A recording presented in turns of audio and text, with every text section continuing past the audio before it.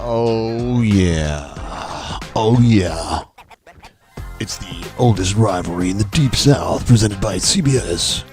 What up, y'all? Word! It is time for some Auburn football.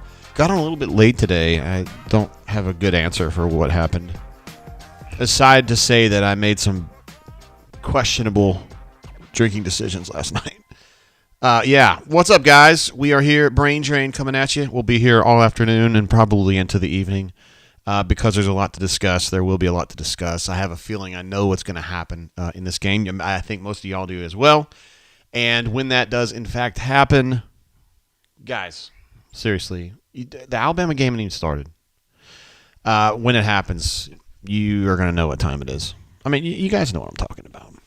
Anyway, we got a super chat coming through from Cleveland Brown, who is with us every single week. What a legend you are, Cleveland. Thank you very much. He says, let's get it. Time to shock the world. Do we have a sound for that? Yeah, we do. It is right here.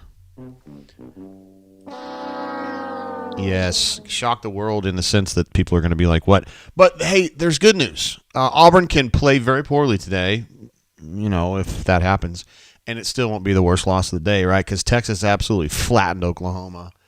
It was like, what was it, 42-0, 49-0, 45-0, something like that, and LSU is getting absolutely smoked at home by Tennessee.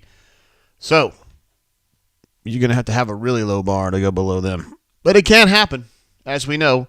Plains Old Joe says we're naming all mixed emotions into this game. I think that's the right way to think about it. I mean, if you're a legit Auburn person, as I know many of you are, Plains Old Joe certainly would qualify for that designation. You want to see Auburn win, right? I mean, and if you don't like Harsin and you're ready to see, Freeze or Jeff Grimes or Deion Sanders or the offensive coordinator at San Luis Obispo, I mean, no matter, you still want to see Auburn win. You want to see Auburn be competitive on a national national scale on CBS across the country. So, yeah.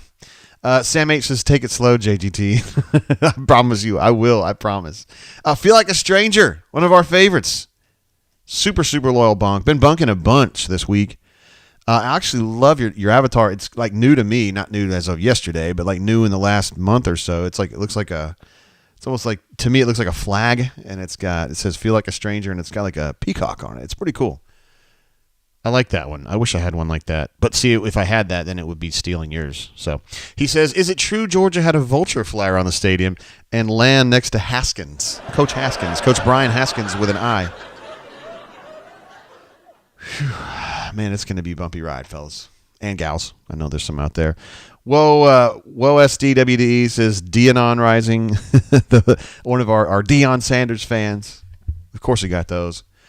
Plains Old Joe reminds us that Oklahoma had 195 yards versus Texas's 600. I've told you guys this. Those of you who are brain drainers know I went to high school in Oklahoma. A lot of my friends are OU fans, and they're not taking this well. Not the Texas game per se, but they had a feeling things were going to get bad. And they're getting really bad out there. I don't know. Makes me feel better about things in a way, Wow, we've got a bunch of our superstars here with us today. I'm fired up about it. Crocky Poo jumping in with a super chat. Says Lego Hugh. Crocky Poo, obviously one of the Jesus Beaver fans, as Mike CB has taken to calling him. Mike's got a real thing about that, doesn't he? He gets really fired up about Hugh Freeze and all the bad things that Hugh has done and all the things that nobody else has ever done wrong. That's what I'm thinking about. Ravine says, do we have a game day bourbon? We do indeed. Today we're going to be drinking this Joseph A. Magnus. Some of you call it Joseph A. Bank, which I may have put that in the chat accidentally, but I don't think I did.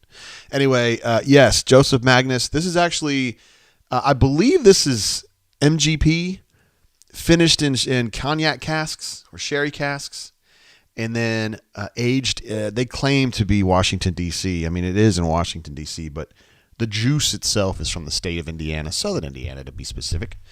Let's go ahead and bounce over to our game. What's up, Rick Neuheisel? How are you? Over to our game board, I guess it would be. Today, some interesting things going on this week. Obviously, Brian Harsin on the hot seat is one of them, but Another thing is that you got some guys starting to get into that red shirt thing where they're going to kind of back out of the season. Landon King is one of them who's not going to be available, and he's asking for a red shirt. The tremendously talented / tight end wide receiver just hasn't been playing much. Can't really rag on his performance or anything. It's just he hadn't played. I think Eugene Asante, the transfer from North Carolina, I think he's in that same boat, and I also think Chick Dawson is in that same boat. I can tell you for sure Chick Dawson's not there. Tarvarish Dawson, Chick Dawson, whatever you want to call him, slot receiver that we thought was going to be kind of an impact player coming into the season, but has not played very much. When he's played, he's been okay. I mean, at least from what I can tell. But in any event, he is not there at all. So they're getting, losing Asante is not necessarily a big deal because they've got a good rotation. Let me rephrase that. They've got people in the rotation at linebacker. They only use 2 at a time usually, and they have 3 that they feel pretty good about, assuming Cam Riley can go. And Asante hadn't played much at all. But losing Landon King to me, I've always felt like he was very much an untapped resource. I got to move my computer here just a little bit. I was showing it off last night to someone who was thinking about getting into streaming, and there he is, Brian Harson. And I was just kind of showing her, what time it was, that kind of a thing. Crocky Booth, thank you very much for your super chat earlier, sir. Tyler F. jumping in says, how does the Auburn administration feel about the team plane being used to fly to massage appointments? Asking for an unnamed friend. That's a tricky question to answer, Tyler, because certain people in the Auburn sphere are allowed to use the plane X number of times per year. I don't know as though it's indicated exactly what it can or cannot be used for. You'd think it would not be able to be used for illegal activity, but I don't know as though massage appointment would be illegal.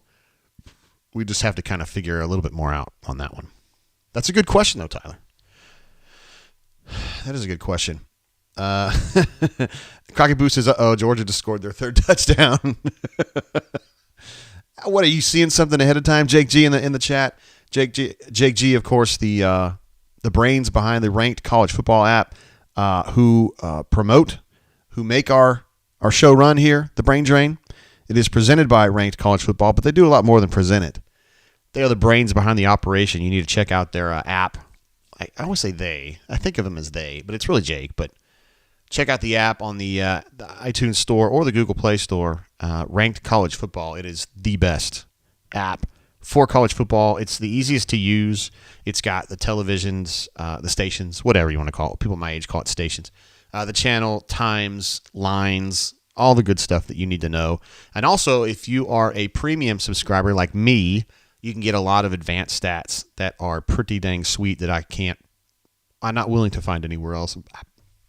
I don't think that like Jake G just thinks this stuff up in his brain, but puts it all in one place and makes it very easy and very accessible. MWD jumping in with a super chat. MWD, one of our all-time favorites. Very, very wise and smart bunk. Says, dear God, I have to watch this and hear Rick Neuheisel try to explain football to me. Pass the brown water. Do we have a brown water? We'll just give it a laugh on that one. I'm going to go ahead, MWD, because I got to watch it too. Fortunately for me, I don't have to listen to Rick Neuheisel, but I have to listen to this dipshit all day. But hey, man, it's part of the job. It's one of the hazards. Some interesting stuff also, just kind of jabbering before the game starts. Our friend Justin Hokanson over at Auburn Live, over at Jeffrey Lee's site, closed, dang, wrote something the other day on Friday about how a couple things that he had noted. One of them was that it was his understanding that President Roberts was not going to sign off on Hugh Freeze if it came to that. Here's to you, MWD. And 2, Hoke said that Jeff Grimes was the leading candidate for the football opening that doesn't exist yet. I'm not sure how I feel about that. I'm not out here to question Hoke's reporting or whatever like that. I like Hoke, and I talked to Hoke, and I actually was texting with Hoke yesterday. So I'm just saying, guys, I firmly believe that barring some kind of roadblock that I don't see in front of me right now, Hugh Freeze would be the absolute, no question, number one choice. the front runner. No doubt about it. Now, if Auburn does its vetting and they find something more than what we know about, then all bets are off at that point. Okay, but if I was at this game, the 2005 game, Auburn was a 4th and 13 there late. I said there is no way they're getting out of this, and they got out of it. I think that's the last time they won in Athens. They don't beat Georgia very much. They did beat them in 2013, though. That's for damn sure. Sam H. just says Hoke sucks. Hey, come on now. Mama Do Dat says, for once, I hope Hoke. Wow, that's a tongue twister. I hope Hoke is correct. That makes me laugh. MWD is out here. Abby Lakers says, what's up, Jay? Hey, man, what's up? It's good to have you here on the show, yo. Wizard Dragon says he's got his gummies ready. No doubt. I hope it's the gummies that you got from the War Reports plug. Yeah, I know they were. Mike G was pushing those for a while. They probably still are, right? Hell, he was pushing it on me. He was like, JG, you got to get some of these gummies, bro. And I haven't, but I probably should. All right, this game is kicked off, so we'll go ahead and bump that up to first quarter. Auburn wearing my favorite Auburn uniforms. They're only missing one thing at this point. I love these Stormtrooper whites. I personally liked it better with the black shoes, but whatever. I have found that the more I say that, the more people say I don't like it that way, and maybe you guys are right. I don't know. Tyler F says you'd have to come over to the Ole Miss board for that. Appreciate you, Tyler. El Tigre Esquire, not to be confused with Solo Tigre. Just no message offered, no message needed. Thank you, El Tigre Esquire, and I know you're with us a bunch on these shows. Auburn going to open up in a nice little empty set here, 2x3. Quick throw to Sir Tank Bigsby. Didn't have a lot of room on that one. It happens sometimes. Let's see. Hornicius is in the house as well. Take a double. Okay, there's going to be no doubles today. That's just the way it's going to be, all right? But I will finish this off. This is actually in honor of MWD, but also to Hornatius. Auburn's got a 2nd and 7 here. Ravine says, how many jobs allow drinking on the clock? Lucky you, JG. My boss would get mad at me if I didn't drink. All right, Auburn trying to run that little. That was not a read. That was a handoff right into the backside. Didn't work. Got a 3rd and long right off the bat. This is going great. This is going great. Jacob L's in the house. Hey, JG, how's it going today? Let's get this upset. War Damn Eagle. I love the positivity, man. Jacob, I can always rely on you for that. Canoeman. The Canoeman, not just Canoeman, but the Canoeman says, please let this be the end. War Eagle. That's man, I hear you. It's funny to me, too. I mean, it's strange to me, too. Look at this, Robbie Ashford going to dive for that first down. A valiant young man. Nobody ever questions Robbie Ashford's Nutellas or his willingness to do what it takes to get that ball down the field. It's just that he's just not real skilled. He's just not. Pipe is in the house as well. No, that was a read play, and it was the wrong read. Pipe in the house. Boiler up. Now Auburn shocks the world. Pipe. I don't know, man. I don't know, brother. I'd like to know where Jordan has his money on this game. I think the line was 30. So Auburn's run, let's see, 4 plays, right? 3 of them have been meager. And then one nice kind of ad-lib play from Robbie Ashford. So this is about what I expected. War Eagle 0008, one of our all-time favorites, a great super chatter, a great bunk, etc., says he's from the north, I'm from the south. $1 to Kobe, who made that as like, it was his goodbye statement, really, explaining that he's just not a Harsin fan. Oh, I bet he said a bad word right there, and he turned his head just at that right moment. How about that? Mamadou also giving us some love to Pipe. Gives him a boiler up over there. Mamadou that, of course, he's actually closer to West Lafayette than Pipe is at this point. Wizard Dragon says every Auburn fan should invest in gummies. If any fan base needs it, it's Auburn. I think we're into gummy season at Auburn for sure, and this would be a good game to go ahead and try them. All right, so Robbie's first pass was hopeless. The receiver looked not open. Let me watch a replay on this bad boy. Yeah, just kind of a deeper dig route, or not a deeper post route, and there really wasn't anywhere to go. 3rd and 15, guys. Everything's going great. Everything's going great. Jonathan says we can't get behind the chains in this one. I think it's a more complicated problem than that, but you're absolutely right about that. And 3rd and 15 would certainly count as behind the chains. Oh, God. Robbie's running for his life. Dak at the 11-yard line. He just has to throw the ball out of bounds.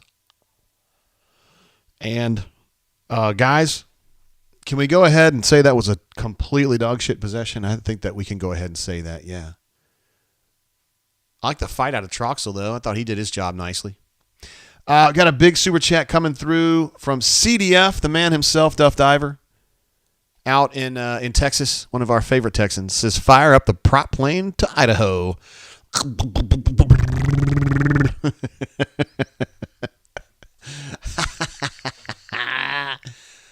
Oh boy, it's gonna be one of those days, isn't it, fellas and gals?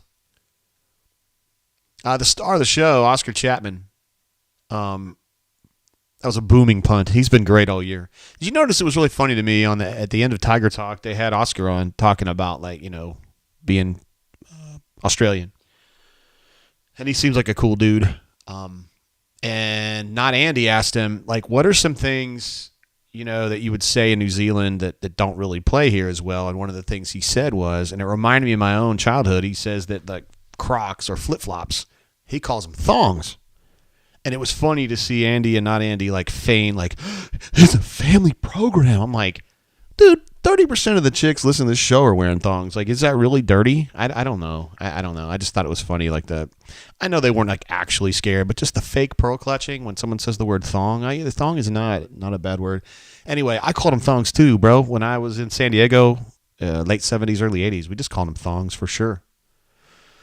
Although I think of thongs as being a very specific kind. It would just be the one that has the post between your big toe and then the two pieces off that would be a thong. That's all that was back then. Now you got a million things you can do.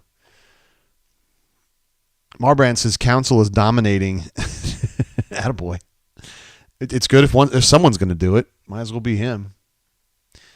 Let's see. Real Deal's in the house. Is what up, people? What's up, brother? He's checking in from the greater Huntsville area. We love Real Deal. We also love Mrs. Real Deal. This is a good time of year for her. I think she, I'd like to see her dress up. I think she's a dresser-upper. Kind of she reads a lot. Those people that read a lot, you always got to make sure you got to keep an eye on them. Let's see. LT Gray says, I'm over Andy Burcham. Who else? What? How could you be over Andy Burcham? The guy's a legend, man. And in addition to being the best basketball play-by-play guy I've ever heard in my life, seriously, he's an incredibly nice man. I mean, really, really, really nice. They don't get nicer. Oh, we got another chat. I got it quick this time, guys. Bye. Have a nice day. Hey, and by the way, enjoy your Russian troll farm another day. Piper Nick says, Cisco wrote a song about those particular shoes. I wish that I could play it right now, but I would get busted for copyright violations. Boo. The thong song. Do you like a thong? Real Deal says she can read. Oh wow. Obviously. She's a learned individual. I'm just saying, I think she likes to read for fun, which is something I don't like to do. Sam H says, Andy is great at basketball. I agree completely. I bet you that I bet Andy calls this game. I don't have a chance to listen to him, but I bet he calls this game better because he can see it. He's situated in Sanford Stadium at a point where he can see the field. Unlike the flying Lego in the sky. Look at that. Nice fill. I like it. Nehemiah Pritchett coming down to bring some pop to the end man of line role and got it done. Nice job. Canoeman says Andy is super nice. He always wishes me a happy birthday. Yeah, Andy Burcham is like super nice guy. Like 1,000 out of 1,000. Dan Webb says great basketball. Football? I can't blame him because at Auburn they put him at the great. Did Kaufman get his hand on that? Marcus Bragg also there, number 98, having to play a bunch right now because of the injury, the season-ending injury, we believe, to Eku Leota. Interesting to see Marcus Bragg in there this early, though. Was it the second snap of the game? Because technically he was supposed to be coming off the bench. The issue is that Colby, 25, Colby Wooden, is technically they're going to rely on him a little bit to play end, and I think he had gotten really comfortable playing 3 technique, so it's kind of weird to shift him in and out. I don't know. Looks like on this snap he's playing end. Wesley Steiner blitzing, got way too much depth and fell down on his own. Hey, that's a stop, y'all. 3rd and 7, and they got about 6. They threw it to Lad McConkey, and Kaufman stopped him 1 yard short, but I think they're going to go for it. They're probably in an area where they can afford to do that.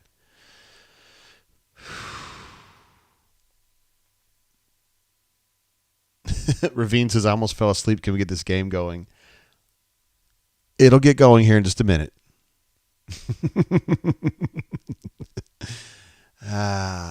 No, LT Gray notes that it was no diss. He is good at hoops. Yeah, I mean, I know. Oh, they are going to punt. I would have thought about going right there. But, yeah, there is still reason to kind of, I don't know if fear is the right word, but Georgia's got to take Auburn's front 4 pretty seriously. I think those guys are really good still. Even with Eku was their best, I thought, but they're still good. Auburn's defensive front to me is still like a B+, A-. Because I think the Derek Hall's insanely good. And I like Marcus Harris a lot because he's just mean and gives you a lot of effort all the time. And, Marcus Bragg's been solid. And then I love Wooden as a 3 technique.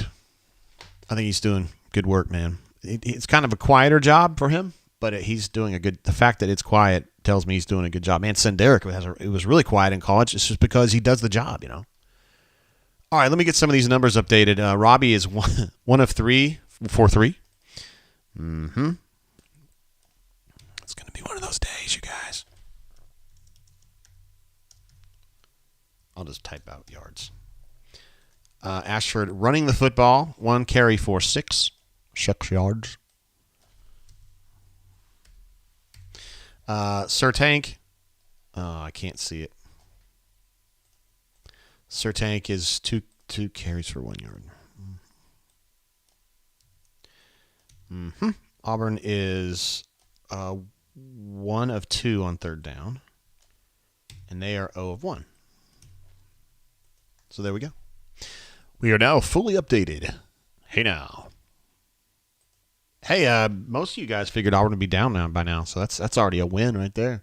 Blake D's in the house says, what up, my Auburn family? I hope everybody and their families are all healthy and blessed. What a nice guy. Thank you. On behalf of everybody. Let's go, Wardam Eagle. Miracle time, beat Georgia. Love you, JG. Thanks, bud.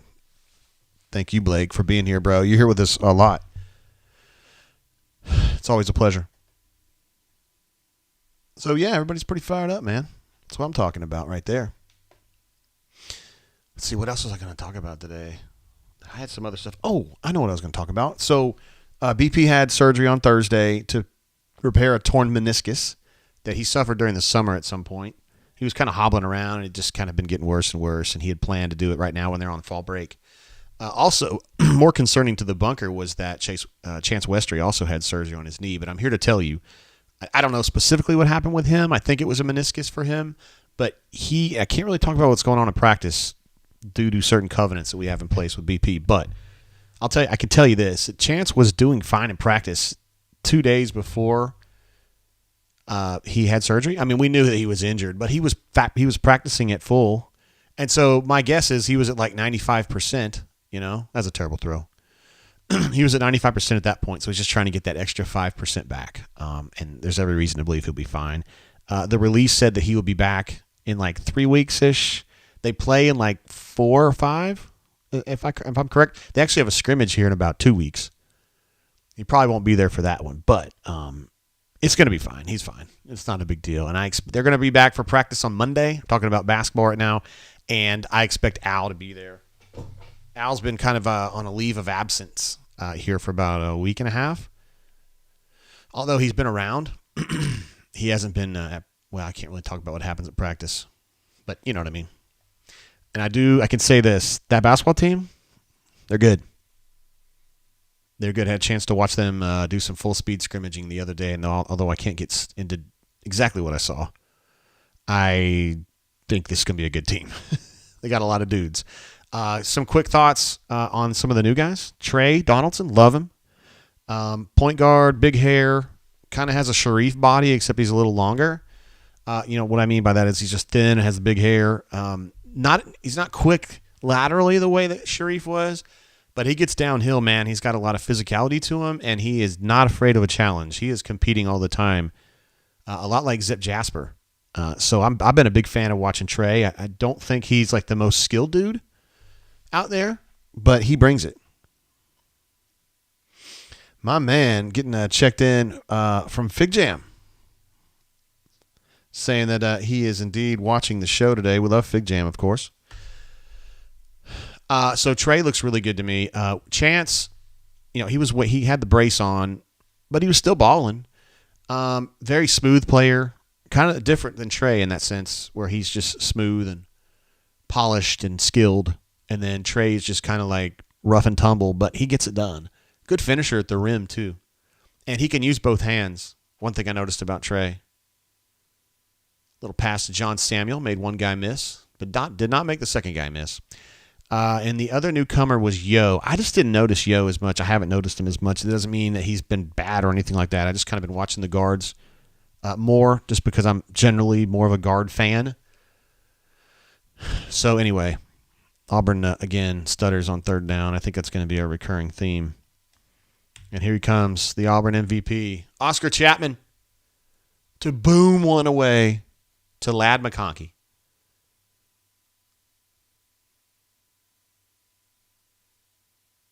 Uh-oh, McConkey dropped that ball. Auburn is acting like Georgia got it back. And Georgia got it back. McConkey actually got it back. Patrick Peace is almost back to the original line of scrimmage. Live to punt. Sometimes you got to live to punt, guys. Let's see. Champ 2 times says, will Auburn cross the 50 today? That is interesting. Marbrand says, how do you false start as a center? These are good questions. These are good questions. Chris P says 130th in the country on third down distance. Brother, I didn't even know there were 130 teams. And maybe that's the joke. I don't know. They're behind imaginary teams. That's what I'm talking about. Stu Pup had a super chat earlier when I was babbling about something. He says, traveling today, have fun draining everyone. Stu Pup, of course, keeping the streak alive. The guy is an absolute mad lad when it comes to super chatting. With us in the quarantine every show, with us during basketball season every show, and, of course, football season, he's with us at all times. So, Stu Pup, my man, appreciate you, brother. If that's true, if that number is true, Chris P, seriously, I want to know that. That's a great stat. I'm so interested in that. AU Taxman says, LOL, it's 8.9 yards on average from third down. That is incredible. That means they're averaging, what, 0.3 yards on first and second down, or 0.6 yards? Lowby42 says, can we turn this into a Liberty film sesh? Oh, we're going to have plenty of those, bro. We're not too far off from that, I don't think. If you'd like to know my opinion. Thank you for the super chat, bro.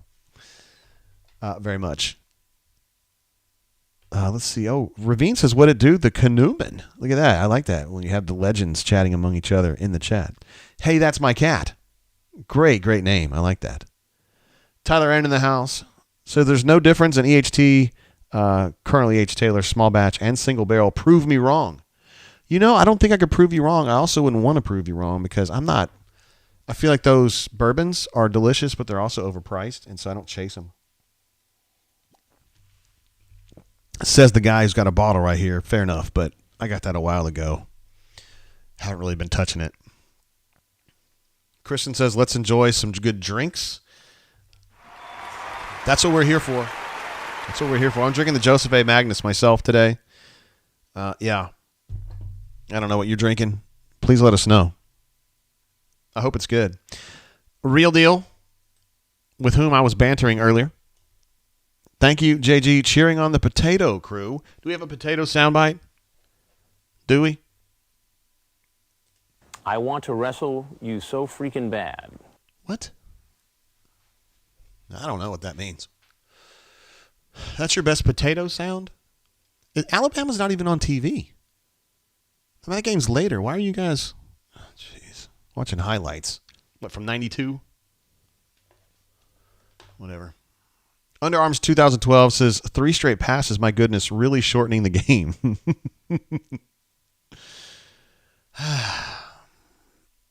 Let's see. Kristen says, Little Trace. Having a little Buffalo Trace. Word. It's a good bourbon if you buy it at retail. Good solid bourbon. It's not going to make anybody mad. I haven't seen him chat today, but I was communicating earlier in the week with Chip, who I don't believe is going to be able to be part of the show today, which is very sad. He had to work. But we had already determined who was going to get our Swoogan glass.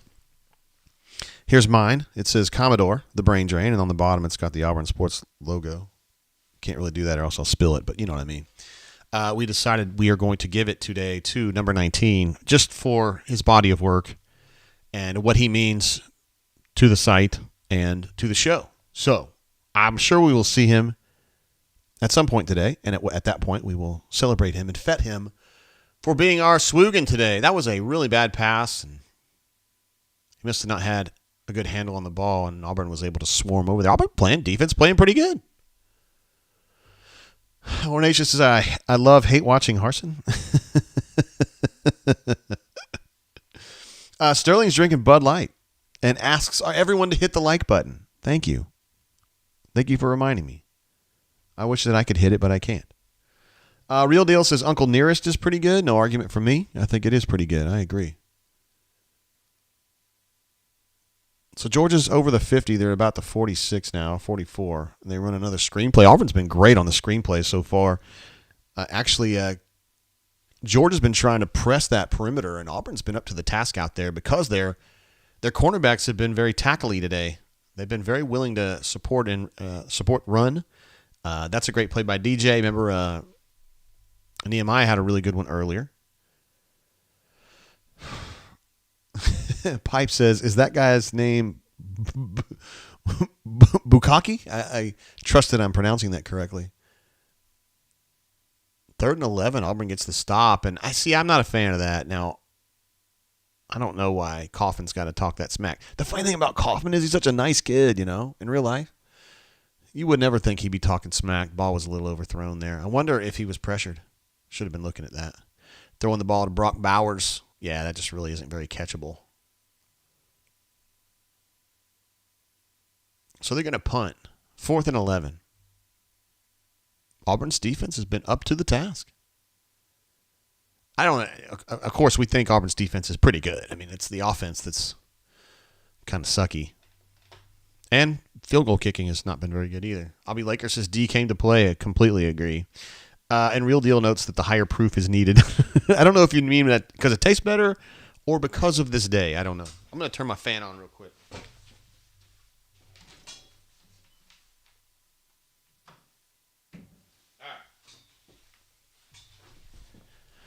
We've got the fan on now. It's getting a little hot in here.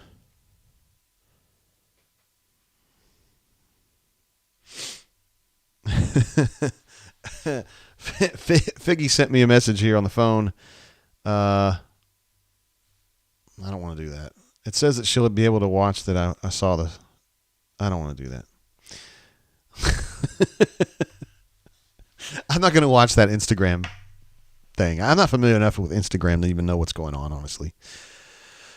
Let's see. Scotty P says, listening to The Drain and watching the All 22 online. Only way to get through one. We're glad you're doing that, Scotty P. Anyway, that I can get on your screen, or just for you to be able to listen, is good. Turtle says, how was Jason Jones a 4-star?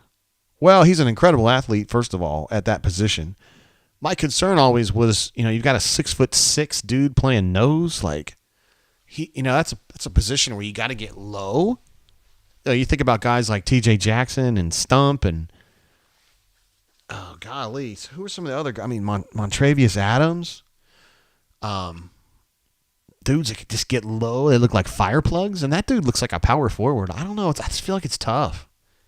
I feel like it's just a tough ask for a guy with that physique to be really good at nose. So that's my problem with him. But to your question, Turtle, which quote are they doing here? I can't hear this. A lot of times these guys get big stars based on what they do in camps, right? And camps, particularly for linemen, are weird because it's more about agility than it is blocking stuff up. Because a good nose, right, is someone who gets down and dirty, is physical at the point of attack, can repel double teams, can even work through double teams, who can just find a way to get his nose on the right shoulder and just force a run into the wrong alley or whatever. You don't really learn that at a camp. So that's one of the reasons why, particularly linemen, I think, can get overrated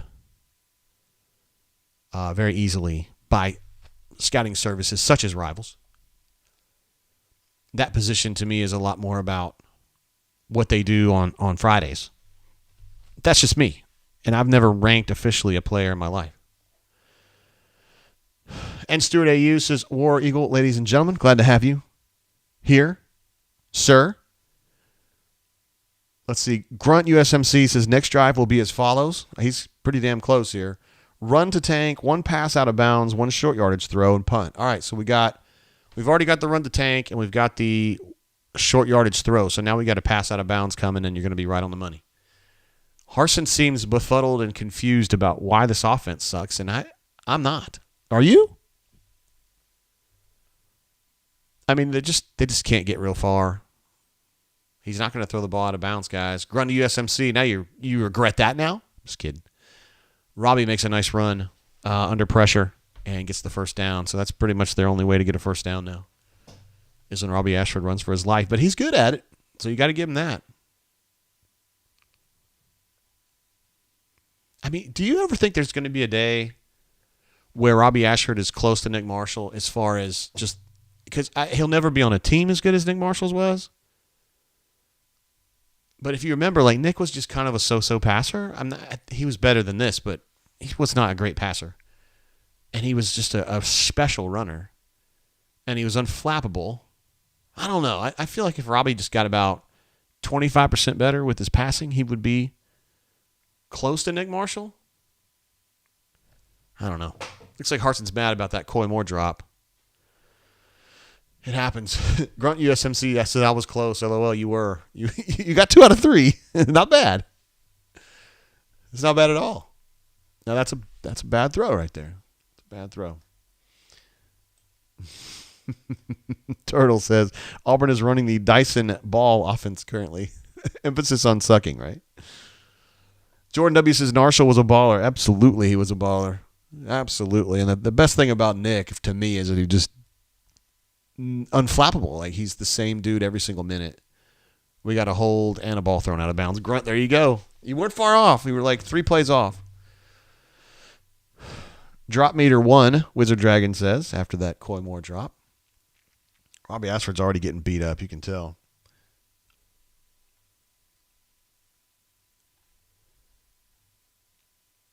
Yeah, I would decline that too. So it's going to be 4th and long. There was a hold on Alec Jackson, but it didn't really matter. Let's see how bad it was. I saw him kind of reaching back there late. Oh, yeah. Yeah. Yeah. That's a hold. Sterling, I'm with you, man. It's funny to me, too. It's strange to me, too. You've got a team here, right, that has Tank Bigsby and it has Jarquez Hunter and it has Robbie Ashford. 3 guys that I think are above SEC average as far as running the football. A couple of those guys are probably way above SEC average. There's Marcy Girton. If you guys ever wonder who she is she was the first interim AD after Alan Green resigned. Quickly replaced with the second interim AD, Rich McGlynn. But Marcy's standing right behind Harsin there on the sideline. She's a nice person too. Let's see. Jordan W says Nick's arm strength was incredible as well. He did not get enough credit for his arm strength. He can absolutely throw a ball, a long, long way. It was just his accuracy was not awesome. I think that was the problem with him. But it was good enough, wasn't it? You guys are talking about Nick, his favorite. He was one of your favorite people to see interviewed. I don't know if that's like a joke or something. I interviewed him a bunch of times, but I guess I don't know exactly what y'all are talking about on that one. Negative yards and flags. Yeah, that's been the deal so far today. Number 22 is pretty fired up about getting a first down. Good for you. Little counter move there. Great blocking. 69-19 did a really nice job on that. That's how you run it. I like that play a lot. That's a play that Auburn was so good at. Not 3 or 4 years ago. They just don't run that play crisply anymore. They just don't run plays crisply anymore. It doesn't seem like it. Ay, ay, ay. Oh, God.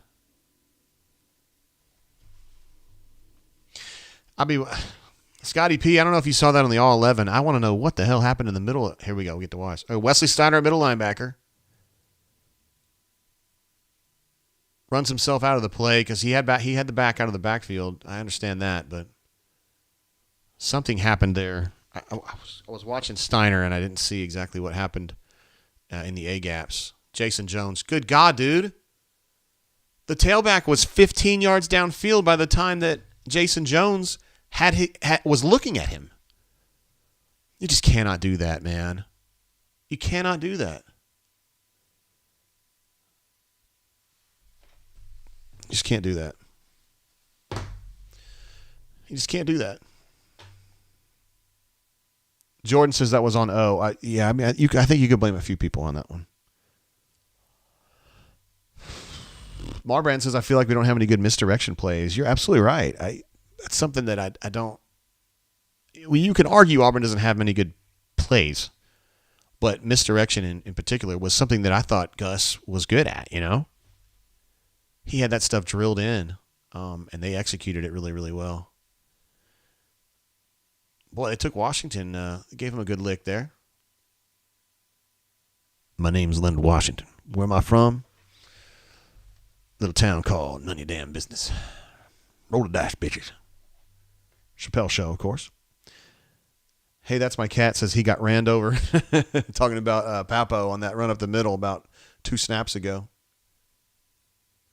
Yeah, that's 2 times now that Georgia's just carried Auburn down the field X number of yards. The first one was like 6 yards. That one was more like 3.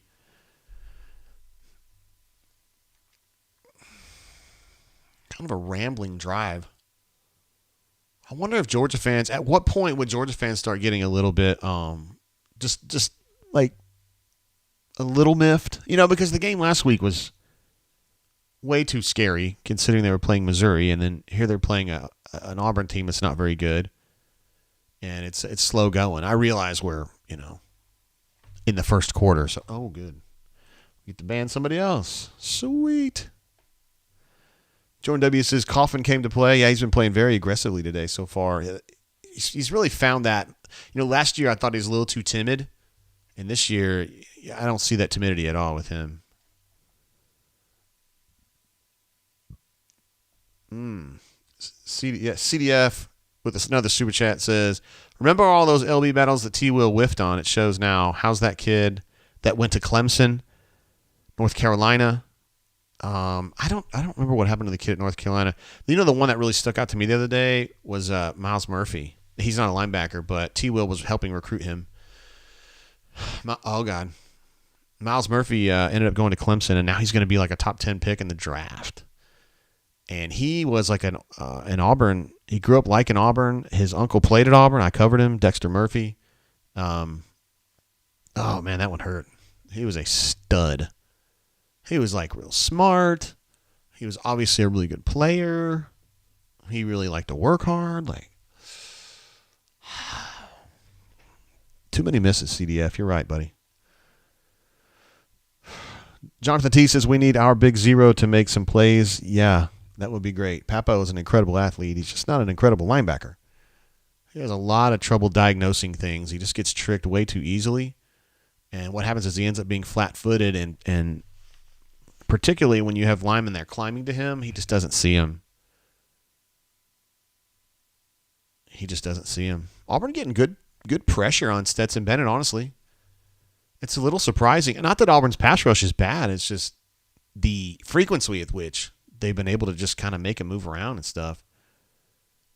And making him make, kind of hasty decisions like that one where he wasn't able to really set his feet and get a good base for that throw. Ended up kind of having to short arm it. All right, so the new kicker, Jack Podlesny. Going to go ahead and give this one a crack from about, 35-ish, 40 yards, something like that. Bad snap. And he's going to miss that bad boy, isn't he? Sorry about that, buddy.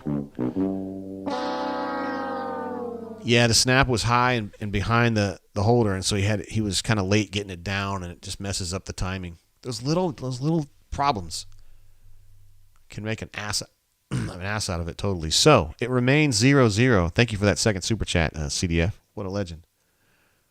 So Auburn's field goal defense showing up today. Jonathan T wants to know about penalty yardage. It will be my pleasure to get that information for you, sir. Penalties so far. Auburn has 4 penalties for 20 yards. They have 1 for 15. So Auburn takes over on the 30. By the way, as usual, on the show, I'll be drinking BioLite today. BioLite, of course, is the #1 electrolyte supplement for you to be drinking. If you've had a tough day, for me, it's overindulgence, but there's a lot of different things. If you need extra electrolytes, BioLite's the one. I'm drinking berry today. I also have a tropical one downstairs that I may get into if needed.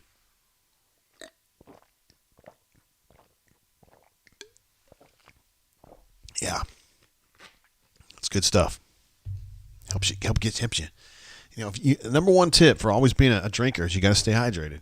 That's the best way to stay hydrated right there. Let's see. LT Gray Esquire says we're going to win the penalty yards. How about that? We got back-to-back chats from Solo Tigre and LT Gray Esquire. How about that? Let's see. Marbrand says, will Ashford get over 25 passing yards today? Yes or no? We've already got another hole. There's your 5th one, Jonathan T. That's Auburn now has 5 penalties for 50 yards. Is that right? No, yeah, 5 for 50. Alec Jackson is confused. He does not believe that's a foul. Harsin is beside himself. His team's on pace for 21 and a half penalties today?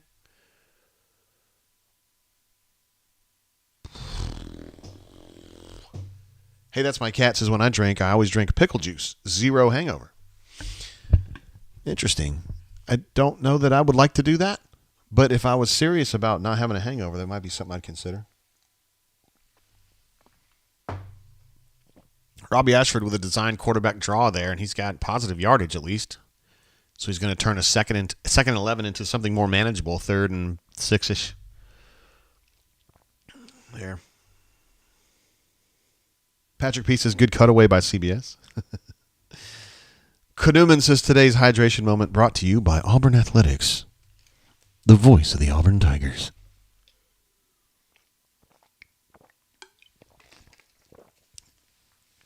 Marbrand says, Harsin just dropped an F-bomb on my national TV. My mother will be upset. 3rd and 6, guys. They're going 3-by-1 with Jarquez. I think Fromm was open enough there if you had an accurate pass, but you didn't have an accurate pass. And so, live to punt. Yeah, he was there. He catches that ball. They got a first down. It's gonna. I mean, to me, that's a moderately difficult throw, but it's one that in the SEC where you've got 4 and 5 star quarterbacks everywhere, that's one you make. Just my thought. I was just teasing Knuman. I don't know what I was talking about there. I said the voice of the Auburn Tigers. Oh, they're running a fake. But they got stopped short. That was a cool. I love that fake. That was cool as hell, man. So what? Schenker was one of the 3 upbacks or protectors, whatever, and they shifted right before the play started, and then they snapped the ball straight to him, and then he went up. That was really cool. My only issue there is that 86 could have been a useful blocker, and the way the play was designed, it's like John Samuel immediately gets the ball and starts moving, and it didn't give him an opportunity to let his block set in front of him. I think if 86 was just 2 steps ahead of him, he would have gotten that block and it would have worked. Anyway, so Auburn screwed the pooch there and gives Georgia possession at the Georgia 35. Make that now the 26. Jonathan Taylor says, punt, please.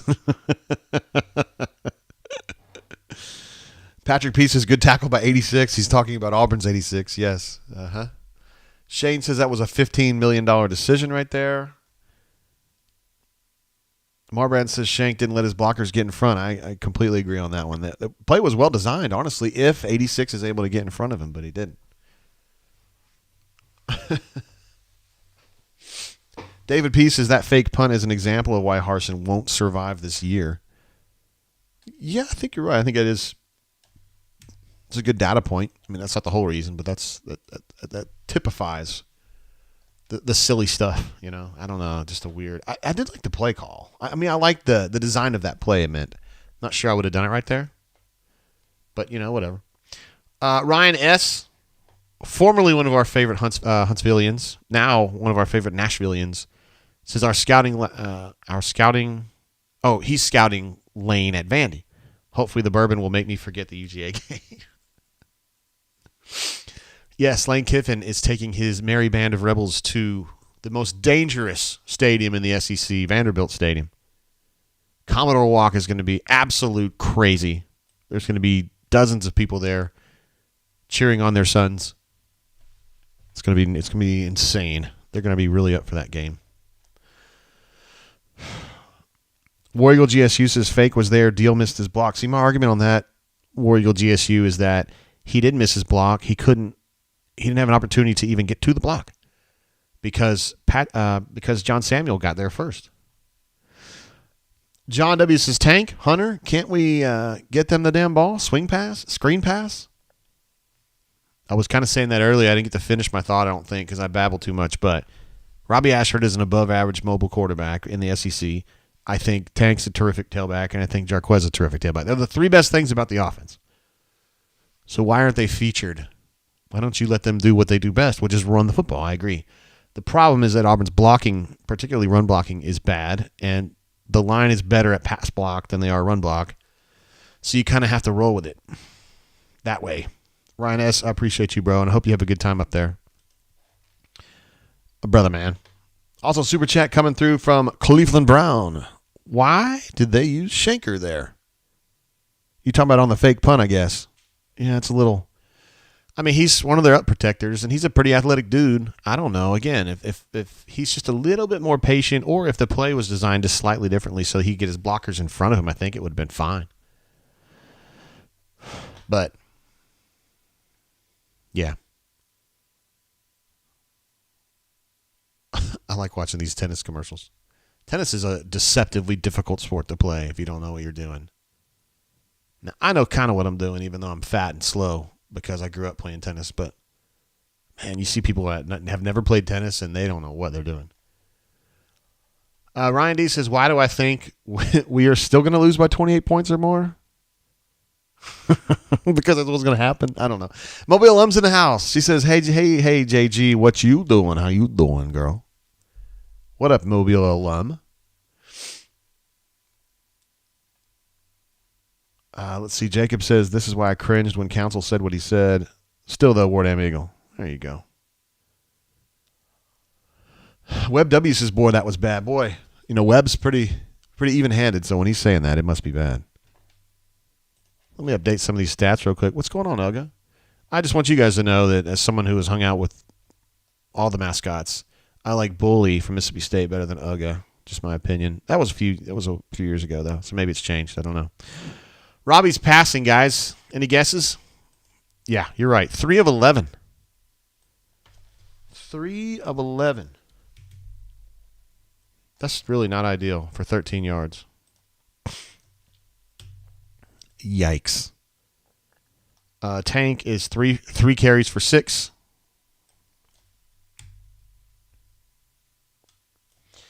And Robbie running the ball has been pretty dang good. 4 carries for 35 yards. He's like the only thing that's really working out there. Third down situation, let's see. Auburn is currently 2 of 6, and they're 0 of 3, although I think they're about to get one. Or they just got one. So now they are 1 of 4. And Auburn is 2 of 6. All right, stats updated. Unless Jarquez got a carry that I don't remember. He does not. Man, this game's bad. This game's just bad.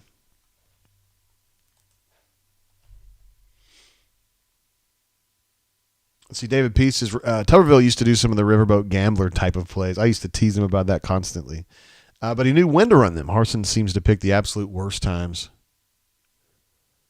Yeah, that one there's that's going to be a costly one. God, there's another situation where Georgia's just dragging dudes. They've probably gotten today already 15 extra yards just from carrying people after the play gets stopped. Like, jeez.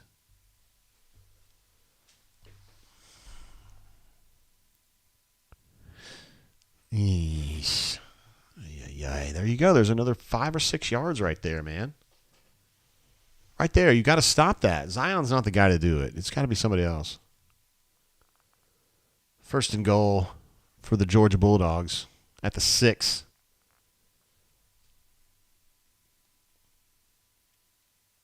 Auburn gets it stopped at about the 1. Barter 51 thinks he's starting to think Tennessee's going to win the East. How about that, huh? I did not see Josh Heupel being like the coach of the year in the league. But it might happen. I do hate Tennessee with a passion, but he seemed like a pretty good dude. I like him. He's a credible human being.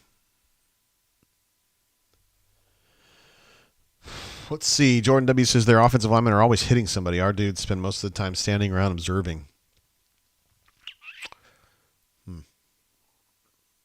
Ooh, nice play there by Sir Colby Wooden.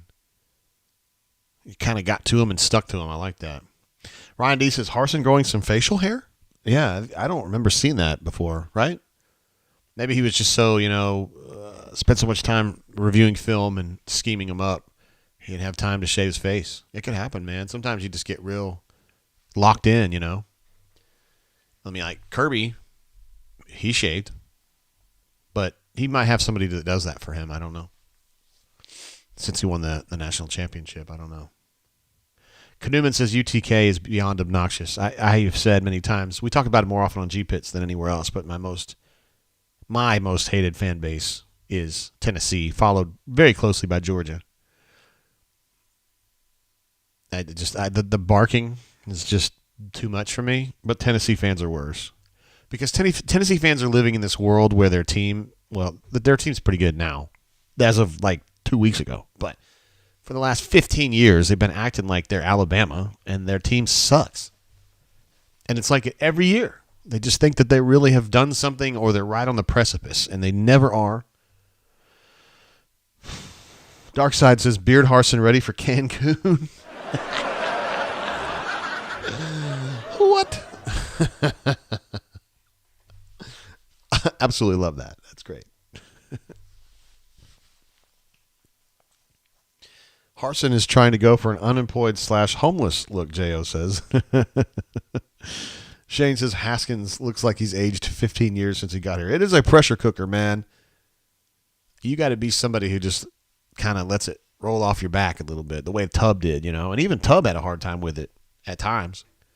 And he's a dude that's just unflappable, Gus really definitely let it get to him in different ways, though.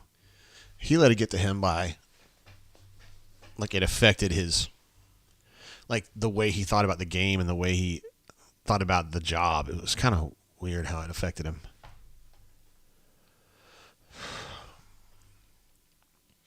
Let's see. Kanuman says, you nailed UTK. I'm going to have to move if they become dominant. Come on, man. They're not going to get that good, are they?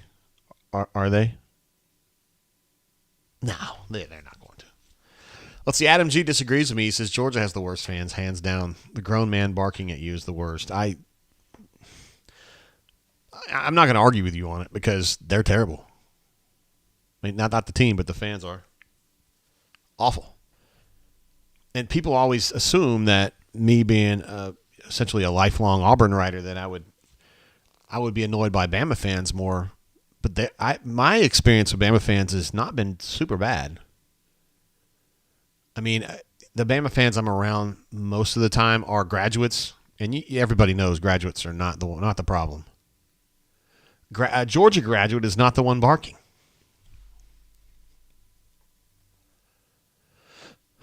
The guy barking went to a community college in Rome, flunked out, and now he's barking at games, and he's 42 years old.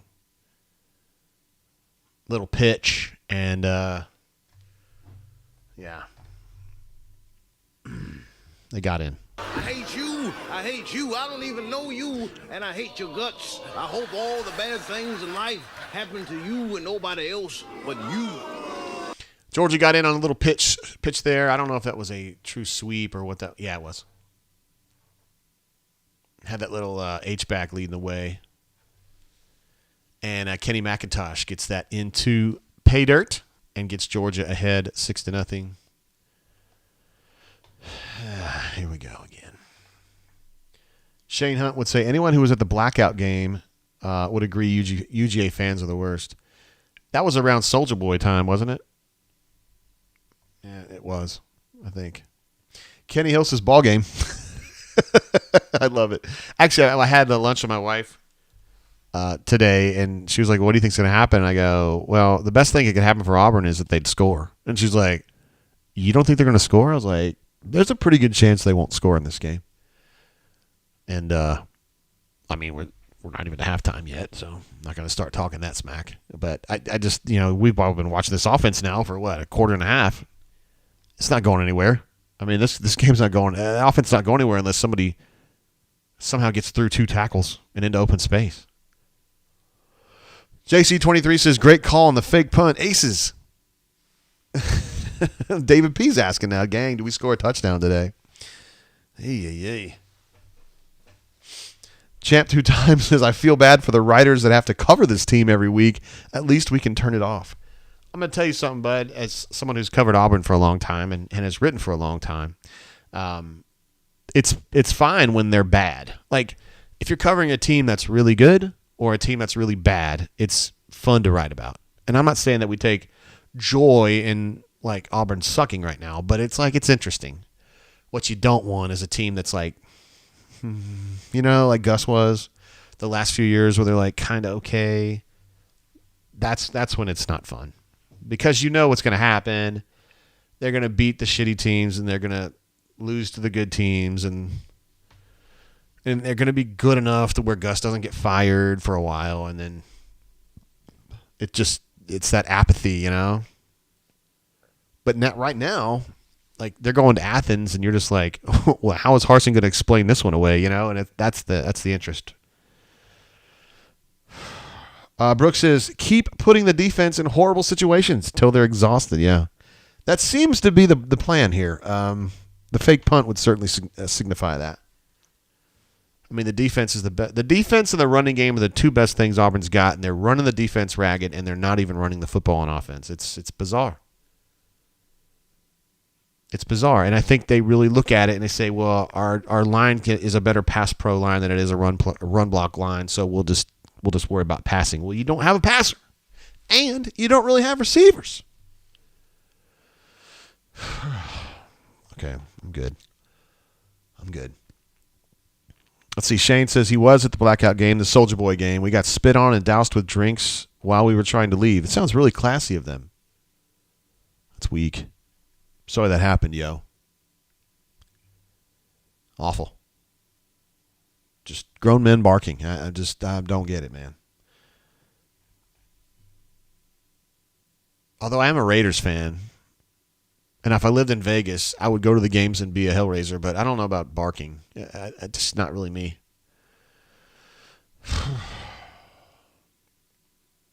Let's see, Turtle says UGA has feasted due to the SEC East being atrocious for a decade or more. Yeah, like Florida's taken a huge step back, right? They did manage to win today by a pretty narrow margin, and Tennessee has been dog shit, although they're good now.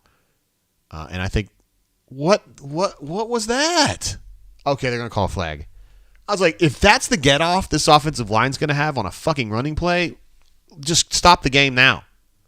There's another penalty. Jonathan T., that's another one, bro. You were on this early. That's now 6 penalties for 35 yards. The hell? 6 penalties and Georgia has 1. And I'm not ragging on the refs here. I'm ragging on Auburn. You cannot do that. Jeez. This is like exactly how you don't win a game at Georgia. Like, this is exactly like you're following the script. Here we go again. Now they've got Tank. Tank is like a lead blocker there? Like what? I don't understand.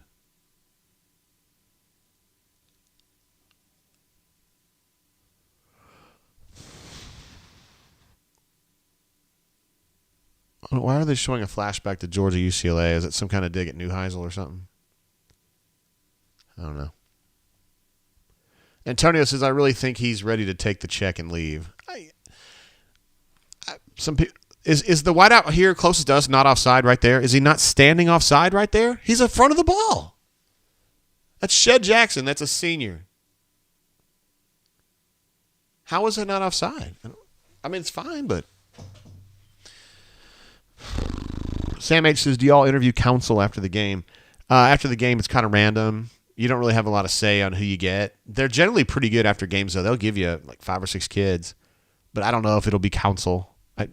Probably not, just because he's spoken recently. Marbrand says, I know people hate it, but this is why I just don't see how we can't hire anyone who won't help our offensive line, which makes the choice Grimes. Let me make a counterpoint. First of all, I like Jeff Grimes a lot, and you're absolutely right that he, no doubt about it, would improve Auburn's offensive line very, very quickly.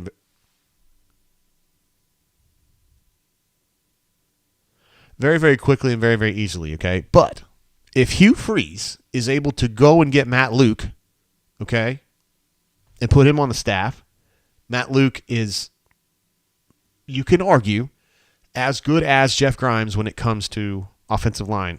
Getting them and coaching them up. I'm saying. Now, I don't know if you can do that.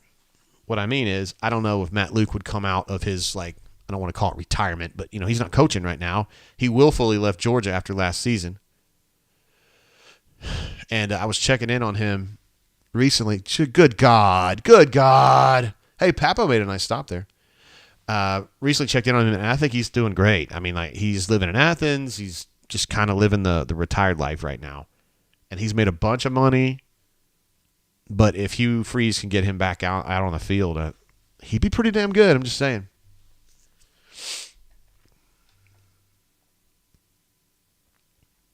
Another thing, Jordan W. says, if you're going to have Robbie throw it 40 times, give him some easy throws. Again, you're absolutely right. I don't have an answer for that. Ladd McConkey had a great return on that punt right there. It was a good punt, but you know, you gotta cover him. You gotta cover him. It can't be Oscar can't go get the dude too. So Georgia's gonna have a short field again. They're at the 31 to start this drive. They haven't been very explosive today, but they're putting themselves in a great position just going short yardage. There's a little counter run. They completely overran off the backside of Auburn's defense, and that's going to be, a 15 or 20-yard gain? Goodness. It's a fucking counter. You know what I mean? Like, come on. Nehemiah got run out. And I don't know where the linebacker support was on that. I got no idea. I didn't see it.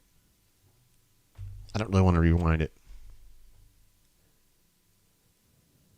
Yeah, Mobile M's talking about, I think that was the throw out of bounds on third down. I was just like, what? Kanuman says, to me, getting Matt Luke to join could make or break a potential Hugh hire. Yeah, I mean, he's a stud, man. Oh, nice lick, but didn't quite finish it. Is that Craig McDonald? I don't know who 20 is. I should know that. No, it's Bridges. My bad. I don't know why I had that brain fart right there. You got to give him credit for the effort right there. He's really, really hustling to try to get that done. He goes for the lick, goes back to try to strip the ball. I don't know. Wesley Steiner's saying, no, he didn't get in. What about the... Whatever, I don't want to fight about it. Brock Peace's fake punt popped the balloon. I have to agree, brother. I have to agree. It was a gamble, and it just sucked.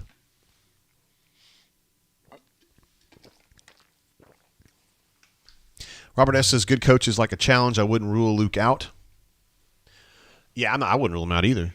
I mean, there's probably a way to get him back. And I don't think it's money, though. I don't think you say, well, we're going to make you the highest paid offensive line coach in the country or whatever. I don't think that really helps him a lot. I think it's more like, I want to give you the opportunity to live your life. I don't want you to feel like you've got to put in the hours that you did at Ole Miss. But when you tell somebody that, right, you're kind of setting up like a, you don't have to work that hard here. I mean, I don't know. I don't know if Matt would even think that way. I just think it's a complicated one. But if they could get him, it would be huge. Damon says, we were promised a tough, disciplined team with Harsin. They aren't tough. They aren't disciplined. They aren't good. How does he get coaching jobs? Well, I mean, he's been at Boise State a long time, which is his alma mater. So there's one answer. And I think we've learned that he's kind of a Boise guy, right? At Boise, the talent acquisition game is a lot different, right? You can kind of play that game of, all right, we're going to go get 3 stars and we're going to coach them up and we're going to make them better than they were. And we're going to do some of that. But I don't, first of all, you can't do that at Auburn. You've got to challenge and win the 5-star battles and the 4-star battles, which they haven't done enough of. But more to your point, Damon, is this a particularly well-coached team? I mean, it doesn't look that way to me. I hate you. I hate you. I don't even know you, and I hate your guts. I hope all the bad things in life happen to you and nobody else but you. All right, Georgia, in the end zone again. Robert S. says, Harsin was souring at Boise. Had the chance to talk with some Boise fans. Boise was Mecca up there. They've got their pick of Midwestern 2 and 3 stars. War Eagle GSU says, Hugh can't get here soon enough. That's somebody who understands what's going on. Mobile M says, JG, can we get Travis Williams as DC? No, it would not be Travis Williams. It would be, it would either be Charles Kelly, in my head, based on what I've been hearing people talk about. It would be Charles Kelly or T-Rob, or Zacchaeus Etheridge could stay as a co-coordinator of some kind, maybe. But I think T-Rob is the one that is most likely to be the next defensive coordinator at Auburn. I mean, regardless of when that is, I think people here have maintained close ties with T-Rob. Everybody likes T-Rob. I think T-Rob's good. He's coaching defensive backs at Alabama right now. So he's probably learning some good stuff over there. Burner51 jumps in with a super chat. What's up, bro? Do you think they send him packing this weekend or wait until the bye week still? Thanks for all you do. Hey, man, great question. To me, I was thinking this game potentially could change I think that they want to do it during the off week. If they go here to Athens and they get embarrassed, let's say 45-0 or something like that, I think you have to do it there. I mean, you have nothing to lose at that point, and at least you can keep the kids interested. I don't know. Because the worse this gets, the more you're going to have these redshirt defections. Do you know what I mean? I think this is going to be a thing in the country. Oh, sorry, guys. I didn't see that one quick enough. Go ahead and ban them.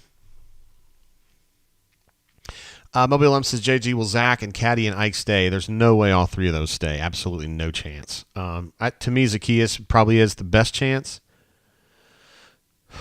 I imagine Zach will have an opportunity to stay. Whether he stays or not, that would be up to him. Carnell is tough. That's a tough call. And Ike, no. I mean, you can't, if you're going to go get a coach, Hugh or Jeff Grimes or whoever, you got to give them, and you know you're starting from zero, right? You got to give him latitude and say, get your guys on here. Come on. We really like T-Rob. You like T-Rob, so we're good there. But you can't just say, here, take these 4 guys. I mean, you got to give this guy, whoever it is, an opportunity to bring his guys in. Go ahead and bump that up to 14. For the Georgia Bulldogs. Antonio says, time to get drunk. War Eagle, everyone, until next week. Is that a wrap? Come on, Antonio. Hang in there, brother. Oh, we got a super chat coming through from Mang. What's up, Mang? Fire gas. There's no doubt. I noticed that Auburn lost that game. Georgia pretty good. Oh. Keontae Scott with the kick return. All right, so 14-0 at this point. I mean, I don't think Auburn's going to score 14 points today. So in that sense, I mean, this game's probably about over. From a competitive standpoint. Let's see. Robert says, move Robbie to defensive back or running back when we get a real quarterback. Okay. He's not a defensive back. No way. Auburn, there's another. They're trying this again. So they went unbalanced on that one, and they ran to the weak side, and then they got nowhere. That's the second time they've been trying to do that. They must think that Georgia's going to have a weakness there, and both times it's just been completely aced out. Now we're recounting all of Robbie's inaccurate throws. Remember, we were talking about that during 2 days when we got to go in and see everybody got to go in and see the script. Everybody got to go in and see the scrimmage, and it was very obvious at that point that Robbie Ashford didn't have the passing accuracy.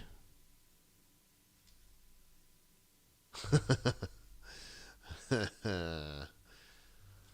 got a little text there from my man Major. Yeah, that ball was going about 1,000 miles an hour. Is that a catch, though, off the carom? They did give it a catch off the carom. Nice. A little fortuitous bounce there, huh? Just the way they drew it up. Oh, God.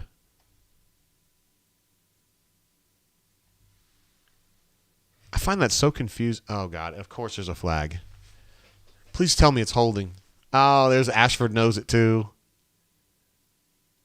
Oh, don't be on 65. Do not be on 65. Oh, it's on Killian. All right. All right, Jonathan T. 7 penalties now for 45 yards. Georgia has 1. Let me see that. Hold on. So Auburn has 45 penalty yards, and they have 75 total yards. And they are almost have they're plus 4 rush yards versus penalty yards.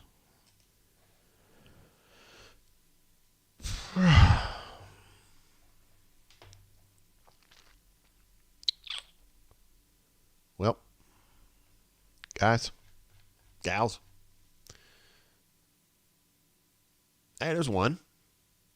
There you go. There's that easy throw we were talking about. That's a straightforward throw to Xavion Gapers, and they get the first down on that.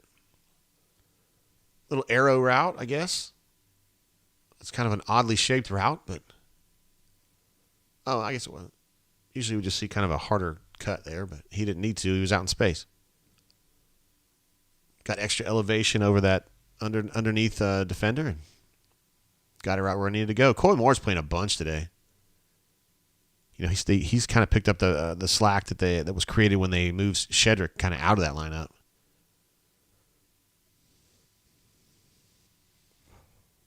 Pass is a little high, but good enough. John Samuel gets it. Little drag route there. I like it. Playing a little bit better. Life with Maine says Auburn win 21-20. All right. In this game, or? See, Taxman says, do you think Coach Prime can get Eric Bieniemy to be his offensive coordinator at Auburn? Yeah. I mean, in the unlikely event that Belichick turns down defensive coordinator, yeah, might have a chance at Eric Bieniemy.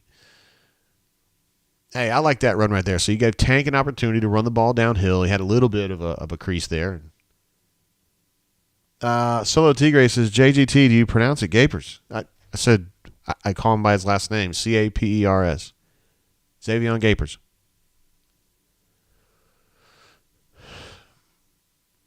Champ 2 times says they crossed the 50. Against all odds, guys. Against all odds. Jarquez Hunter. On a little swing pass there. Nice play. Gets him down to a very third manageable. 3rd and 2. The runner 24 says, hey, life with Maine. Been drinking heavy already, huh? LOL. Mobile Lum says, Kanuman, JG needs to turn on a replay of the Israeli games we won and discuss. That'd be fun. That would be kind of fun thing to watch, particularly that first game, huh? I was kind of riffing earlier, Mobile Lum, I think before you got here, about the basketball team a little bit, just saying that I can't talk about the things that go on in practice, but the thesis there was that I think, oh, God, no.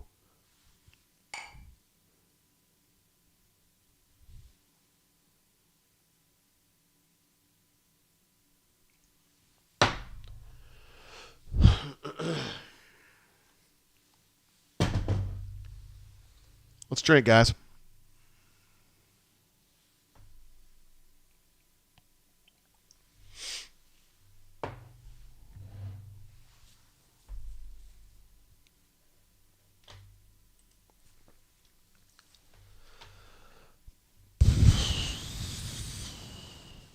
Do we have a sound bite for that? I don't know. Oh, man. No, we don't have a sound bite for that. I don't even know what to do. That's like the Kobe Hudson thing right over again. Just like at Penn State last year, where Kobe Hudson just fumbles the ball for no reason. Robbie fumbled it again.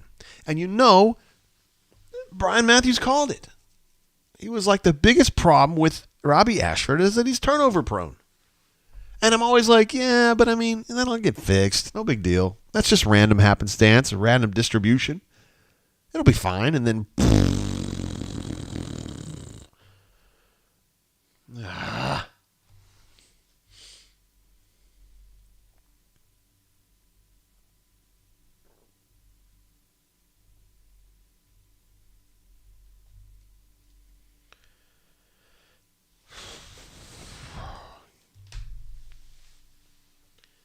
Guys, what? I mean,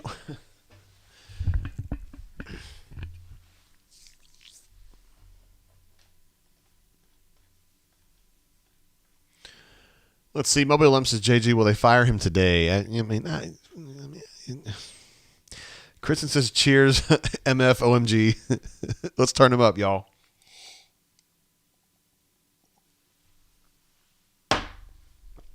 Good golly, Miss Molly. Just absolutely just, you know what I mean? Just like, dude, you're just running with the ball. I just can't even. Look at the Vanderbilt. Somebody mentioned earlier they were up 10-3 or 13-3. How about that, huh? No, it was, y'all were saying 13-2, then it was 3. Got it. Well, guys. Oh, hey, number 19 is in the house. Chris M. Says not even sometimes maybe good, sometimes. Anyway. Hey, Chip wasn't able to be here today, Chris M. And so we had a conversation earlier in the week, and we decided you were going to be our swoogan. You are our official winner of our Brain Drain swoogan glass today, which I think is number 16 or 17. So you are our winner today, sir. And Chip will get up with you on Sunday, and we'll get you set up and get that sent out as soon as we can to your location here in the greater Montgomery area. thank you for being such a cool part of the site, both on the bunker and here on the Brain Drain. You're a great member of the community, truly. Replaying Robbie's fumble, and I'm sure they're trying to dissect exactly how does this happen? Well, guys, because this is Auburn. Robbie's mad. Harsin goes, how do you drop a ball when nobody even touches you? Hey, Auburn's leading the country in fumbles. Moving on up, guys. Moving on up to the east side. Moving on up. Let's see, Swoogan and a well-used glass to boot. Oh, I didn't mean this one, but he's got one for you in the bullpen, yo. For sure. You deserve it, man. You've been great. Ravine jumping in says, one thing is evident. This coaching staff does not take us fumbling the ball seriously enough for us to take corrective action. Why? Great question, Ravine. I've always kind of thought that fumbles, I always have, they're kind of random. But, at this point, when Auburn leads the country in fumbles, you got to wonder a little bit, right? I mean, I've seen them do drills. I mean, I watched them in fall camp. They do some of those drills that knock the ball out. You got to kind of run a gauntlet, and Ike's out there, and Christian's out there, and Christian Robinson, C-Rob, and they're punching at the ball and stuff. Gus and his guys had them do some other kinds of drills where they had balls that were tied to ropes, and they would literally just yank them out of your hand. Maybe something like that would help. I don't know. It's usually, in that case, it's just, I don't even know how to blame that one on. But usually when you lose a ball, it gets punched, which is different than somebody pulling on a rope, But either way, it's a problem. You're right, Ravine. I don't know how you fix that, brother. FJ says, so how bad is TJ's injury? Yeah, I think he's fine. I think the reason that they're not playing him is because they don't think they can win with him. I mean,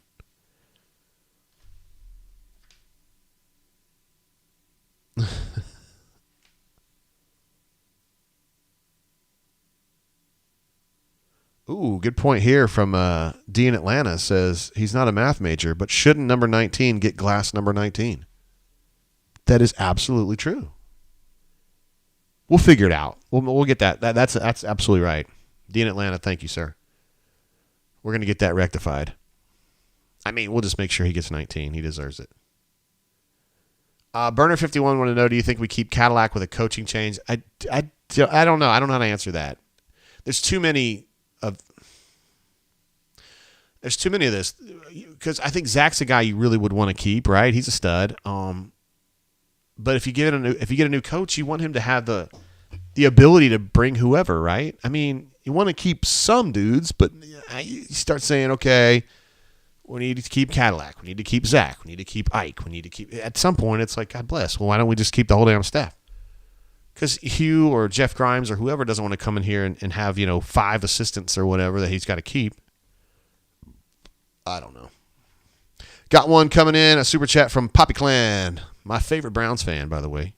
I used to be on the Browns bandwagon, but I gave up. After us and our neighbors had a vote, and we voted on the Raiders, who are fairly bad this year, honestly. I think we are one. Oh, I missed it again. I was out here babbling again. Blocked. Bye-bye. I'm going to be here all day, chat 69XYZ. I'm going to be here all day, and you can change your handle, and you can keep coming at me, and I'm going to keep banning you. Hope you enjoy Russia. Hope you're having fun over there. Looks like a really fun place to be right now. All right, Robbie's running for his life again. Robbie's throwing the ball out of bounds again. He almost hit Kirby with it. That was kind of cool. Now you've got a 3rd and 6.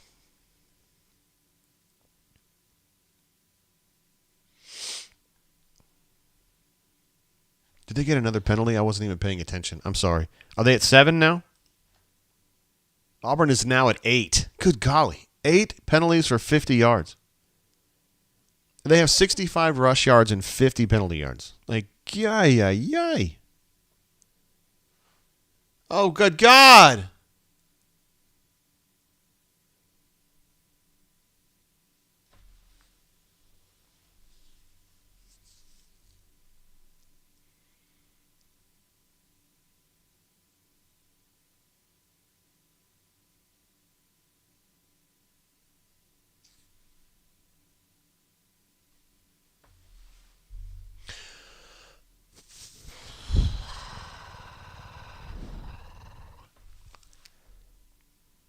And how big a boy are Well, you? just it don't make no difference. Just bring her on down. You're tough as hell on this phone.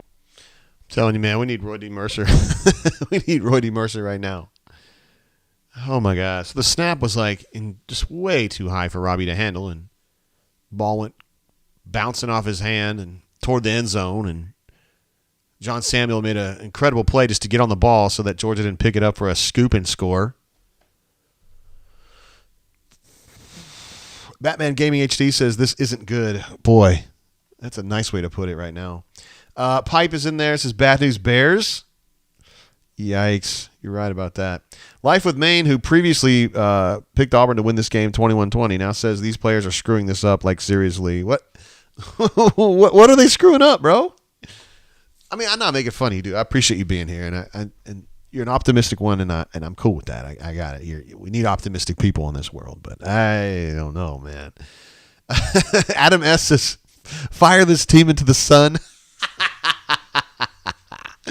I love it. I love it. David P. says we need to switch to the other quarterback. Ashford just isn't with it today. Who? Who are you talking about, yo? Are you talking about Teej? Are you talking about Holden? I don't know. Or Sawyer Pate? Or Trey Lindsey? I don't know. Oh, I thought Holden looked horrible the other day when he was in there. That's another great punt by the man, Oscar Chapman. I mean, an incredible punt. Like, he's all the way against the end zone, right up against the goalpost, and he punts the ball all the way over to the other side. Where did he field that ball? At the 38? I mean, what a bum. What an absolute stud that guy is.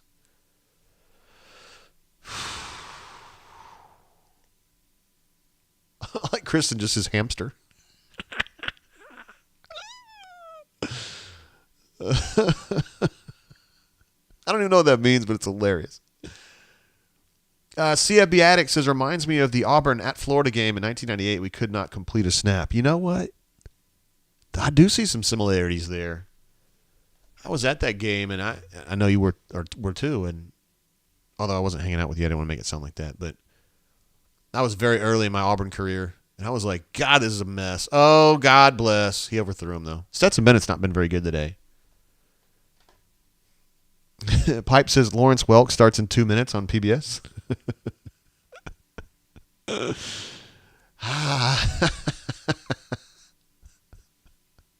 Jordan says Oscar been circling this game. Hey, man, we got the feature in there recently on Oscar. Zion got absolutely just destroyed on that route, but they can't land it.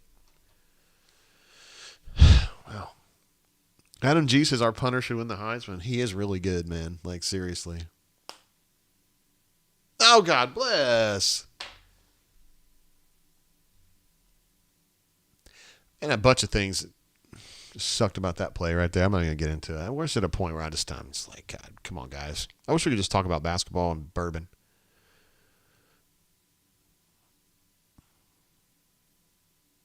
You almost feel like Kaufman should have had that ball. Maybe not. It was just kind of changing direction so quickly right ahead of him. Yeah, probably not. Uncle says I say punt and play for safeties. I like it. I like it. Hey, it's 2 points at a time, man. They add up. Did he catch that ball? Nope. It's good coverage, man. That's good coverage. Hayden says our DBs have the hands of our wideouts. Come on, man. I don't want to give him too much trouble. Let's see. Primal says, hey, Batman Gaming, stay away from Auburn football if you don't want to be cooped up on depression meds for the rest of your life. You guys, man, come on. Robert says, you know we suck when the punter is the best player on the roster. That's the whole joke. Robert, you're right. You're right. And it is true that he's the best player. He is. I would say he's the most – he's got the biggest gulf between him and the next best person in his position in this league. That's for sure. And he's really, really good. Can you think of one other position at Auburn? Oh, I can think of one. I mean, Derek Hall to me is – I don't know if he's the best defensive end in the league because this league's loaded with some good ones, but he's right there. He's the only other person on the whole team that I would say would be like the best at his position in the SEC that plays for Auburn. right? I mean, is there anybody? I mean, it's, it's certainly not Honors. I mean, Quattlebaum's a really good long snapper. He's a really good long snapper. He's really one of the best. Let's see. FJ Tab says, how many penalties on this drive? Let's see. Oh, okay. So they're averaging 2 per drive, I think. Let me see how many drives Auburn actually has. 1, 2, 3, 4, 5. So they're averaging about 1.5 per drive.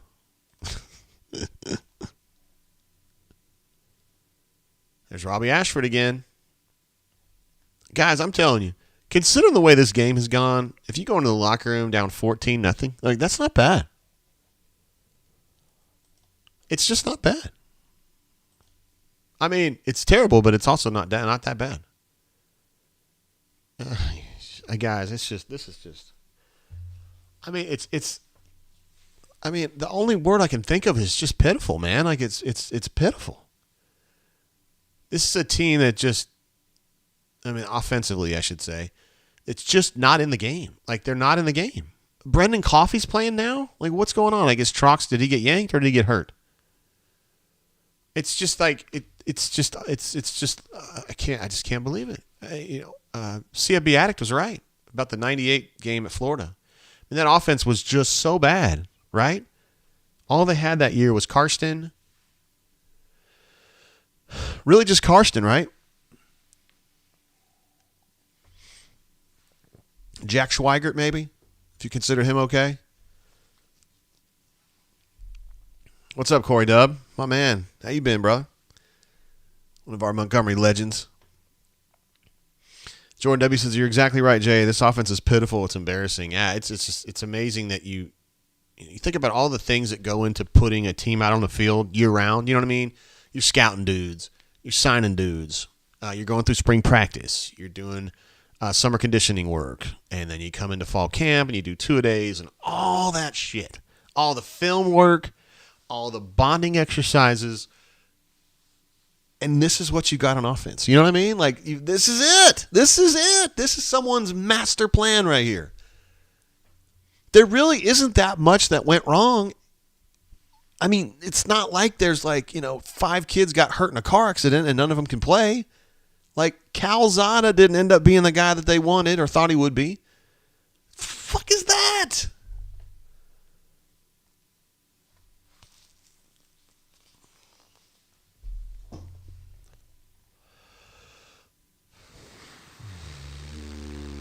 All Hydraulics says, who was the linebacker in the 90s they called Subway Guy? I don't remember who that was. It doesn't ring a bell for me.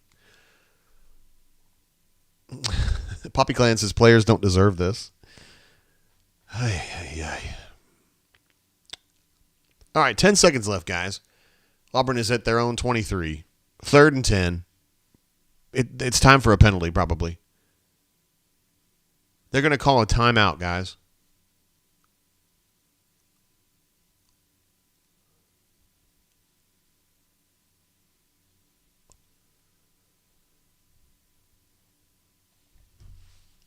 Guys, I can't even.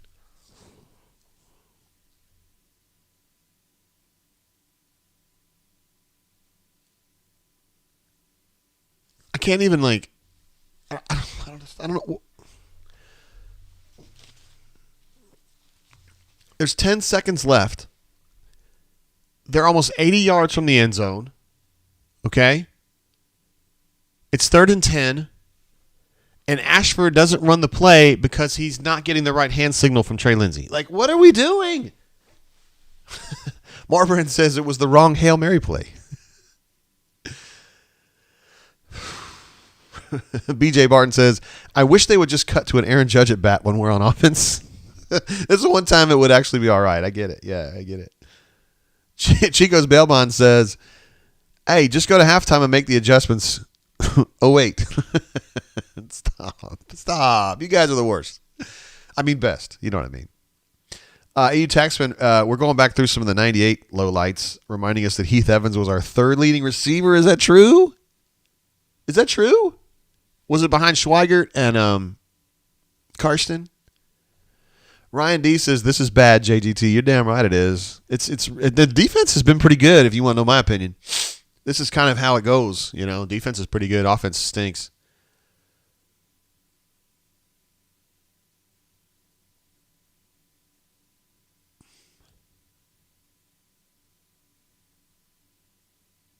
Okay, nice play. But again, this is the only way Auburn moves the football, right? Is when he's scrambling for his life. Mang. What up, Mang? He says, Jay, can Hugh Freeze fix this? Tell me how I want to believe. Well, I'm not really taking sides on this who should be the next coach thing, but whether it's Hugh or if it's Jeff Grimes or whoever,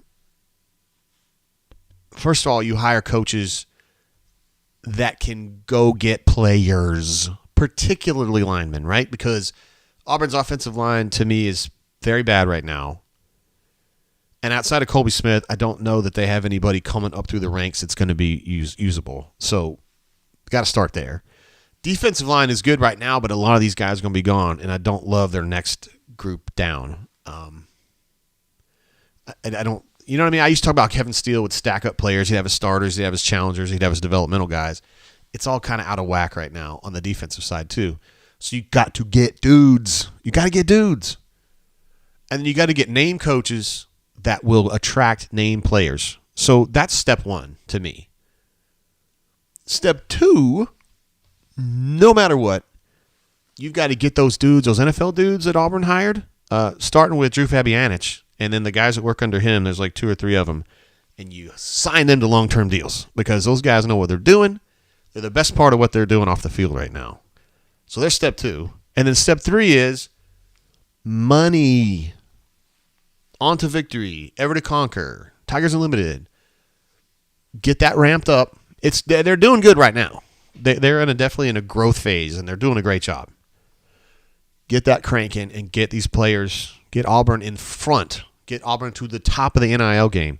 This bullshit where they're like, well, they're averaging $7,000 a player and they're leading the country. That's because SUNY Lee's making $2.5 million. I'm talking about better median, not mean, median NIL money. Like, you know what I mean? Real money for the real kids, not SUNY Lee getting 2.5, not Jabari getting $800,000.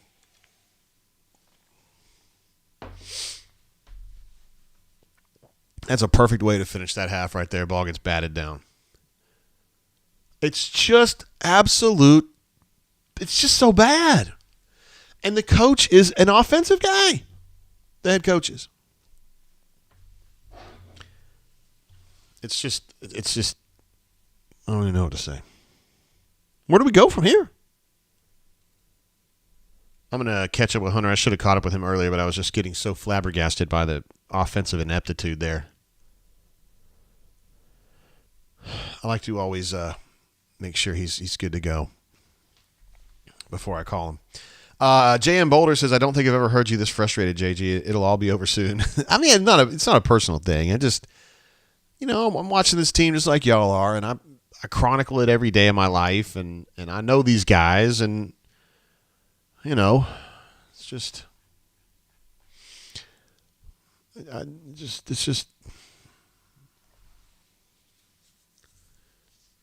it's just weird. I just like I was saying before, all the stuff that goes into this moment. You know what I mean? All the stuff that goes into this moment. Cleveland Brown, thank you. Says weekly reminder to stay hydrated, drainers. I'm going to drink some water right now because you mentioned it.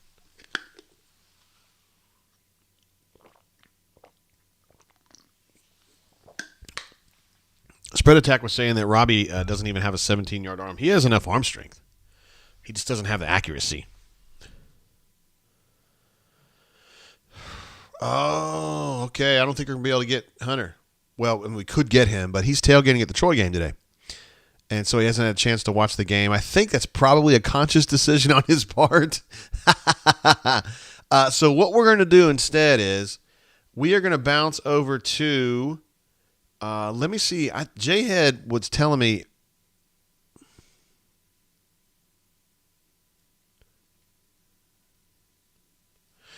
J-Head was telling me he was available all afternoon, so we'll see if we can get J-Head here for a halftime show. We've never had him on at halftime, but we love J-Head regardless of when we get him. And Spread Attack was just kind of pointing out he meant 17-yard accurate, like meaning he can't even complete 17-yard passes. So my bad, that's on me. Let's see. Stu Pup said I can come on for Hunter. LOL. Stu, we like for you to give us the shot after the game, brother. All right. So J-Head said he's good to go. So we're gonna get J-Head on the horn, and let's see what happens here. Patrick D's in the house. Has a coach ever been fired at halftime? Oh, we've known about Tarmacs, but we haven't known. AU Taxman says call Hoke. Wrong website, AU Taxman. I'm just kidding. I know you know that. No, we're not going to get Hoke on the line. We will call J-Head, though. I bet he's going to have fun talking about this. JGT, what's up, brother? What up, J-Head? How you doing, bro?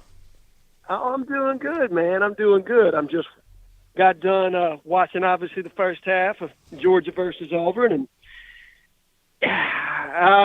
impressed that our defense has played as well as they have to this point. I mean, I think we could have obviously had gap integrity a little bit better, particularly on the edges. They looked like Georgia started to find some things there in the run game in the second quarter. But overall, the defense has played better than I actually anticipated that they would. But offensively, it has been it's been a struggle, my man. It has been a struggle. I mean, Robbie has been, he's been inaccurate. There have been multiple times and they've commented. Newhousel obviously understands quarterback play as well as anyone, has commented on our inability to move forward in the pocket. There's the constant struggle of trying to overutilize your athleticism and try to get horizontally when you need to move vertically within the pocket. We've struggled sometimes where he's rushing things in the passing game, and he's throwing it more like a baseball. The footwork's, you can see when he throws it balanced and when he doesn't. And in the run game, our run game is going to suffer unless we have a successful passing game. We just don't have the horses up front to keep Georgia from doing anything but putting 8 in the box and daring us to throw the football. So unless we improve dramatically at the half as far as, our ability to execute throws down the field, it's just going to be a struggle for this offense. Now, I will say this, that when we have been able to move the ball. I mean, that drive until Robbie fumbled, we actually were doing some things confidently, and I haven't been unimpressed with the play calling. I think Keys and Harsin have done a decent job, minus, obviously the fake punt call. The fake punt was killer, man. Yeah, it was just a ridiculously bad call. I mean, look, when you're an underdog in this way and your defense is keeping you in the game, you're not necessarily, you haven't seized momentum to this point, but it's far too early. If this is the second half, I get it. You know what I mean? I get it. You're trying to seize momentum. You're the underdog. You're trying to be aggressive. But in the first half, when you got a whole football game in front of you, and the last thing you want to do is lose your team and give up an unnecessary score, it just was a bad play call. Yeah. And you put your defense in a worse position, a compromised position, and then it kind of got away from you a little bit. It did on a short field. I think. Go ahead. I'm sorry. I'm just gonna say I don't think it's fixable, J-Head. I don't think the offense can be fixed. I think it's too far. It's too far gone. Oh, look, me and you don't disagree. I don't know that there's anything that can be done differently because your personnel is what your personnel is, right? And realistically, for us to have any kind of a shot in this game, you have to have a trigger man that is going to be accurate and on time. Unfortunately, to this point, Robbie is just very raw. He's got a lot of really good traits and a lot of really good tools, but he's raw. And he is having to grow up on the fly. Playing in Athens is not an easy thing to do, but it makes it worse when, when you're as far behind the 8 ball as he is as far as learning how to play the game. Yeah, I know. And it's not helping that Brandon Council has routinely put snaps high and in awkward positions. I think, what do we have? 8 penalties so far in the first half? They had 8 against 1. And I'm not blaming the refs, J-Head. I'm not. I'm saying this team is not disciplined the way that it should be. No, they are not disciplined. Particularly, look, holding happens every play. Okay, that happens. I don't care about that, but it's the offsides penalties. It's the pre-snap stuff that's going on that just shows a lack either of understanding or it just ineffectiveness. I'm not exactly sure. And some of that obviously is going to happen due to crowd noise and the effect of playing in somebody else's stadium. And we haven't played an away game to this point, so that's always rough. But still, there's no way it should be 8-1. Can't do that. Not on that many procedure penalties. Hey, Patrick D was asking a question in the chat, J-Head. He says, why is he still coaching here? Do you think a performance that continues on this path would mean he would not get another chance to coach here? In other words, is this the end of the road? I don't think so, honestly, Patrick. I also don't. I feel like I think that he is going to be here through until the bye week. That's my feeling as of today. And there's 14-0 to Georgia when you were predicted to lose by 30 plus. If he keeps it under the spread, I certainly don't see them. You know what I mean? But it's not my gut feel of what this administration plans to do to see him gone any earlier than the end of the bye week. That's my thought too. And again, I think you're right. I mean, you're predicted to lose by 30. You're down 14-0. The depth of offensive ineptitude is amazing. I mean, to people like me and you who know that Harson's an offensive guy. He's got his hand-picked coordinator here. This is year 2, and you're this inept is just absolutely startling. Just to see it in motion, dude. Jay, think about all the effort it took to get here, man. And this is what you got? I know. And the only person they're really missing is Calzada. And it's almost like it's not even Calzada, it's what you thought Calzada was. I agree, because you had Bo Nix. And for better or worse, that was like an oil and water mix. You decide to part ways. You got to get a quarterback that's at least as competent as what you had. That didn't happen. No. It didn't. And I'm not saying that Robbie doesn't have upside and Robbie can't be something in time, but you took a flyer on him as a project, right? Like you took him in as the mold of the kind of quarterback of what he could be in 2 years, not what he is right now. And you're just, you're in a really tough spot because he's what you got. Holden's not ready, not from what we saw 2 weeks ago against Missouri. And if you put him in against that pass rush, Kirby is going to heat him up and destroy that kid. There we go. I know there's some people in the chat kind of clamoring, is there anything else, another choice at quarterback? And I don't think there is. I mean, TJ, they've just given up on him, and Holden looked terrible. Yeah. And, I mean, Trey Lindsey, I don't think so. No, I mean, you can't go to a walk-on quarterback. Robbie gives you the best option to win just because of what he can do from an athleticism standpoint. Right, and he can run the football. He is your best option at this point. But the problem is when you're unable to be accurate on routine throws and you're trying to, put 100 miles an hour on it when realistically you just, you need to take about 40 RPMs off and put some touch to it. I mean, base understanding of the offense and where to go with the football, and he's getting better there. Like, I've seen his passing IQ come up. But there were multiple plays where you had angle routes come out of the backfield and the running backs wide open, and he's already got his eyes, he's jumped from 1 to 2 to 3 within like less than a second. So he's not giving the patience that it needs to necessarily let things uncover themselves. Yeah. And it's just part of the maturation process, and it sucks. And I know that the bunker or the chat is praying that there's going to be something that's going to magically happen or some personnel switch that you can make, but there's really not. This team kind of is what it is right now, and until they can get into an off season and either A, develop, or 2, make some personnel changes, there's really going to be no great leap. It's just going to be watching Robbie get better each and every week if he does get better. Well, and he made major strides last week. He's 8 of 20 for 60 yards right now, J-Head, so it can't get a lot worse. Way too much. Well, it's way too many passes to this point. And some of that has been dictated to us by down and distance and penalty. So we've probably had to throw the ball a little bit more.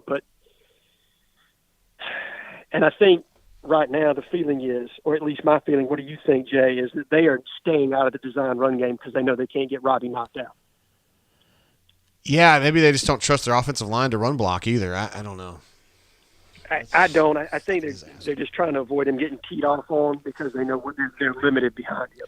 And if he goes out, I mean, dude, it is on. Big time. Yeah. Big time, Jay. Well, Jay Head, I wish we had more fun things to talk about, brother, but I do too, brother. I do too. And I said this elsewhere, and I hope to be wrong.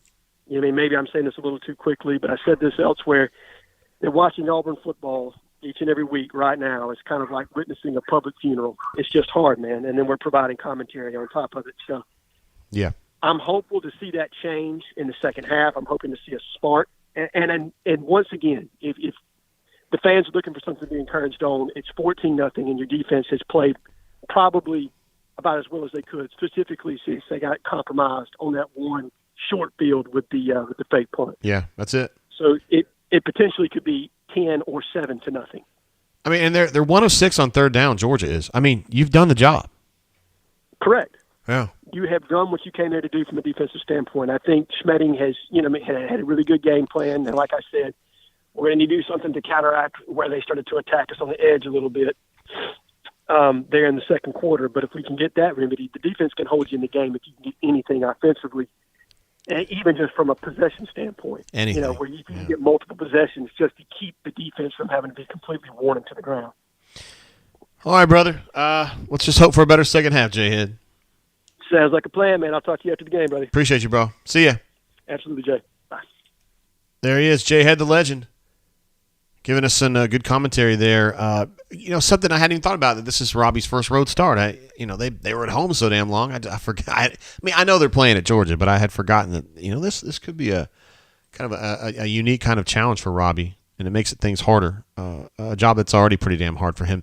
Got a big super chat from Patrick D, who donated to the halftime firing fund.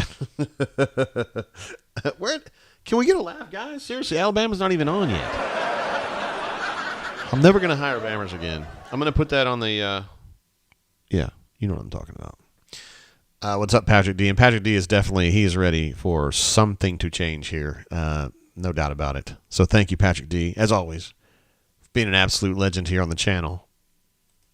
Chris M, today's choice for Swoogan of the day, who will get that 19 glass one way or another, gives us 519 and says, it's like we have Salvador Dali as offensive coordinator, melding footballs receding into the distance, bees and spiders everywhere, non-Euclidean receiver routes.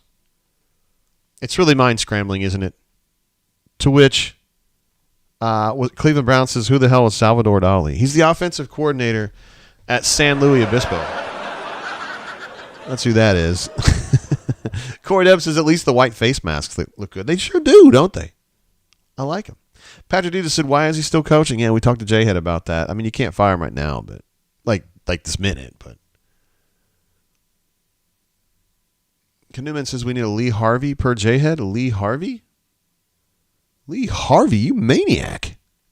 Reminds me of Stripes. Yeah, Jeff Barry says Lee Harvey Oswald. Mobile Alum says Chris M. Great comparison to Salvador Dali. My brain sure feels like you described.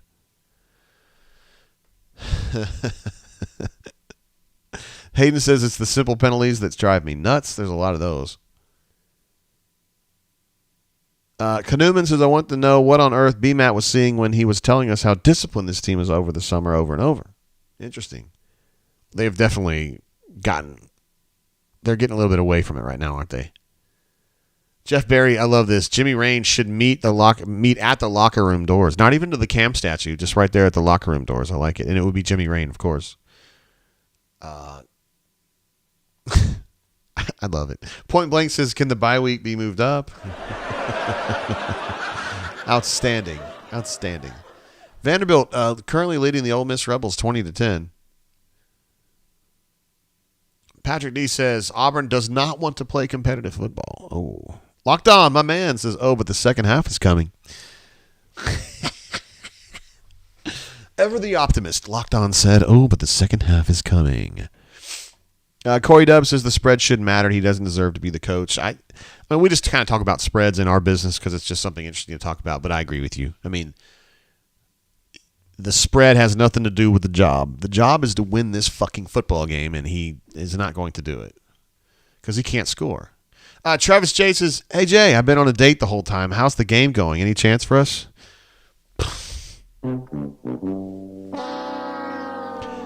Yeah, you went on a midday date, really? Do people do that now? I haven't dated since '92, so well, that's not true. I haven't dated since '97. There he is, Larry Munson. Certainly the most descriptive football announcer ever, and it was a real treasure to first of all meet him and hang out with him some, and B, to listen to him. He was terrific. We would back in the day when we would go to Auburn games and shit, you'd be able to get there.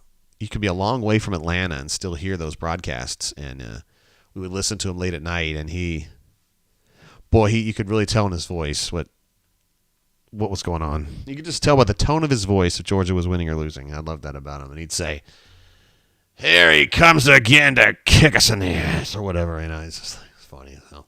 Marbrand says, "Saw your pay, MFers. Get him." Locked On says, "Fire him on the field so we can finally have something to cheer for."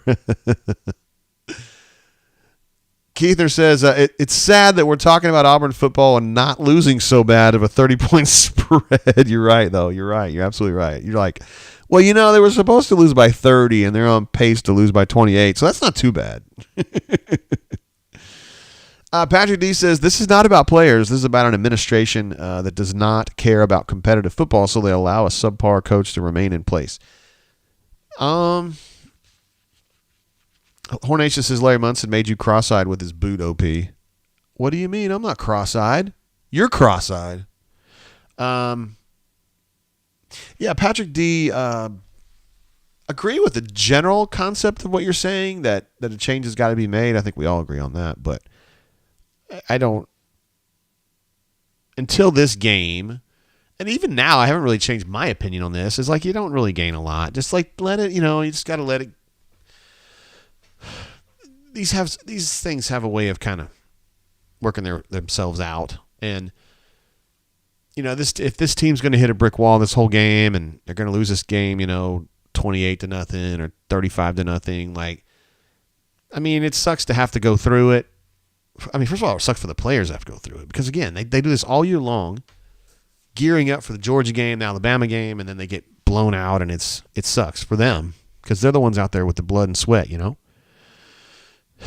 But for y'all, for people that care about Auburn, it sucks. But firing him, let's say they do it on the tarmac, right? That's not going to make the team any better. Okay, the team's still going to suck. It's still going to be Robbie Ashford that can't hit 12-yard passes. You can't solve the problem until the season's over. So I'm not advocating he stay on the whole way. If they keep losing, I understand. But, I don't know. It's just my opinion. I'm just one man. Nobody's asked me for my opinion on any of that. People that matter. They don't go, "Hey, JG, what do you think we ought to do?" Nobody asked me that. I don't offer my opinion. I'm not one of those guys. John W. says, "All right, let's take a snapshot. Demolish against their defensive line, check. Keep penalties down, check. Establish the run, check. Win turnover battle, check." Yep. Easy win. I'm here for you, Chat69. I'll be here all day long. You keep coming up with slightly different handles, and I will be here with this band finger, and I will knock you out every single time. By the way, how's the weather in Russia? And do you feel bad about the fact that Ukraine is knocking you back? Isn't that funny? This little bitty country. Kind of sucks, doesn't it? It's kind of embarrassing, isn't it? Let's see. Connor says, JG would know that, but remove the cancer before it spreads further. I don't know, man. Football's a cycle, man. And this cycle, we're coming to the end of this current cycle.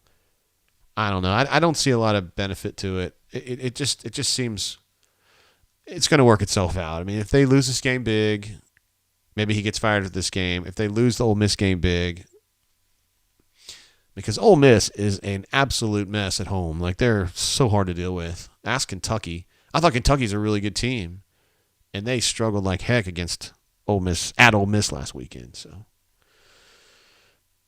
Scotty B says, we should only be down by 7 right now. Our head coach is costing us games. Like now, send him to the house. Well, he definitely cost them a touchdown. There's no doubt about that. 5 false starts. How about that? I put 8 of 20 on here. It's actually 8 of 23. My bad. Yeah, I hate this when you get the second half of these Georgia games during the daytime and you got like sun on one half of the field and the stands are blocking it. You got a shadow on the other half. It's hard to see. Crawdaddy says Georgia has 25 yards passing. Is that true? It is absolutely true. 146 total yards for Georgia. That was before this. That's currently after these last 2 plays. So they had, 143? That's not much. Oh, they got him. Marcus Bragg with the Saxkey. Oh, they're going to call that a fumble too, and Colby Wooden gets it back. Nice. Look at Zacchaeus Etheridge out there cheering the boys on. And the Auburn fans have something to cheer. How about that? Harson says, yes, sir. Get that turnover battle going the other way. I can't tell if Colby stripped that or if 98 punched it. Let's see what happens. I think Colby got that right before Bragg punched at it. So nice play. Big time play right there. Sia Beatic says, hey, JG, what do you think we should do with Harson? I would just kind of sit tight. This is just me, what I would do. I would sit tight with it right now. Brendan Coffey playing right tackle is just not good. So Trox, I guess, is hurt. I don't know. I just don't like the idea of Georgia's edges against him, but we'll see. There's a nice little run play. Yeah, I would sit tight, Sia Beatic. I don't know. I think that's what I would do. I just don't see any advantage to firing him right now. You're not saving any money, and I don't know. I mean, you take away the offensive ineptitude in this game, right? The defense has put their ass off. And this game is close, and Georgia's really good. It's not. I get the frustration, and he's gonna be gone, but. Somebody got their ass whipped up front on that one. I don't know who it was. Jeez. AU Taxman says, imagine if we didn't have the dumb fake punt. Yeah, you're right about that. Corey Dub notes that KJ's in at guard, probably right guard. I hadn't even noticed that either. Probably because Alec kept getting all those, 2 holding calls. No, Alec's in there. No, I'm sorry, that's 55, my bad. Yeah, KJ's in there for Alec.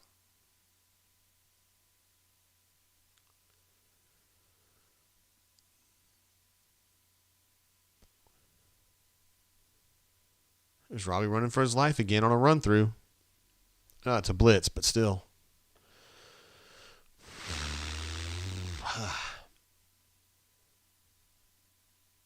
Golly. There's just nobody to pick that up. I mean, it's not. Can't blame anybody for that.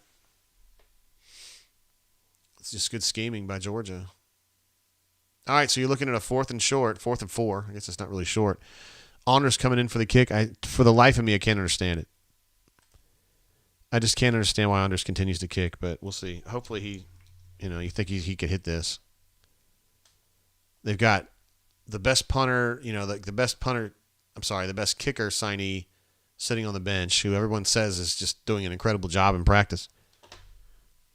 And you trot Honors out there. Buddy, he did hit it, so there you go.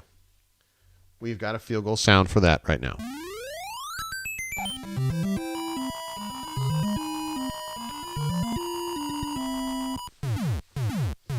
There it is.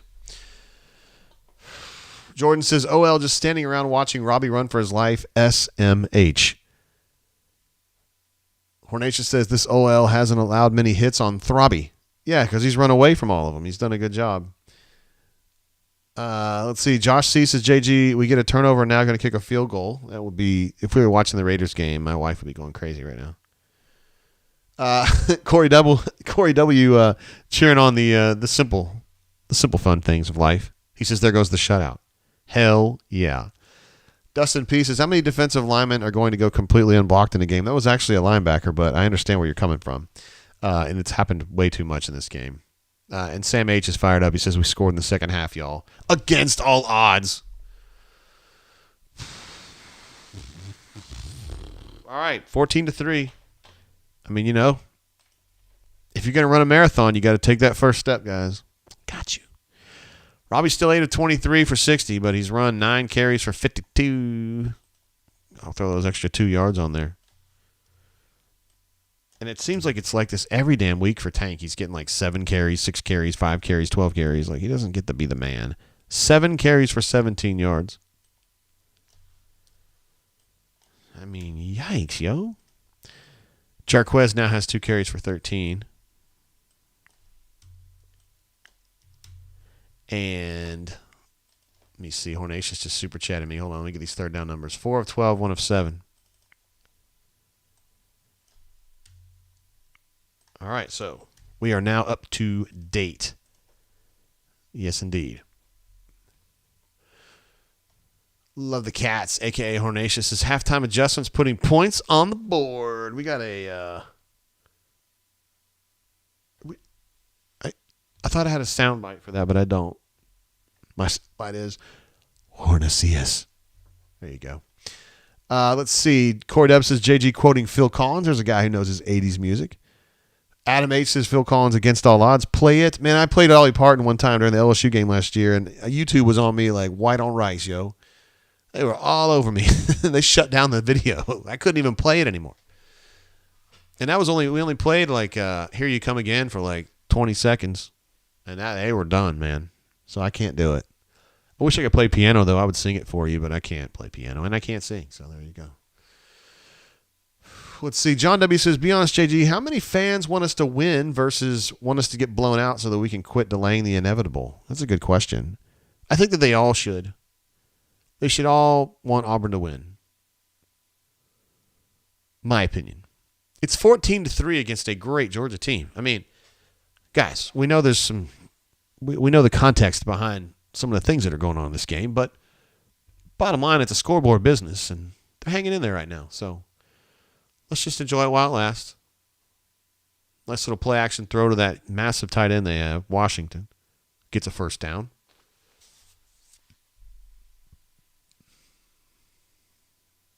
That's a play that Auburn runs sometimes, and I like it a lot. Goes to John Samuel Shanker most of the time. My name's Leonard Washington. Spread Attack U18 says, I want AU to win, period. Word. I like that about you. The Runner 24 says, why not both? Also fair. That you want Auburn to win and you want Harsin to go. There's a Hunter Renfro, Hunter McConkey. Wesley Steiner kind of throws him out of bounds a little bit there. I like the old school neck roll there. I bet Coach Hunter likes that too. You know Hunter wore those. Had to have. Pretty good lick from Wesley Steiner, though, to be fair. Pretty good lick. D playing hard is what Mass Mayhem says, and I agree completely. They are playing hard, and they're playing effectively, too. I mean, I wouldn't say the offense is necessarily not playing hard. They're just not very effective. Got deep-seated issues there. All right, they're going to run a little sprint out run. And 63 completely shanked his block there. It happens sometimes, man. The Auburn Tigers are fighting, yo. 3rd and 6. 3rd and 6. You get a hold here, maybe create a turnover, get a short field. You never know. McPherson gets out there and hits a 65-yard field goal. Average yards to go on their third downs today is 7.1, it says on the broadcast. That's pretty good, man. Whew. Hornatius, appreciate you, bro.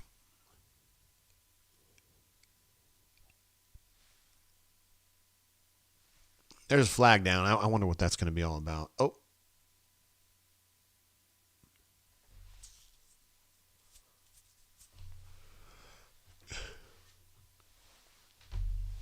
There's your 9th foul. 9th penalty. Harsin's just beside himself. I'm looking at this to try to see where the encroachment was. Yeah. It was Derek Hall on the outside. Hey, man, if it's going to be Derek Hall making a mistake, I mean, you just got to live with that. He doesn't make many. And he gives you a lot of plus plays. But, again, it's the 9th penalty of the game against 1 for Georgia. Oh, for fuck's sake, Owen. I just need to drink a little bit more.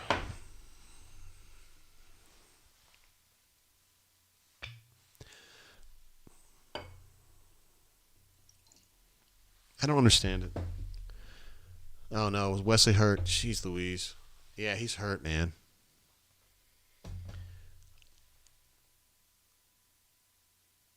What do they call it? A blindside block? This is not good news at all. Wesley's down because, first of all, I hate it for Wesley. Second of all, I mean, if Cam Raleigh can't go and Asante Samuel's out, then I don't even know who you go to here. I mean, I guess you're looking at Tisdale.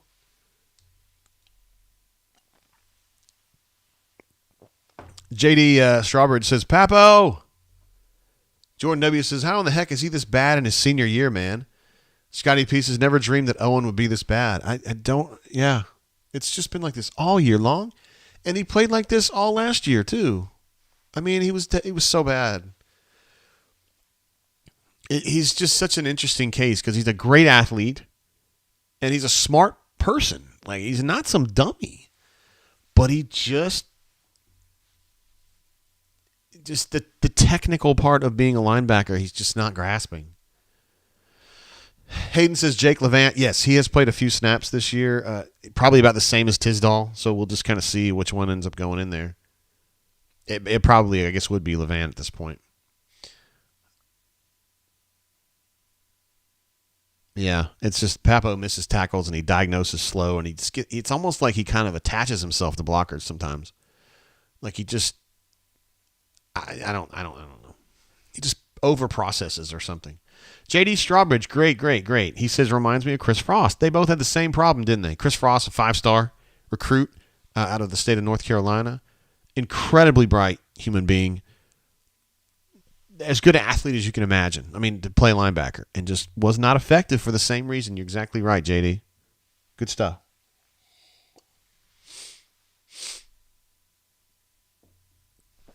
Ambitious Engineer reminds us that Steele really, his vision for Papo was kind of more like a Derek Hall, where he was going to be like that DE linebacker hybrid that would be more of a pass rusher. And Auburn, these last few years, has been using him kind of like it's a traditional linebacker, and it just hasn't gone very well. Just struggling. Jordan W. reminds us that Chris Frost had that rundown of Manziel at Texas A&M, though, in 2013, had a big-time play at Texas A&M. Is that the foul that they called right there? Was the foul actually... is that what led to Wesley getting hurt? Let's see. All right, so they've got Cam Riley in there. So they got 13 and 0 in there. Let's see. Cam Riley's he's put together some very bad PFF ratings here lately. And we'll see if he can do anything better. 1st and 13 turns into a 1st and 10 on a little end around. And he's just getting away. No edge integrity at all. Georgia kind of pacing him a little bit right now. Not too bad right there. Let's see. Jacob G says, why not leave Wooden at linebacker and throw Papo at the 3 technique? I know it's not ideal, but Papo's just not getting... Oh, there's no way he could play 3 technique. He's just not big enough. I don't know what they say his size is, but I mean, I stand next to him. He's not that dude. I don't think he can play 3 technique, but he could play, like that pass rushing edge maybe. I don't really know what he plays, but it sure as hell ain't middle linebacker. I mean, it's just not working out, man. But they have to roll with him because he is a great athlete. He will chase people down, and he's a cat. Here he goes. He's kind of getting collected right there. You see him? Like he just kind of like he's flat-footed watching Stetson Bennett kind of flee, And then he just kind of collects a blocker, really. Like, watch him right here. Like, number 6 is coming at him, and he's just so slow to read it. And he just kind of, like, almost goes into the blocker. There's another one of these fucking... Oh, God, if I was a coach, I'd have an aneurysm. He's still going! That's the 4th time in this game that Georgia's had a run like that just rambles on because they're pushing and... I mean, it's legal. I'm not ragging on them. It's industrious. It's the kind of stuff that I would coach guys to do. But Auburn's got to stop it. Auburn's got to get him on the damn ground, period. Get him down. What is Kaufman doing? Wrap him up. Kaufman put his back to the play and was trying to push backward when the guy wasn't down. All right, whatever. First and goal at the, 9 3/4 yard line. Ooh, nice little stop there at the end. Oh, damn. Knocked that referee right off, didn't he? Yeah, well, they got about 8 yards on that one. Hand tackles is what Sam's calling them. Yeah, that's fair. That's fair. Too much of that. John W. said they used to not allow that team push. They still don't, but I mean, to me, he's not down. Like, I don't know, man. I know where you're coming from. It did seem like this was less common 10 years ago, but let's see. Dr. Hornatius. Oh, they just scored a touchdown.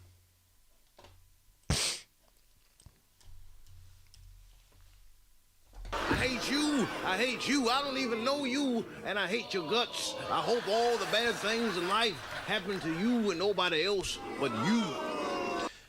Dr. Hornatius says, my old coach preached the defense doesn't need to get tit-a to tit-a with blockers. Yeah, once they get up on you, man, you're done. And that's what happens with Papo too much. Jordan W. says, serenity now. Breathing exercises, guys. Let's listen to some Enya. Maybe that'll help us a little bit. All right, guys, 21-3. Remember now, it was a 30-point spread. It's not too bad, guys. Let's see. The runner 24 says, JG, not that any true freshman is going to fix this now, but what, if anything, have you heard about Woodward? I guess you mean Woodyard. Seems like it might be time to play the kid. Need to know more about his situation. We did hear some really good stuff about him maybe a month ago, that he was just doing really well. He's talking about Robert Woodyard, the linebacker from Mobile, that Auburn got after he was committed to Alabama for a while. I don't know. I don't know if, you know what I'm saying? Like I hesitate to try to talk to y'all about that stuff because I don't know what I hear is real or not. Like, yeah, they think he's been good in practice. Like, that doesn't mean anything to me because I heard that Chick Dawson was really good in practice and he hadn't done shit. Poppy Clan knows Orinoco Flow. That man knows his Enya. And I'm telling you, that's when you know a guy has been successful in his dating life, when he knows Enya. Because sometimes Enya is an ends to a means. You know what I mean? Or, hold on. A means to an end. That's what I meant to say. Champ 2 times his ball game. That's 20 points. Jesse sees Georgia winning this game 27.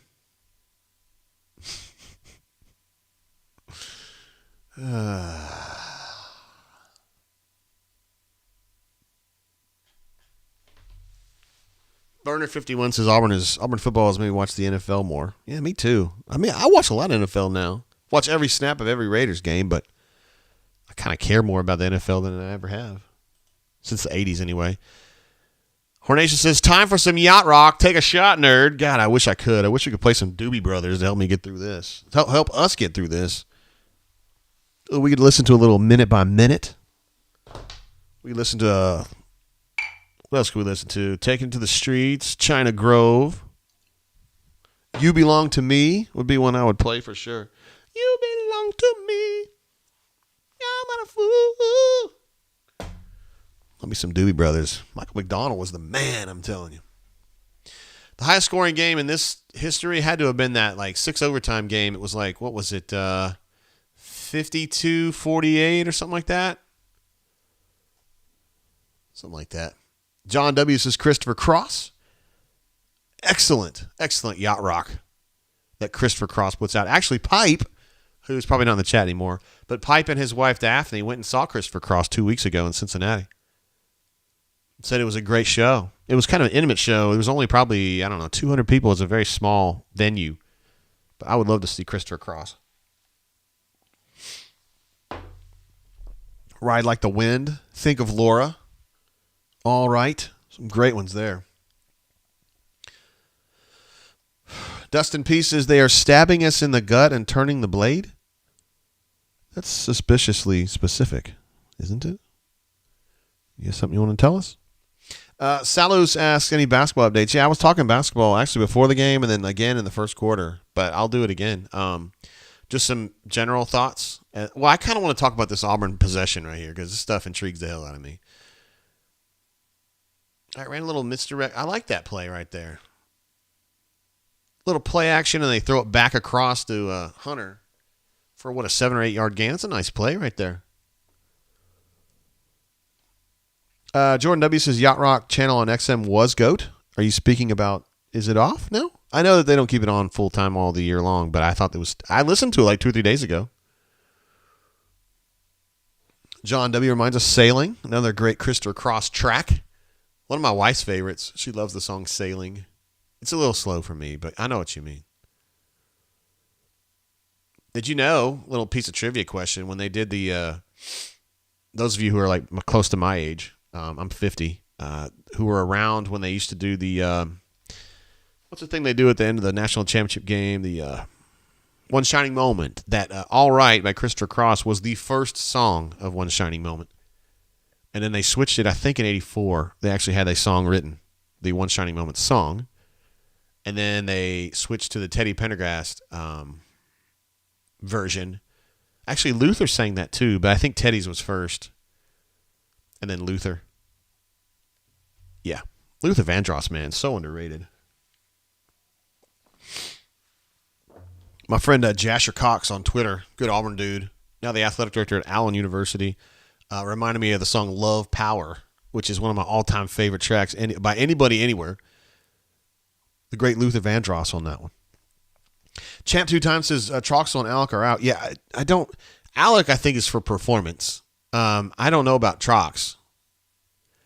Okay, they're doing a tackle over here. Let's see what they do. They're going to run into it this time instead of on the backside of it, and they get just outmanned there. I would have called that on 1st and 15. I would have just maybe thought that it would work a little bit better. I don't know. I do like these white face masks, guys. I'm a fan of that. Was it another penalty? Is it true? I'm at 9. I'm showing 9 right now. John W says like for Haskins to do some sailing somewhere out west. Hey now. Mayor Mixlot says Brendan Coffey's in, not a good sign. No, he's been in for a minute, man. This is not his first. He's been in. I think we caught him there in the second quarter. Was playing a little bit too. Jalil Irvin is in there at right guard. What is going on? Are those guys getting hurt? Because KJ was in there at right guard last drive, and now number 50's in there.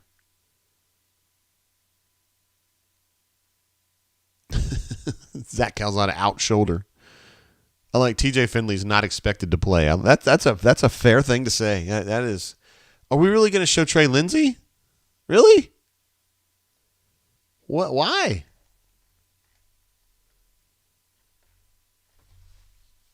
Colby says we need more trick plays on 1st and 2nd down, not 4th. Oh, God. Brandon Council on that snap right there. That's embarrassing. But the play worked. They got the ball to JJ, and he gets a 1st down. Like the big thing they tell you about offensive line play, and Cole Kublik can tell you more about this than I can because he's a much better player than I was, but you can't lean, man. When you're an offensive lineman and you're leaning and lunging, you are absolutely done. You're a had lad. And Brandon Council leaned and lunged at 2 people in that last play and didn't touch either one of them. J. Olive Sr. says, hard to spark wet flint. Yeah. I get what you're saying, brother. All right, he's got some time here. Robbie Ashford's got an open receiver, and he overthrew him. That was there. That's fine with play calling. Chris M says, New Heisel can't say Gerner. Keeps calling him Griner. Griner. Holden Griner, brother of Brittany.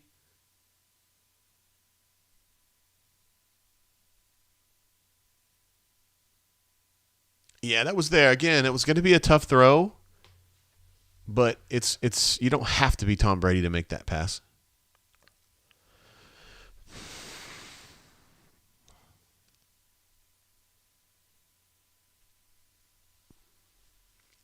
No, it's not going to get it right there. 2nd and 10, and they run a tank off that left side B gap, and it's just nothing there, man. He's got nowhere to go. It's not his fault.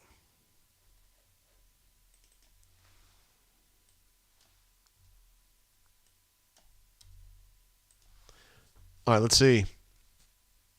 Let's see if Auburn can get a 3rd down conversion here. It's going to be another 3rd and long, 3rd and 8, which I think AU Taxman actually slightly lowers their distance average to gain on 3rd down. I think it was 8 point something before. 3rd and 8 isn't that bad. Oh, God. Tell me that was Brandon Coffey. Please tell me it was Brandon Coffey. Please, God, tell me it was Brandon Coffey right there.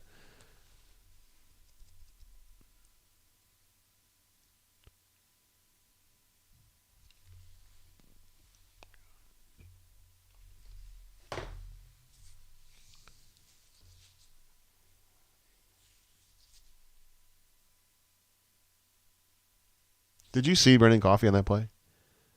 Did you see it? I was just talking about lunging. Hold on Decatur Tiger. First of all, I don't love the play call, but I don't think it's just foobar. I think that's a defendable play call. Okay, defensible, whatever the word would be. I was just talking about lunging. You can't lunge at people. You can't do that. And he lunged at that defensive end outside. All the dude had to do is one step out, cut in. Coffey's lunging, and he's out of the play completely. Dude runs right by him and destroys the play. I mean, good golly, Miss Molly, man. That's a guy that's not a freshman, man. That's a dude who played in JUCO. That's a guy who's been at Auburn 2 or 3 years.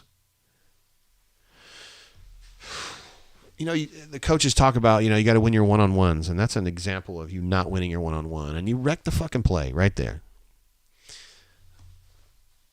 Colby Morris just says 55. You're right, man. It's 55. That one was. I've never seen in a game this much change in offensive line. Like, you know what I'm saying? Like they've made 4 changes. No, they've made 3 changes in this game alone. Council's been at center the whole time, and Zaire's been at left tackle the whole time, but everything else. Mang says, if Tank transfers, I wouldn't be mad. Tank's going pro, bro. For sure. JL Senior says, still don't know what Friend has done at Auburn.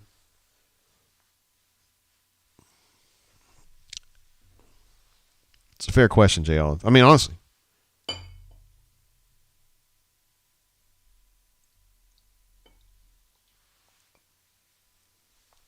It's fair.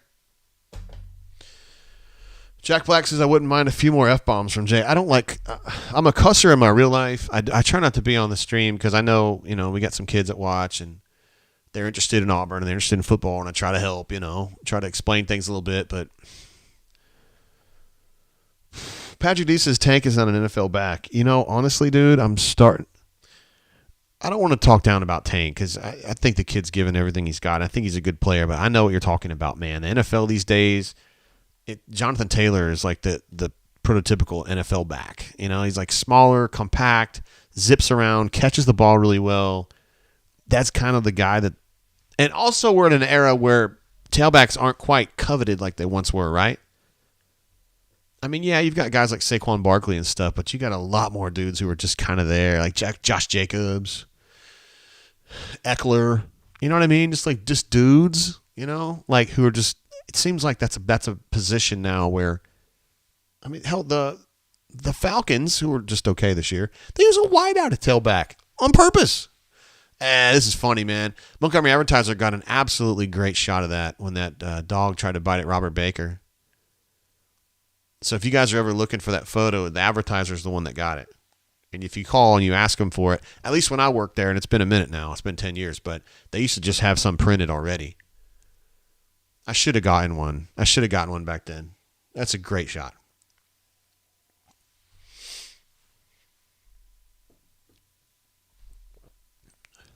But anyway, Patrick D, I kind of think that you're right.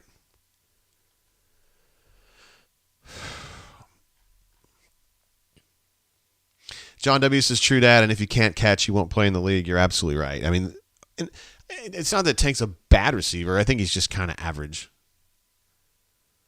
He's just kind of, as a receiver. I think, and plus a lot of NFL teams use kind of like zone concepts in blocking now. Outside zone runs, inside zone runs, and that's not Tank's shit. That's not. He is a guy who needs power. He's a power runner, and that's just kind of out of fashion. But there are some teams like the Giants do some of that. The Commanders do some of that. The Eagles do a little bit of it. I've seen the Broncos run some of that. So there are places. Again, I'm not trying to down talk Tank. I think of the world of that guy. He didn't have to be here. He could have very easily left, and none of us would have blamed him. But, oh, God bless. McConkey got way behind that Auburn defense again. And Stetson Bennett, again, has not had a good day, and he blew another one there. It's another missed opportunity for Georgia, and you know they're frustrated. I mean, Auburn's defense has done nice work. Good to see Wesley Steiner back in there. Number 6 has got to collision him right there. You've just got to collision him, man. I'm not saying you hold him or you interfere. You just collision him a little bit. I don't know, man. You can't give him that much space. Colby says, I wouldn't know that Derek Hall was even in this game if he hadn't gotten a false start penalty earlier. Well, I mean, I don't think that's fair because their passing is messed up right now. And Bennett's his timing's been messed up because they've been changing his timing on him. They've been collapsing him. They've only sacked him once that I can recall, but they're just getting around him a lot. Travis asks, who's number 6? JLO Senior says Keontae Scott. That is correct. Keontae plays a lot of slot, like a slot nickel, and he also plays some safety, but typically he's playing slot. And he's the return guy for kickoffs and punts, but most notably punts. He's back there right now.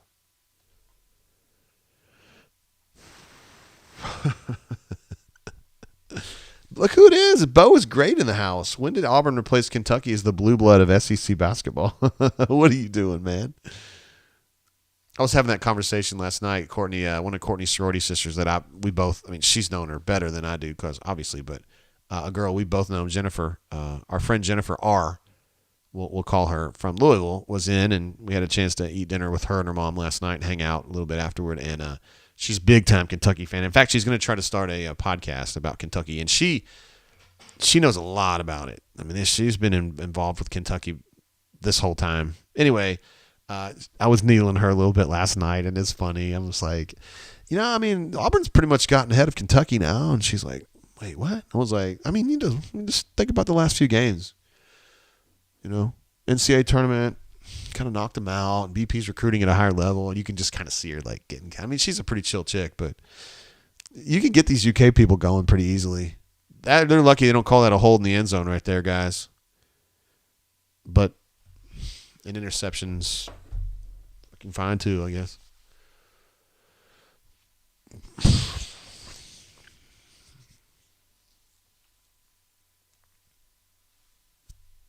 Yeah. So that's the interception, guys. It's another turnover. Robbie Ashford turnover. He's not stepping into the throw at all. That throw has a very low chance of being completed because it's 2 receivers on 3 defenders. It's an excellent play by number 24 there, but nonetheless, you just threw it up. And I don't understand. Jordan W. says, womp, womp, womp. Chris M. says, arm punt. Arm punt. I love that. Let's see. Kanuman says, does anyone happen to know where I can find the best adult dating site? No, we haven't had any. We haven't been given any tips about that today at all.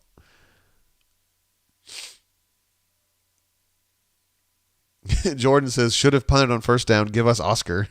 Do not take away Auburn's best player.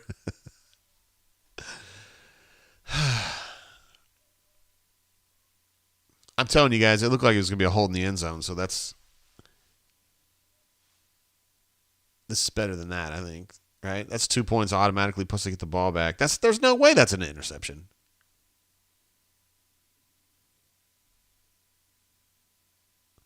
I thought he snatched that, but now I see he didn't.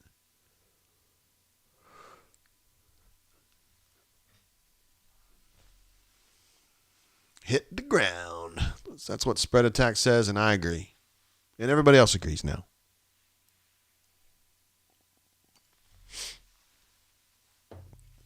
Donnie says, and Bo was catching heat? He was indeed.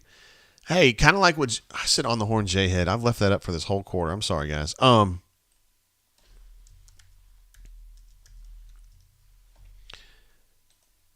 J-Head at halftime was talking about how, the staff made this choice to get rid of Bo, which they did. And this is what you've got. Again, Calzada was the choice, but geez Louise, guys, this is bad.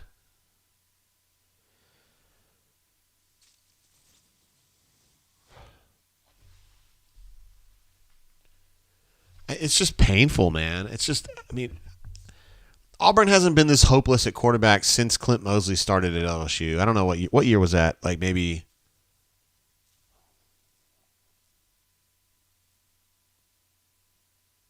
11 or 14. I can't remember.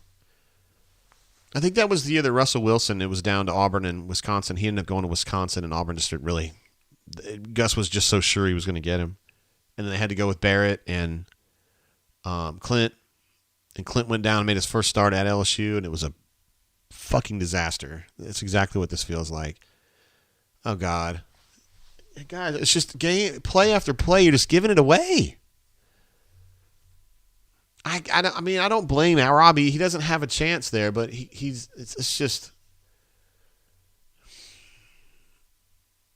the two problems here are you can't block and the play calls are just weird. A fast developing pass play when he's standing heels in the end zone? Like, no. Okay, Travis J says the Jeremy Johnson, Sean White. And Sean White wasn't that bad, but yes, Jeremy was bad. Jeremy at LSU was really bad. I agree. I'd forgotten about that. On that day, on that field, Carry-On was the only dude that was engaged. So absolutely, you're right about that. Weagle09 says, I cannot believe he is our quarterback. Matthew Ray says, just do direct snaps. This is terrible, meaning just go Wildcat. There's some value to that. That's not the worst idea I ever heard. Runners kind of trying to remember when Mosley was playing.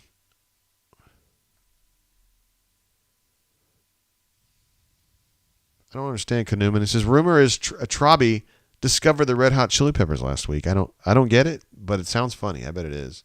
Poppy Clan says, has to get fired tonight? Wait, it's 21-3. What? Kanuman says Sean White was a freaking field general. Hey, he made some plays, though, like for real. He was fine. He was okay. I thought he was an okay player. Jordan W. reminds us that Oscar is the weapon. John Wiley, also a big fan. Cheer houses. Put your fours up. I love you guys, man. I wouldn't watch this game with any other group of people, I'm telling you. The best. Absolute best. Bo is great says Sean White was not his own read guy. Would love for Gus to run his playbook from Tulsa with Sean White. Interesting. Yeah, man. The younger kids don't remember what Gus Malzahn did at Tulsa. Like, he was insane. And when Chizik hired him in 2009, I was like, slam dunk. Like, this dude, and to be fair, Gus was damn good there for a while. I mean, '09, they took a huge step forward offensively with Chris frickin' Todd, right? And 10 was what it was, mostly because Cam Newton put together the greatest single season in the history of college football. But to Gus's credit, by the time they got to the South Carolina game that year, he was starting to evolve his offense to fit Cam better, right? Instead of trying to have these preconceived notions about here's what we're going to do. I don't care who the quarterback is, and then saying, "Hey, we got a generational player here. Let's modify things to emphasize what he's good at." And they did that, and the rest is history. In 2011, they took a step backward, but he thought he was going to get a dude from North Carolina State, the Broncos quarterback, Russell Wilson. Had they gotten him, they probably would have been great again. And then he left in 2012 to go coach at Arkansas State. And then in 2013, he was still doing real good on the offense. He had Trey. They had Marshall. Like, it was all good. He was doing great. And then it all fell apart at the end. I get it, because I don't think he adjusted very well as time went on. And he got in love with this concept of, we're going to throw more. I'm going to have a traditional quarterback so that I could replicate this in the NFL. Didn't happen. Didn't work. But, man, in the early part there, Gus was absolutely on the front end of that. He was doing a great job. Mississippi State ended up winning that game today, right? I'll tell you what, I'll check my ranked app and find out. Indeed. I'll tell you what, I'll pull this up. Since we're on a intermission anyway, I will put up the ranked. There it is. Here's the games that I've got on my Game Day on the Ranked app. Again, you guys can find the Ranked app on the iTunes Store or on Google Play. This stuff is incredible. There's the game we're watching. The Georgia Bulldogs up 21-3 on the Auburn Tigers. We got the Troy Southern Miss game tonight at 6 o'clock. That's where Hunter is. Hunter is tailgating. He's a former Troy superstar. The Bam Bam's playing against Texas A&M at home. I think Bama's going to win that one by a lot. Tennessee crushed LSU. I wonder... Oh, TCU and Kansas are a, oh, God.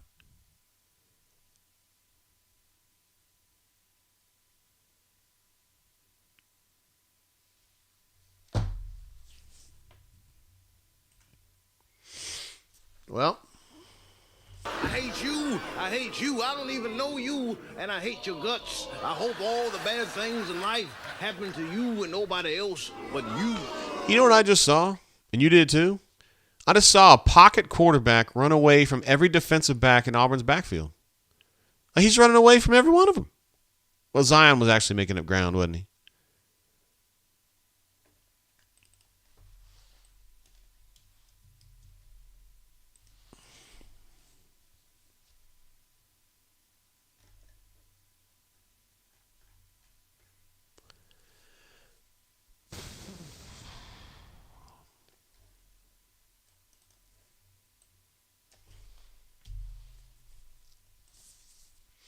All right.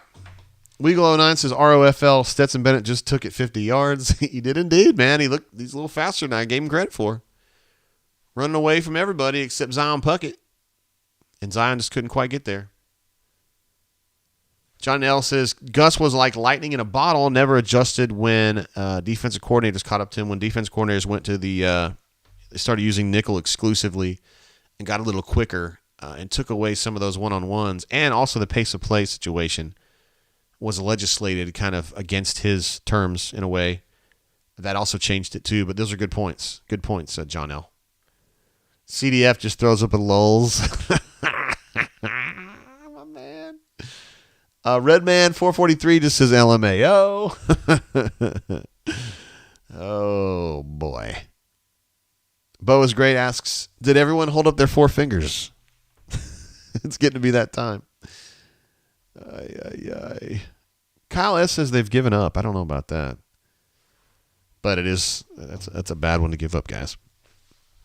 I'm going to go back and take a few more looks at these games on the Ranked app. You guys, of course, can get this on your phones, at your home, on your app. When I get my iPhone up on the screen. Come on, guys. Can we not get it up? Thank you. Oh, that's not going to help you very much, is it? I got to get the Ranked app up. All right, let me get over to the SEC because I was trying to find out specifically about the Mississippi State game. All right. Again, this is the Ranked app, all the good stuff. Ole Miss is now pulled ahead of the Vanderbilt Commodores. in the House of Horrors in Cashville. Tennessee, of course, skunking LSU. Mississippi State absolutely crushing Arkansas, 40-17. How about that, huh? And then Missouri puts up a nice fight, but loses ultimately at Ben Hill Griffin. So Florida's still kind of rambling along. Still got that A&M Bam Bam game tonight. It's going to be a good one. I'm looking forward to Big Papa Pump getting knocked out in that game. That's going to be fun. Definitely check out the Ranked app, though. You can get that on your phone, whether you have an iPhone or you have an Android device. One of our guys there at auburnsports.com, Jake G., is the genius behind that app. He made it himself.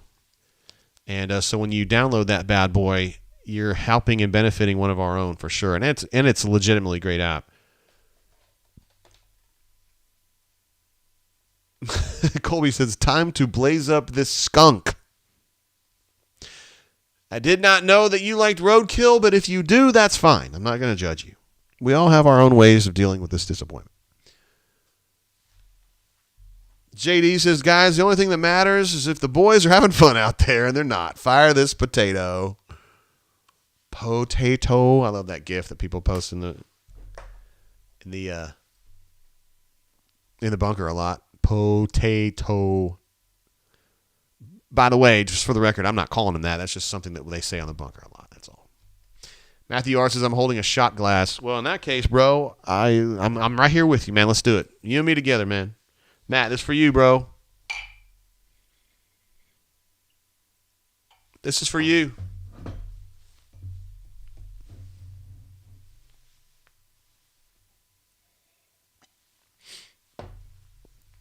So they ran that little slip screen to Hunter.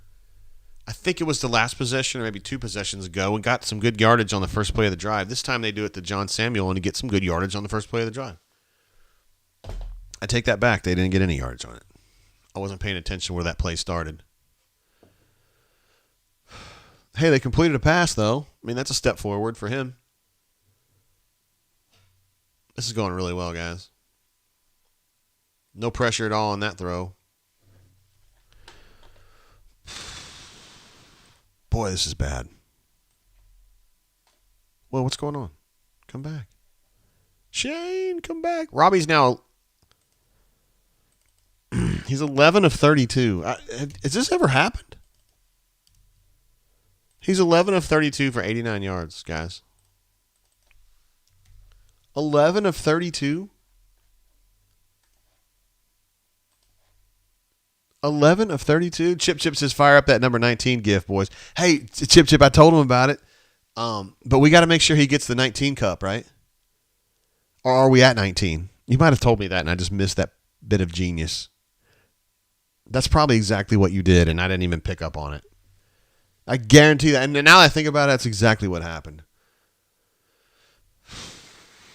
We got a 4th and 10 now, fellas and gals.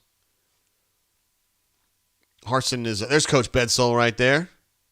Right behind Coach Harsin. He's the man that has the book on what they do on third down. Whether they go or they don't. But when it's 4th and 10... Yes, Chip, you were absolutely right. I was absolutely right, too. This was number 19, and that's... Yeah.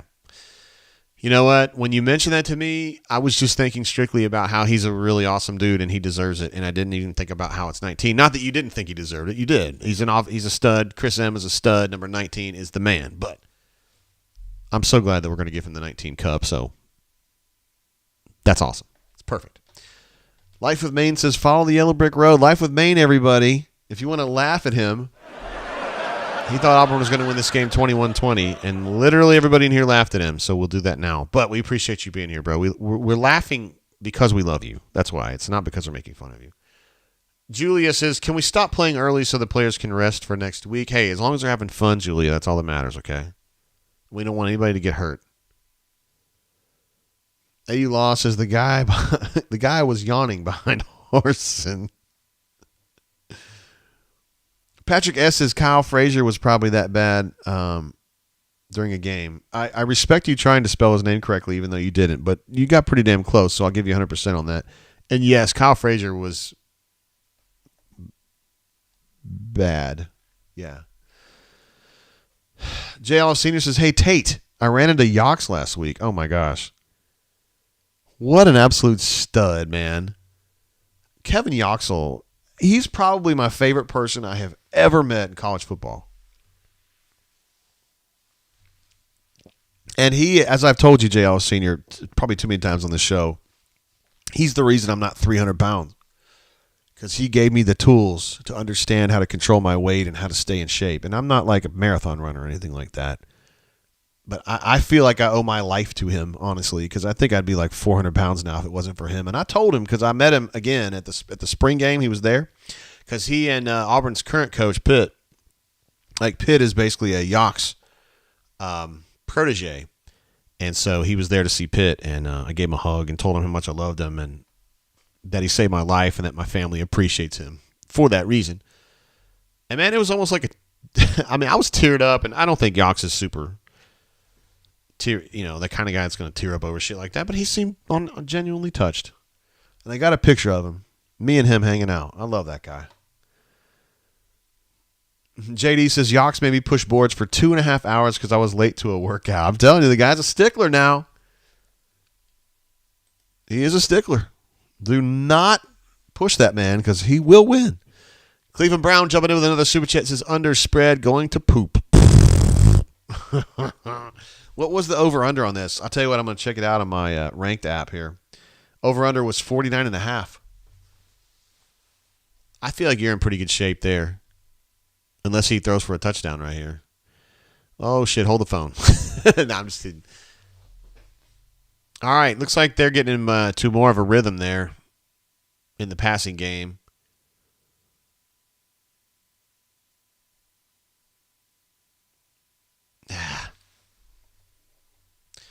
Hey, that's my cat. Says I haven't drank anything since June, but you're thinking about it, aren't you? TJ Briggs says, Jay, who is your least favorite coach besides Jimbo? Yeah, Jimbo's definitely number one. Probably Gene Chizik. I just never got along with him. I never got him. I think he's a fraud.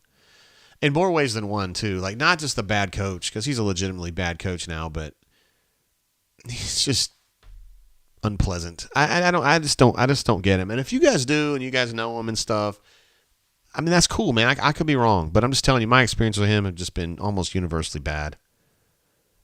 CDF wants to know timeline on ADOTB, known as the Another Day on the Beat piece that will probably be written about the end of the Harsin era. I have not pre-written that, CDF, by the way, but yeah, I think it's coming. It's coming. I would say so. JL Senior says, hey, Straw, we call that character building. Talking about Yox making him push boards. I wonder if you can even get away with making people push boards for 2.5 hours now. I mean, honestly. You know, you have to worry about people quitting and people getting on social media and saying, you know what he did to me? He's so mean.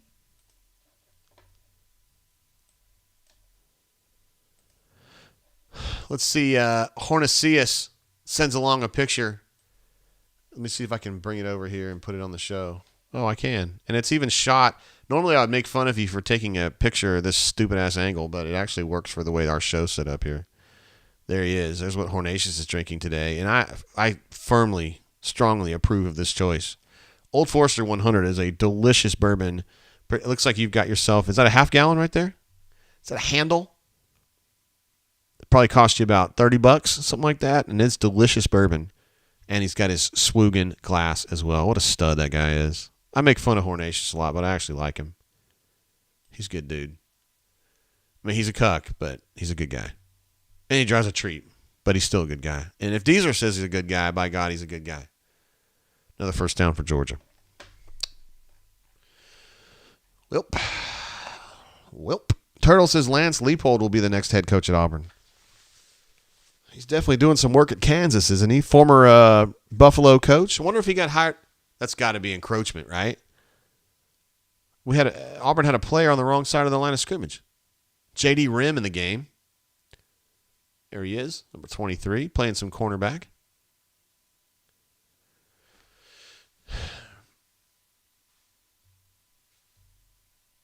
Runner 24 says, how does he have good bourbon when he has a treat? I mean, I don't have a good answer for that. That's kind of weird how Derek Hall was being so cavalier about that. Oh, he was hurt. Shit, I didn't realize that. My bad. Great. I hope Derek Hall's not like really hurt. Wow. Darkside says JG's favorite saying is "What a stud." What a stud that guy is. Hey man, you need to line up over here. They've got something weird going on here. What are they doing? Oh God. Oh no. No touchdown. No touchdown. Touchdown. I hate you. I hate you. I don't even know you, and I hate your guts. I hope all the bad things in life happen to you and nobody else but you.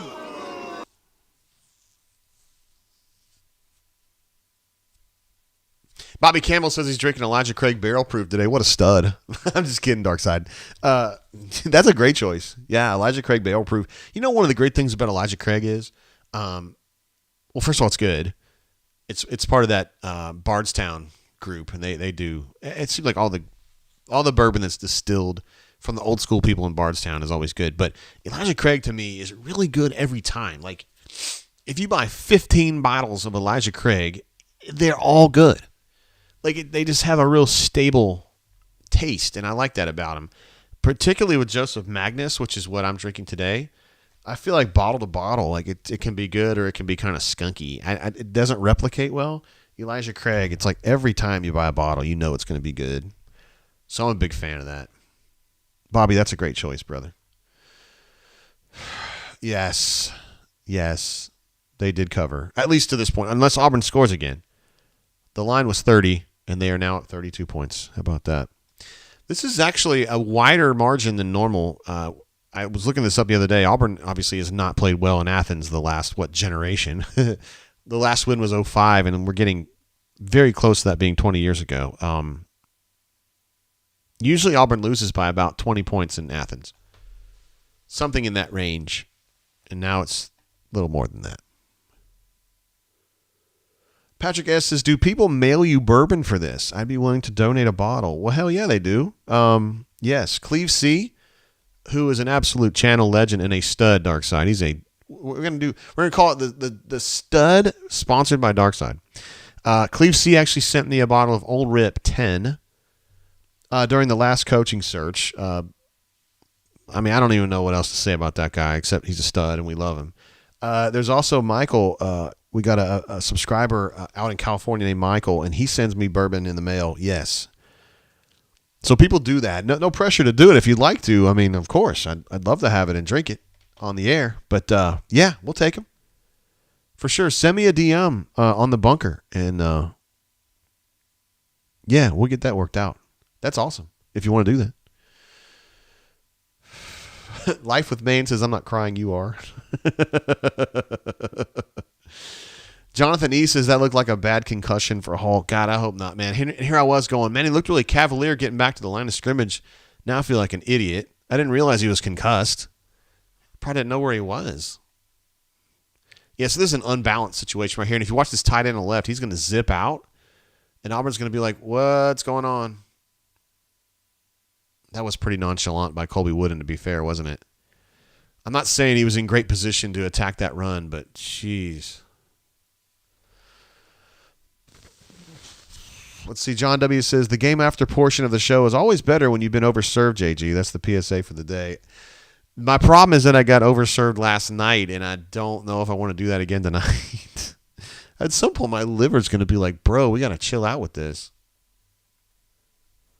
AU Law says, Harsin needs to send us all a bottle with his $15 million.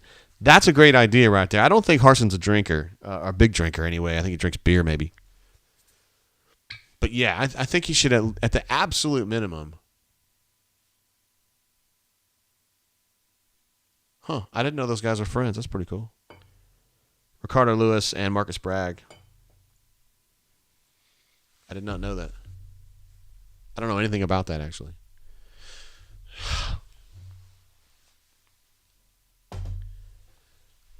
Jarquez. I love Jarquez, and I think I probably overrate him. I just think he's just an incredible player, but mean, there's Dana Marquez right there. What a stud that guy is. Standing behind Harsin there in the gray. He's the equipment manager at Auburn. And just an incredibly cool dude. Like, if I was going to party with someone on the staff, it would be Dana.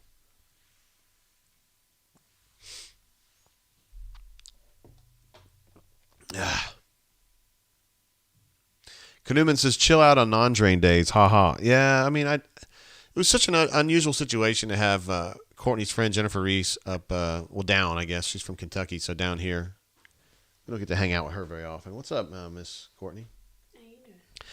Well, I'm doing okay. These degenerates on the chat want me to drink more, so I don't know. That's Only the old tub.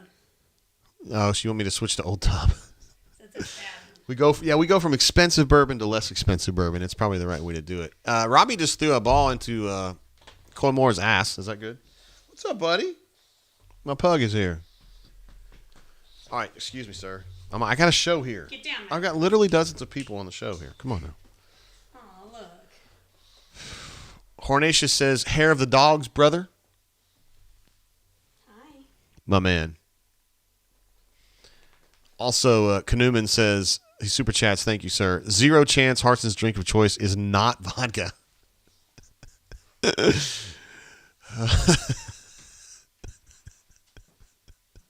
That is very clever.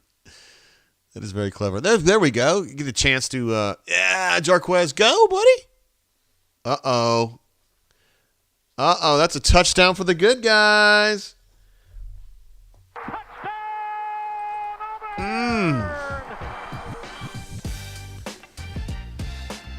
Those cover people now.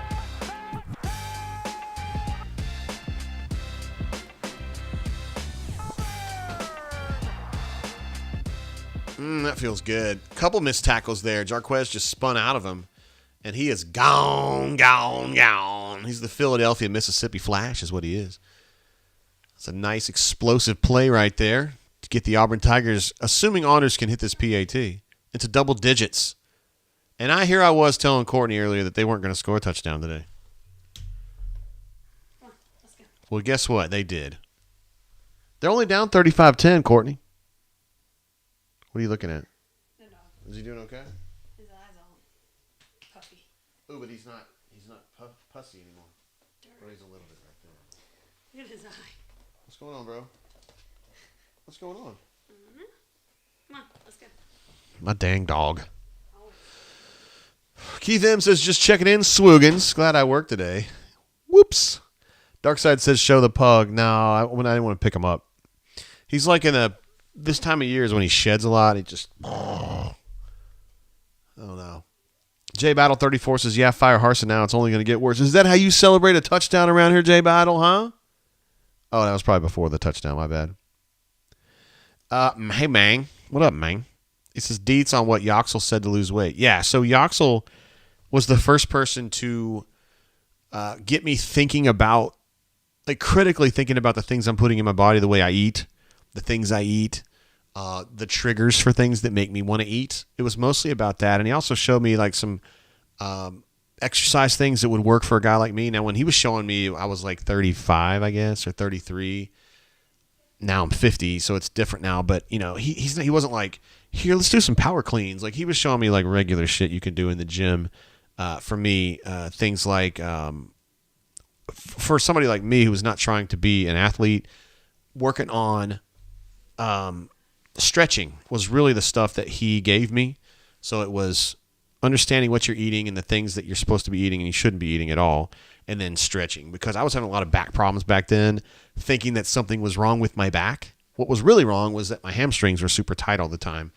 And he got me going on stretching and core stuff. And ever since then, I very rarely have my back hurting anymore. It's so weird that was such a problem for me, like every day of my life for years.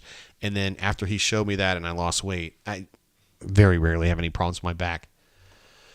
So my life satisfaction is just off the charts now. I mean, compared to what it was. Like, it just was always like hurting, and it was weird. I just thought that was part of getting older. It doesn't have to be. Doesn't have to be. CFB addict who knows his shit says Yox was and is the man. He is absolutely, man. Knuman also a big fan of Yox. So, yeah, the guy's just an absolute stud, man. There I go again, dark side. But, I mean, for real, though, if we're going to talk about a stud, I mean, Yoxel really is the actual stud. Let's see, Patrick D says at this rate, it's likely Harsin will coach in 2023 here as well. You watch your mouth, buddy. I don't think so. Let's see what happens in these last 9 minutes. Patrick S says, am I the only one who thinks Hunter is better than Tank anyway? Yeah, I think so too, but that's just me. And I'm trying to be quiet about that opinion because I feel like people are very defensive of Tank, and I understand why. Auburn was offside on a kickoff. That was unusual. That doesn't happen every day. Look at T. Reed coming over and saying, you all right, bro? Just pick it up. Dr. Goodlet, same thing. Jarquez is a guy that, like, when he makes a mistake, it just eats at him. Because he's one of those guys that just, like, holds himself to a very high level of accountability, kind of the way that D. Ford was back in the day. There have been others. But D. Ford was really serious about that. Patrick D. says Hunter and Tank are different. Absolutely. That's right. Tank is more of a power runner, and Hunter is more of a zone runner. It just kind of depends. Auburn tends to be more of a zone team at this point. So I think Jarquez is probably a better fit for what they're doing. But nonetheless, Tank is himself. He's a good player. He's a real good player.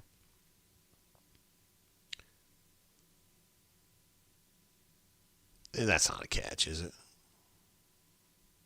Nope.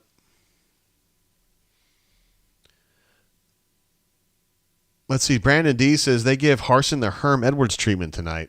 Like 0% that's going to happen. Like that's 0%. Auburn ain't going to be the place.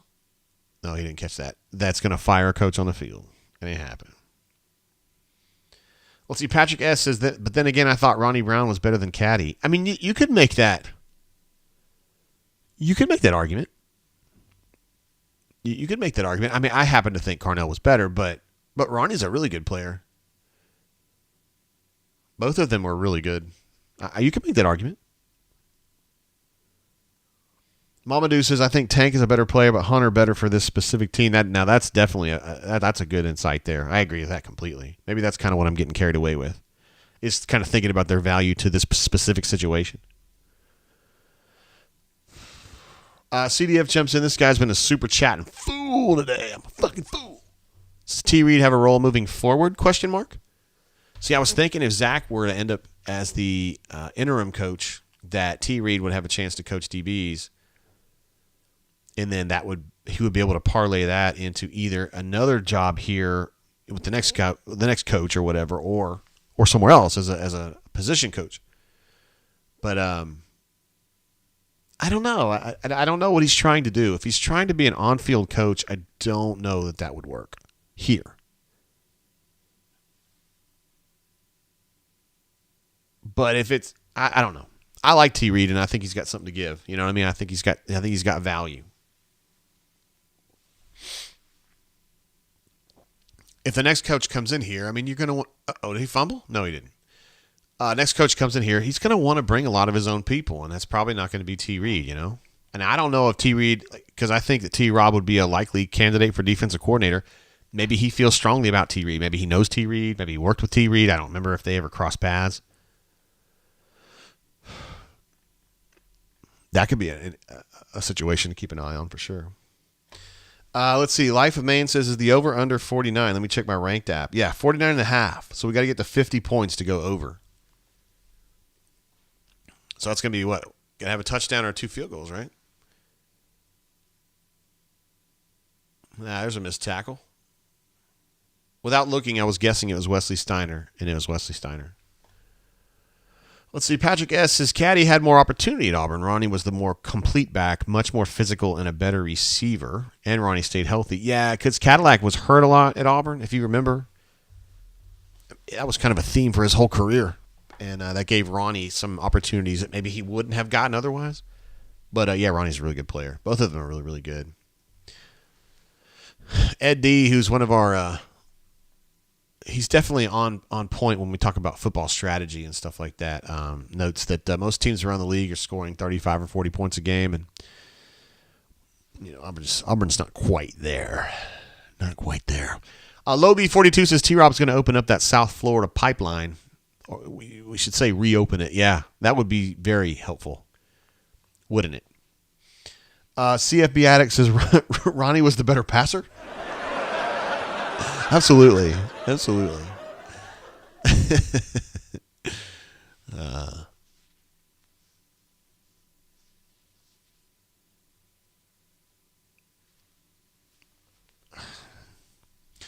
see. The runner 24 says Ronnie was drafted first, right? That's just out of, I don't remember. It was a long time ago, bro. I thought Caddy was drafted first ahead of those two, but I don't remember, honestly. I don't. Let's see. Runner 24 says hard to promote Reed to on-field if T-Rob keeps Zacchaeus as defensive backs coach. No, yeah, you're right. If that's what it came down to. My vision was that you would have T-Rob and Zach as like co-coordinators or something. I don't know. And yeah, at that point, T. Reed's probably in trouble when it comes to, getting an on-field job at Auburn. He might have to go somewhere else, get an on-field job. I got to believe he would have an opportunity somewhere. It might have to be somewhere like Georgia Southern or NC State or somewhere like that. I don't know. It's all about networking and who you know. And I think he's still kind of new on the scene in the college world. Just have to see. I think he's got value, though. Jordan says, yes, Ronnie was drafted 2, Caddy was 5, if I remember right. Interesting. Very good. I don't remember. That's good stuff. Uh-oh. Got a flag. Sorry. Stephen L. says, I imagine this would have been worse. Shoot, dude. I don't know, man. I mean, Georgia is like so clearly the superior team tonight. And Auburn's offense is just laughable. I mean, Auburn got their touchdown because Jarquez spun away from 2 tacklers and took off. I mean, I don't know. Josh D said, if you were the head coach, who would you get to fill out your assistant positions? Man, I just don't. I mean, that's too far into the weeds for me. I mean, I know that I would try to get Matt Luke, though. That would be my first call. That's me talking. I feel like if I get Matt Luke to get my offensive line situation sorted, then that's a great start. That's where we need to go. That's where Auburn needs the most help because they're bad on the offensive line and they're all leaving. So we need instant help there. And so we're going to need someone who's going to attract great offensive linemen and who's going to be able to get a lot out of the offensive lineman that he attracts. And I think that, for me, that's Matt Luke.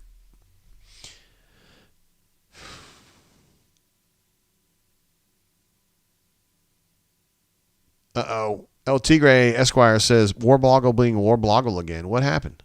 What happened? What happened? I want to know. Runner 24 says, oddly, Ronnie made a Pro Bowl and Cadillac did not. That surprises me. That surprised me too.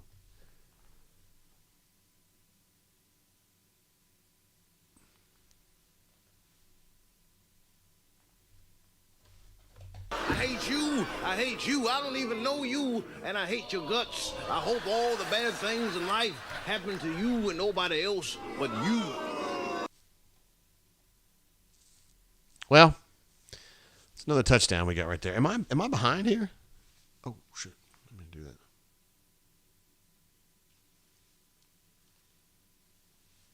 No, I'm not behind. I think you guys had already seen that touchdown before I did. I don't know how that happened. CDF says Cadillac got Rookie of the Year. Now, I do remember that. JC23 says they have quit now. Have they? I know there was not a lot of defensive resistance on that drive. I'll give you that. But they're probably just tired, dude. How many plays have they defended? Let's take a look at this on the old stat sheet here. Total plays. Now, not really. Auburn's run 60 plays, and they've run 65. So that's a normal number. So they shouldn't be super tired.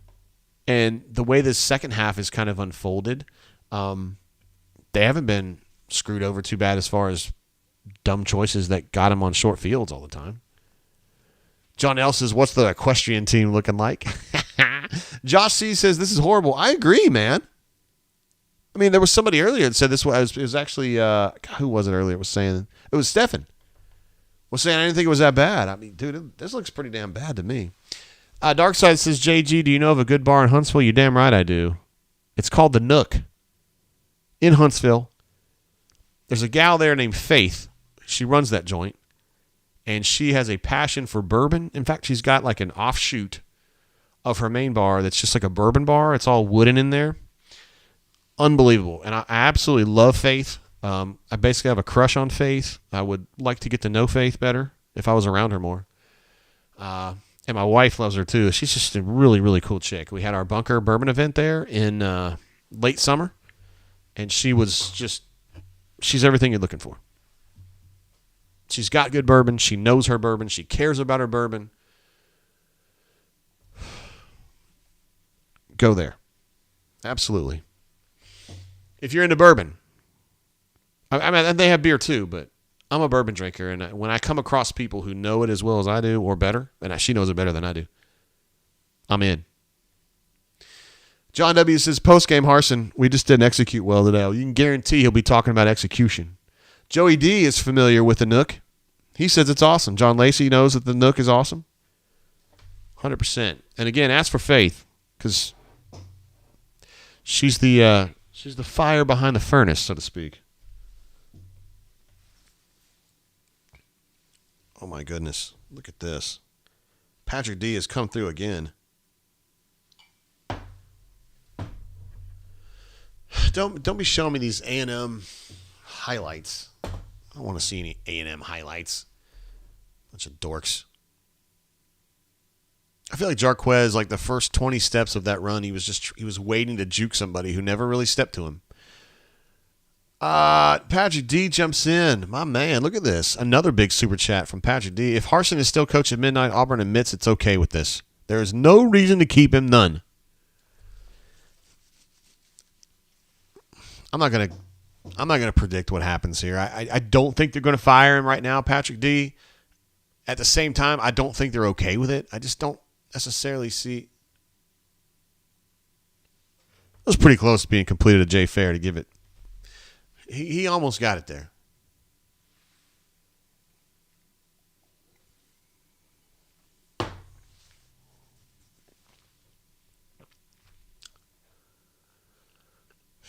I know Patrick D is going to be a very popular figure in both the bunker and the brain drain world with these takes. Because I think everyone is just kind of at the end of the rope with him. I get it. And he's not going to be here, but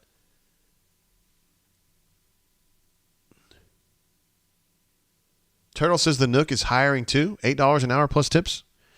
What, do you work there? I really wasn't getting paid to promote the Nook, I swear. I just had an incredible experience there. And I'm like super enamored with Faith, as you can tell. In fact, I told Faith this. So it's not a secret. I was really trying to get her to go out late night with me, Courtney, D. Lucky, and Easterwood. And I honestly think she was probably going to go with us, but guys, I left this at 41. It's actually 42. Sorry about that. And the UGA people watching, it wasn't on purpose. I thought we were going to get her out, but we didn't quite get her out. Maybe next time. I told her so. Maybe next time. Thank you, Patrick D. What a stud you are. Let's see. JC23 says, how many of these skill guys stay? Just have to see who the next coach is. If the next coach has a big name, and I think Hugh Freeze has a big name. I don't know about Jeff Grimes as much, although I think he's a tremendous coach, and he'll put together a great staff too. A lot of people want to stay with a big name coach, I think. I do think that like Tank's gone though. I mean, he's got to go make his money. I don't think he gains a lot from staying in college, but I mean the numbers have been bad this year for him. Not his fault necessarily. He's in a very difficult situation. Georgia has gone to its backup quarterback now, so we'll see if they just go super conservative and just try to wind this thing out. Again, Auburn's down 32 right now, and we're going to spend some time after this game talking about how good the defensive effort was, and it's been good. But I mean, don't get tricked into thinking this was anything but an absolute ass kicking. And I mean, this is a big spread for an Auburn-Georgia game. It is. It's a huge spread. I know they've lost by more. In 2012, they lost 48-0. But 2012, that game was absolutely – that team was flatlined by the time they got to the Georgia game, which was later in the year back in those days. This team's not flatlined, and it's just getting crushed. So let's be real about it, all right? Just seated, but did you tell your wife? I didn't have to tell her. She was there. She was standing next to me, and she concurred. We're both big fans. I didn't mean for that to come off as like real telling you off, Jeff. See, I was just saying, like, yes. The answer is yes. She was there. Let's hold on. I'm getting a little bit behind here because I started babbling. There were some good questions on here. Keith M said, JG, what's your timeline on the firing? If not this week, then when? Okay, so if it's me, this is how I'm kind of processing this. I go ahead and fire him now because I think it's over. I don't really know what you do in the interim. There's a long way to go. Auburn hasn't been in this situation since 98, and even then that was October 23rd when Bowden resigned, right before the homecoming game. We're still at the 8th. I mean, we got a long way to go here. So it's going to be really weird, and your team's going to suck even worse probably, but I think you just go ahead and cut it because everybody knows it's coming. And on the heels of a devastating defeat like this, you don't even give them the opportunity. You don't give him the opportunity to go to Ole Miss and pull something out of his ass, right? I'm looking at the Ole Miss score now. They're leading 38-20 now at Vanderbilt, getting things back in order. I mean, I think Ole Miss is a good football team. They're particularly really good at home. And I think Auburn's going to go over there and get booty blasted again next week. But if they didn't, let's say Auburn went over there and somehow engineered an upset. Well, now what? You know? Do you believe in Brian Harsin as being the right coach for Auburn? No. I don't think anybody here does. So why would you even open yourself up to the possibility of him being able to kind of pull it through? Do you see what I'm saying? So for me, I'd let him go now. Not because I'm mad at him. Not because he can't spend one more day at Auburn. It just makes sense to me. And if he somehow goes over there and engineers a comeback and beats Ole Miss somehow, then what? You know? Then you just leave it going. I don't know, man. That's just the way I'm thinking. And this talk that like Justin was saying in his column the other day over at Auburn Live, where he was like, you know, if he thinks that Harsin's going to coach out the season because the coordinators would quit. First of all, those coordinators would be huge bitches if they do that.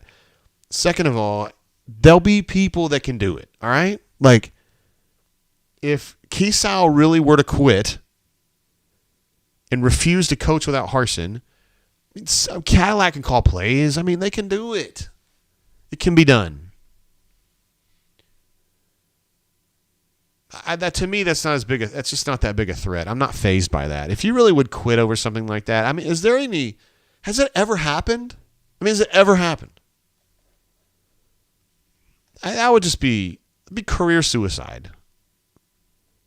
Feel like a stranger says phase 1 is just watch. Phase 3, loss. Hey guys, what's phase 2? Hey, what's phase 2? I don't know. Patrick D said, please score again, UGA. My man. He's keeping it real, isn't he? See, Patrick S. was asking, is this enough to get Harsin gone tomorrow? I've told you my opinion. If you want my opinion, that's what I would do. I told you that. Do I think Auburn's going to fire him? I suspect that they're not going to fire him. Patrick D., you might get your wish, bro. And they're not even trying. I mean, they're trying, but you know what I mean. They just went for it on 4th and inches and got about 40 yards. John W. says, listen to what you said. How far have we dropped when giving up 42 and the defense has been playing a good game? Yeah, I know, right? I mean, that's some bad defense right there. I mean, horrible. What are you tackling him with his fucking head? Come on now. All right, so Georgia's just going to go into victory formation now. I mean, that's very nice of them. They could have scored another touchdown pretty easily. Yeah, Patrick D says, who cares about the interim? I agree with you. I was kind of hesitant, a couple weeks ago, some of you guys were like, fire him now, and I thought that was too early, but at this point now, I don't think. I mean, 42-10 against your arch rival. I mean, I know Alabama's the number one, but for me, this is me talking. The Georgia game is more important for me. I consider Georgia a bigger rival than Alabama. It's just the way that I think about it. I'm probably in the minority there. I didn't grow up in Alabama, so it's different for me. But when I'm paying attention to recruiting battles, Auburn loses way more recruiting battles to Georgia than they do Alabama. It seems like Auburn and Alabama go after different kids, but Auburn and Georgia go after the same kids, and Georgia kicks their ass all the time in recruiting. These days.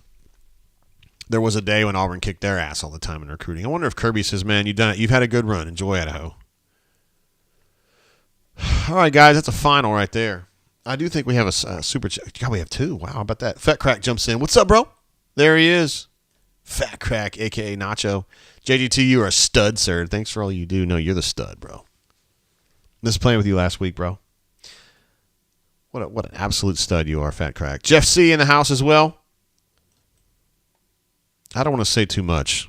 I don't want to talk personally about Jeff C., but his son's an absolute legend, by the way, and his wife, too.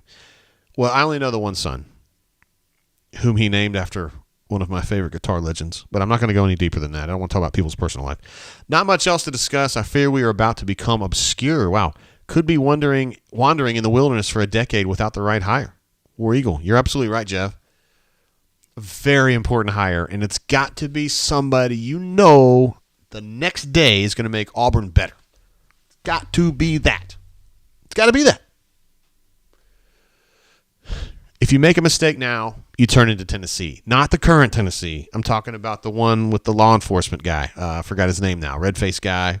Butch Jones. Butch Jones? Yeah, whatever. You're back to that. You think about all the momentum that Auburn had just, 8 years ago? 9 years ago? Got all the way to the national championship game 9 years ago. How far has it fallen? 10-42, you guys. Jeez. Kanuman with another super chat. What a stud this guy is. 295 watching and 50 likes. Let's fix this for BDJ. Big Daddy J. Thank you for the support, Kanuman. Looks like you guys tend to agree with me and my thoughts about what should be done here. The Runner 24 says, I would bet all my money and all your money, JG, all the rest of the Drains money that Harsin does not beat Ole Miss. That they think Harsin does not beat Ole Miss. Trey Frazier says, why not Deion Sanders? Dude, not Deion Sanders for the reasons I just laid out and that Jeff C. laid out in his super chat. Auburn is at a crossroads right now, and it cannot afford to fuck this up. Deion Sanders could be an absolute home run hire. He could be an absolute dog shit hire. I don't know. He's at the SWAC. He's in the SWAC. That's all he's done. I have no idea if that guy's a good head coach or not. I don't know. He could be. Or he might suck. And if he sucks, Auburn's done. I mean, Auburn's pretty close to zero on the speedometer right now. If you suck again, you're at zero. Cannot afford it. You've got to get somebody in here who is going to move it forward no matter what. There is no other option. Patrick D says, damn guys, you act like Harsin can coach. Anyone will do just as well on this staff. Runner 24 says, let them quit, saves the buyout. I don't think it doesn't say his. I don't know as though Keys doesn't have a big buyout anyway, but I understand what you're saying. It ain't much money, though. Daniel P says, when do you think it happens? I mean, it's going to happen during the season because I think this team's it's not playing good football. I mean, I don't know. What happened? Sorry, guys. I don't know why that happened. That was very weird. Burner 51 with a super chat jumping in again. Appreciate you, bro. You've been great today. We only fall further behind to keep him. Do what needs to happen. If I perform bad at my job, I'm gone. This only causes more harm to keep the negative news with the organization. Look, until this game, I thought that it was the right thing to do to just be very conservative and just let him keep going, and just let it go. I'm not saying you quit on him. You just kind of let it, it kind of resolves itself. I mean, if they suck and they just turn to crap, you've already paid for them. Just let it go. And then you got to fire him, because if they finish with like 3 or 4 wins, then forget it, But this is really bad, man. You cannot go to Georgia. I know Georgia's a better team. We all know that. We all know they've been recruiting at a much higher level than Auburn for a long time now. They're way ahead of Auburn. They're not even in the same stratosphere as Auburn anymore. But that fact sucks. Period.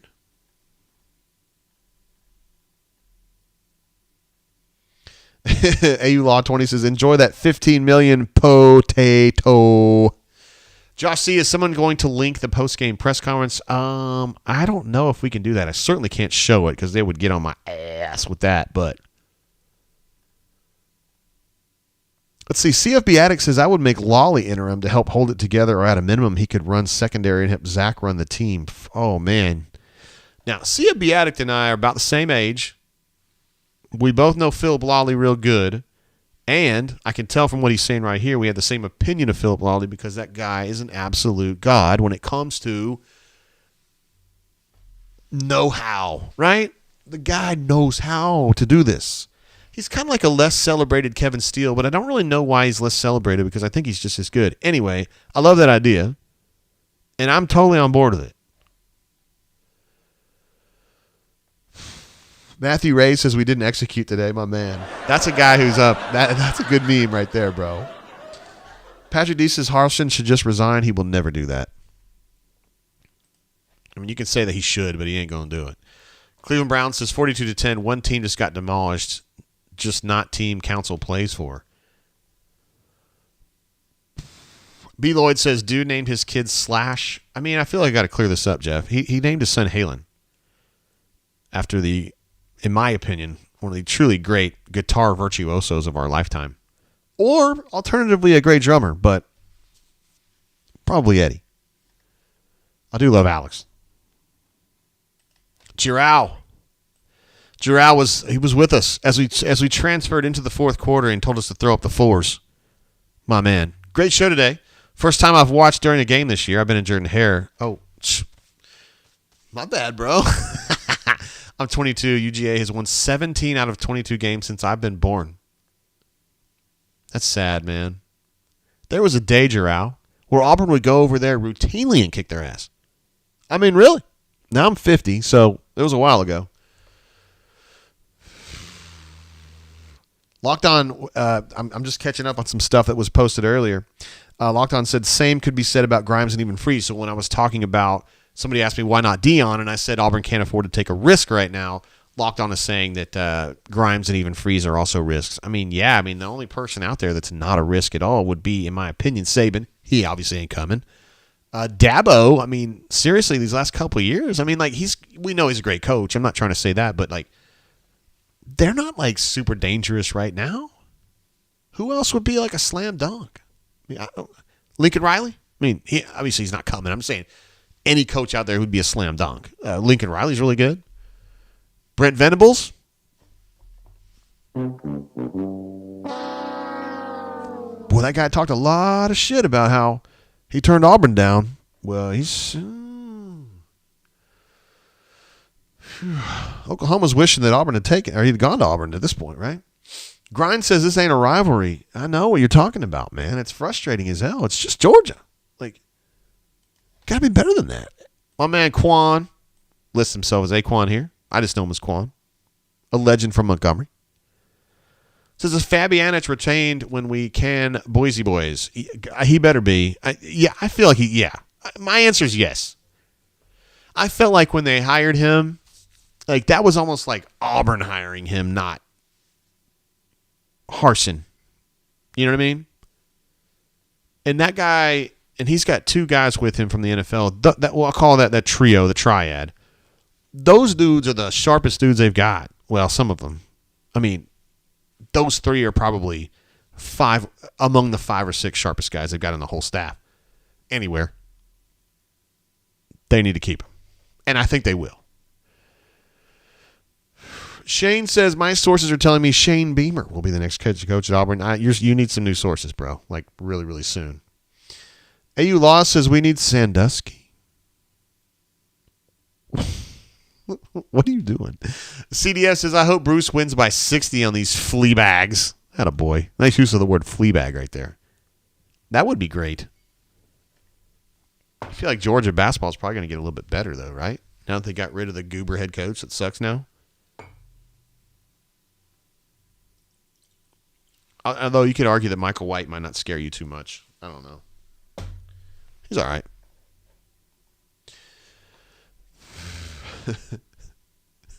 Jeff B says Sandusky would be a splash hire.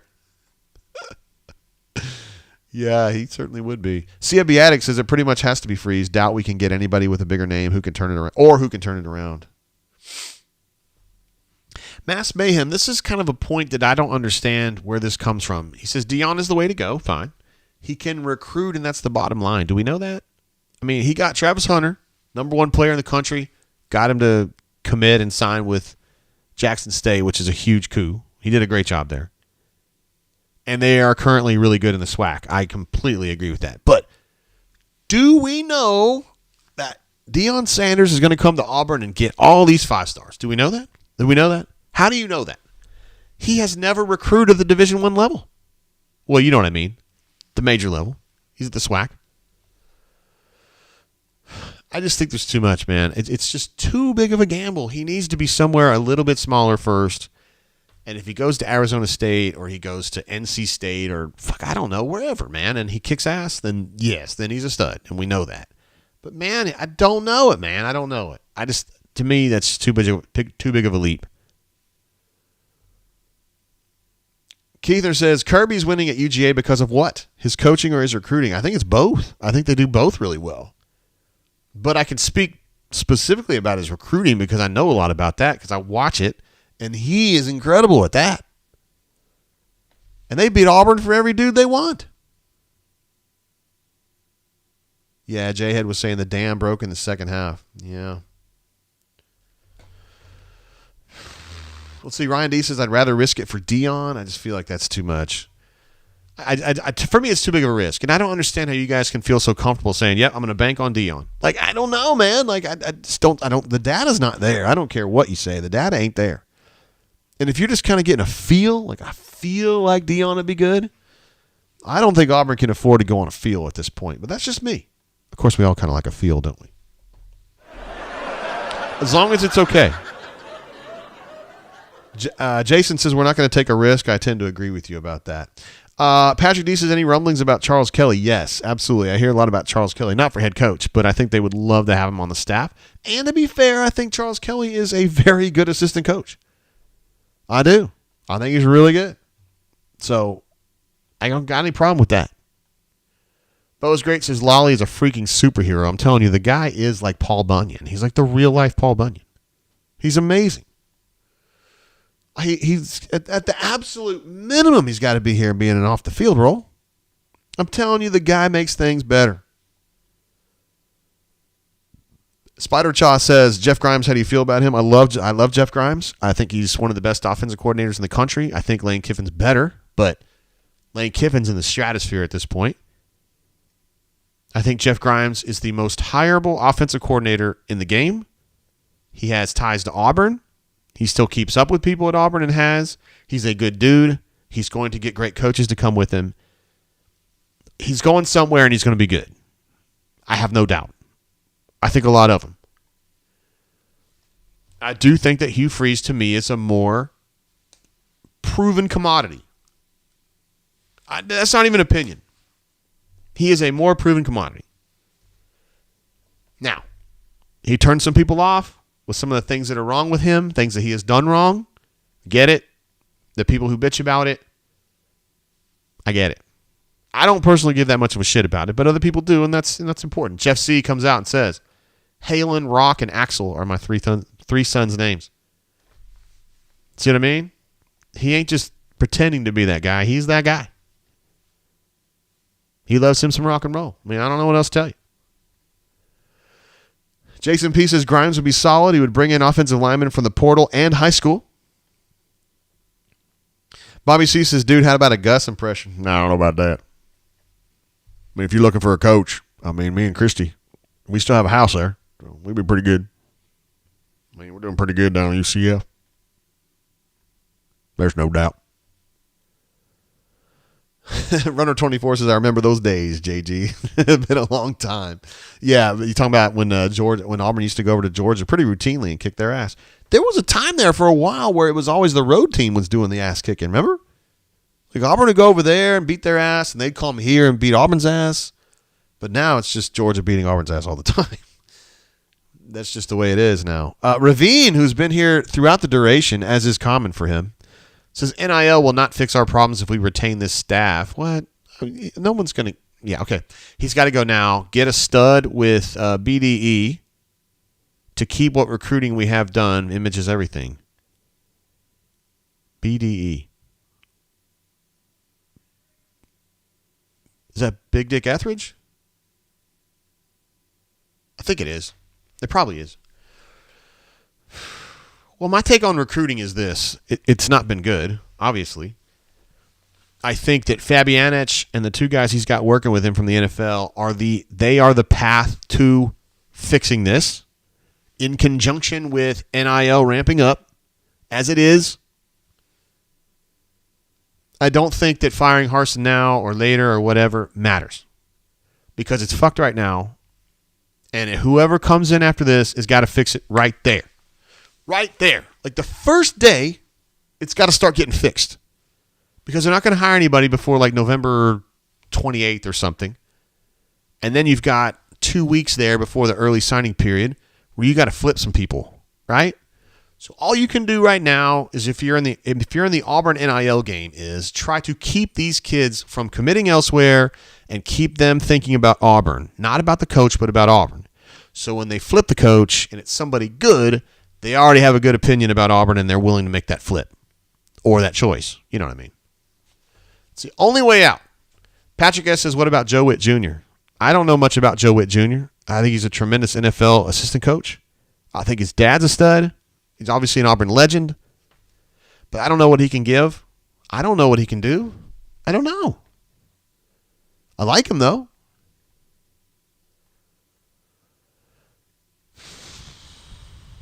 See, I feel like I'm missing stuff here. Mr. Masser says, not hiring Dion is taking a risk. Hiring some proven coach is just as big of a risk. You know, that's just, I respect your opinion on that. I mean, it's not the way I feel about it. The runner says Kelly is an assistant or maybe the defensive coordinator, fine, just not a head coach. Oh, he's not going to be a head coach here. No. I've never heard a discussion here lately at all about Charles Kelly as a head coach at Auburn. No. That's not happening. Let's see. Keither says, JG, Dion's coaching staff at Jackson State is better than Harsin's staff. Well, I mean, I don't want to go too far into that. Is it Prime's fault that he has not coached Division I? What has Prime failed at? I'll shut up and listen. Dude, I don't want to be portrayed as someone who's shitting on Dion. I like Deion Sanders. I was a big-time fanboy of his when he was a football player. I liked him on NFL Network. I've liked him the whole time. I liked him as a player at Florida State. I mean, I'm a big fan of his. Like, personally, you know? I mean, he's just a guy I always looked up to.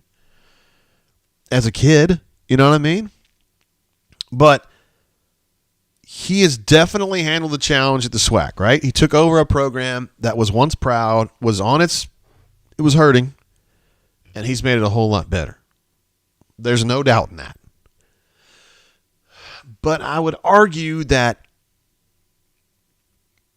somebody like Deion Sanders, with the money and the resources and the fame that he has, should be able to go into the SWAC and get it done because he's going to attract enough talent to where you can just overwhelm teams with talent, and that's what he's doing.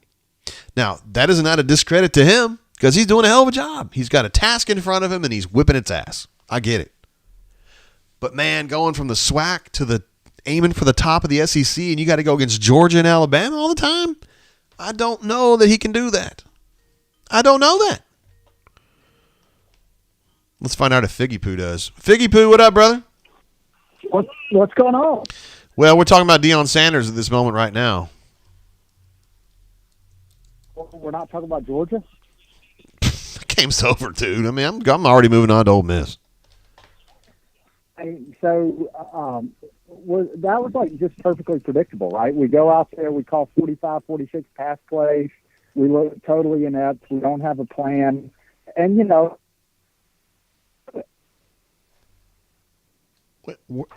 Where are you at? Fig Jam, where are you at? You're like cutting in and out, brother. On my patio. Yeah, you're breaking up too much. I am? Weird. Okay, let me sit down. You're also kind of like really muffled, I can understand you, but you're kind of muffled. Was it my headphones? Maybe, I don't know. Was it my headphones? I don't know. Well, I was just calling to say hello. There's not much to talk about. I can hear you way better now. Thanks. Everything's sort of the same. We call 45, 46 pass plays. Don't look like we have a clue. No plan. Georgia kind of sleepwalks through it and, gets a nice cover for them. Yeah, nice cover. I like that. It was, 30-point, I think? Yeah, I think so, yeah. But you could tell the only thing that was exciting was because he really wanted to cover. He kind of came. Yeah. So, anyway, but what's everybody saying? They want him gone yesterday, and they're pissed off, and they want Dion. Yeah, I don't know if they're going to get Dion, but we're going to get somebody better. Well, I mean, yeah, there's a lot of people that are probably better, right? I mean, but we're being honest, right? Yes, like literally, we have the worst. Yeah. So, and you know what? It's going to be sad to see Schmetty go, but I think we'll be fine without it. Schmetty? Why do we have to say goodbye to Schmetty already? It's just going to be sad. The breakup, sometimes it's necessary, but he's probably not going to, make it long term as a Tiger. Yeah, you're probably right. So if Figgy Pooh's the AD, all right, when do you cut him? When do you cut him? It's the bye week. Okay, so you go one more game. I got one, and it doesn't matter what happens. It looks so stupid. I mean, sure, they could luck up and win, but when you're calling fake punts on the 20 and all that stuff as if you're going to go 70 more yards, it just all looks stupid. It doesn't matter what happens against Ole Miss. I would wait till next week, and I'd fire him at the bye week. Okay. The only problem I have with that, Figgy, is that what if he were to pull off some kind of an upset against Ole Miss next week? Then what? Yeah, it doesn't really matter. So what? Fire him after a win. This ain't working. Fire him after a win? What? Yeah. This isn't working. I agree, it's not working. So, and everybody knows that, right? I mean, that's not you could win a game. That's the thing is our players aren't as bad as the position they're put in. They are being made to look like fools, and we actually have some decent players, and they can make plays, and they could be somebody like Ole Miss. But it doesn't mean that the program's in good shape, that he's going to bring in good recruits or do anything to manage the program the right way. Yeah. Just a lack of talent. And I think after, I just would, I wouldn't fear the solution, right? Or fear, you go in, your plan, fire him at the bye week, and who cares if you fire him after a win? Man, firing him after a win is so ballsy. I mean, I kind of like it, though. Yeah, who cares, right? I mean, the national media is not going to understand if we fired him after a win. The national media is not going to understand how bad it truly is. As somebody, all of us that pay attention to the program. Yeah, but that's also going to create clicks for them. They know what this thing is. They know it's not going to work. Fire him after a win. Do it, but the bye week gives you a little chance to react to it. It gives the players the best chance to react. Assuming you got enough players to play because they're all going redshirt. Correct. Yeah. Yes, that is a problem. Hey man, how big of a disaster was this game for you? Was it a 10 out of 10, just absolute joke, or was it a 5 out of 10? I mean, where was this? How bad was this? It's a 10 out of 10, but it's an absolute joke, right? I mean, like, I knew they were going to go out there and treat Robbie Ashford like he's Joe Montana. I mean, literally call 45 pass plays for him against Georgia. And I'm not saying we can run the ball, but there's the thing that drives me crazy is they run out of the pistol or out of the shotgun, and they're slow developing, and it's just slow, and there's no misdirection.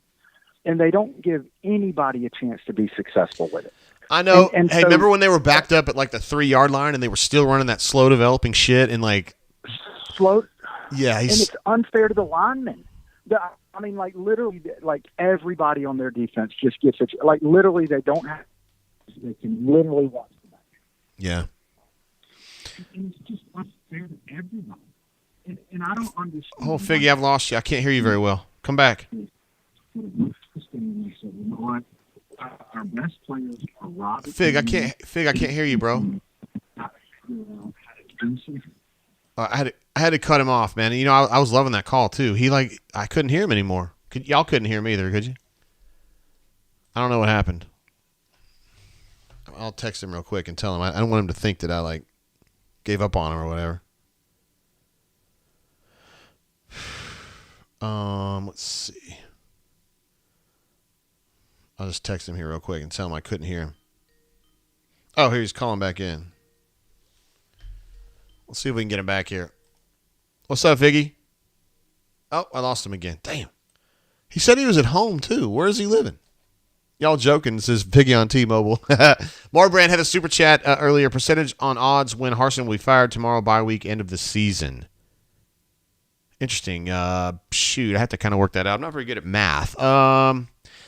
Tomorrow, 20%. Bye week, 60%. End of season, whatever's left. End of season doesn't make sense to me. It doesn't make sense to me, but I need to get up with the people that are making this decision and figure out what they think is important. Because what I think, nobody asking me their opinion. I don't get on a phone or text with anybody and say, they go, hey, JG, as publisher of AuburnSports.com, we consider you an authority on administrative assistanting. When do you think we should do this? Like, nobody asked me that. But bye week makes sense to me. I have concerns with, if you're thinking about it, like, I'm looking at this, I'm looking at it from my perspective. I'm not an Auburn fan. You know, I didn't go to Auburn, all that kind of stuff. I'm kind of separated from it. I think it's over. He's not going to be the head coach at Auburn next year, okay? The team's playing like ass.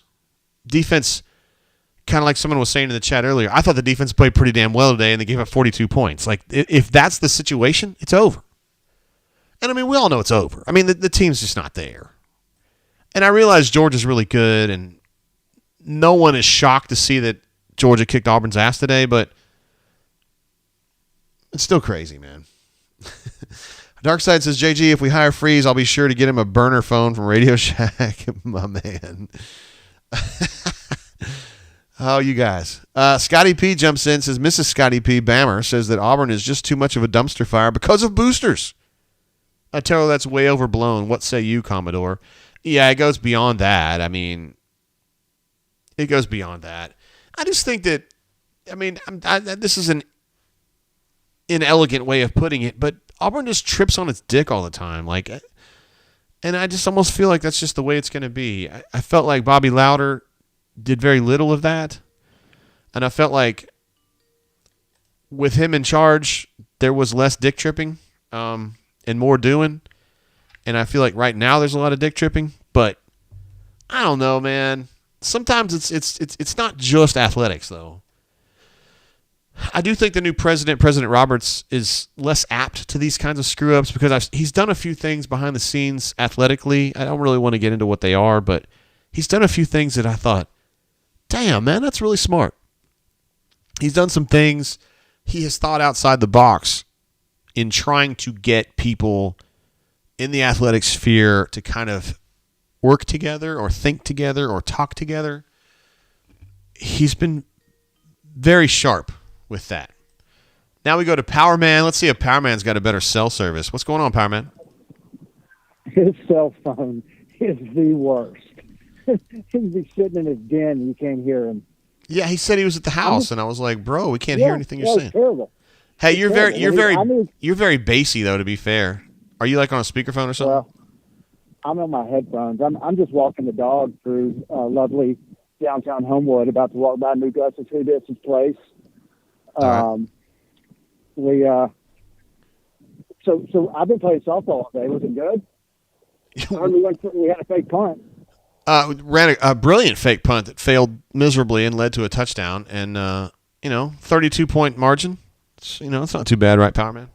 I got in the truck, and Andy said that at halftime it was 14-0, and Georgia had drives of like 31 and 33 yards. So at least it could have been 7-0 going into halftime, I would think. Yeah, I mean they fought hard, and the kids had fun, and I mean that's important when you're playing Georgia. Definitely. I think as long as everybody had a good time, I'm good with it. Yeah. They said Owen had 5 tackles in the first half. Had a great game then. Good. So, I'm proud of them. I do think that I don't know that they're being put in the best position to win. I don't think they have a chance. But, and I did hear part of your call with Figgy Poo. The chance of Auburn going into Ole Miss and upsetting them, I think, is less than Georgia, because Ole Miss is going to score 30 at minimum. At minimum. And they say, I listened to some of Ole Miss on the way home, and they were down 10 at one point, and they faced some adversity and came back and waxed Vandy in the second half, like what pretty good teams do. And Auburn is not remotely close to that. Yeah, it happens. What's your thought on making a change? I know that you're in favor of making a change. Would you do it right now? Would you wait a little while? What would you do? I'd probably do it right now. You don't gain anything from waiting, and maybe the organization benefits from doing it next week. But I'm of the opinion, when you know a decision's been made, you make it, and you don't leave people in limbo. And I have nothing for Harsin. I think he's stealing from Auburn, but I think you treat him fairly and you get rid of him. But I'd fight his ass for every cent. I'd fire him for cause. At least I'd try to find a way to for quitting. Yeah, gotcha. Yeah, I would do it now. But I think there is a.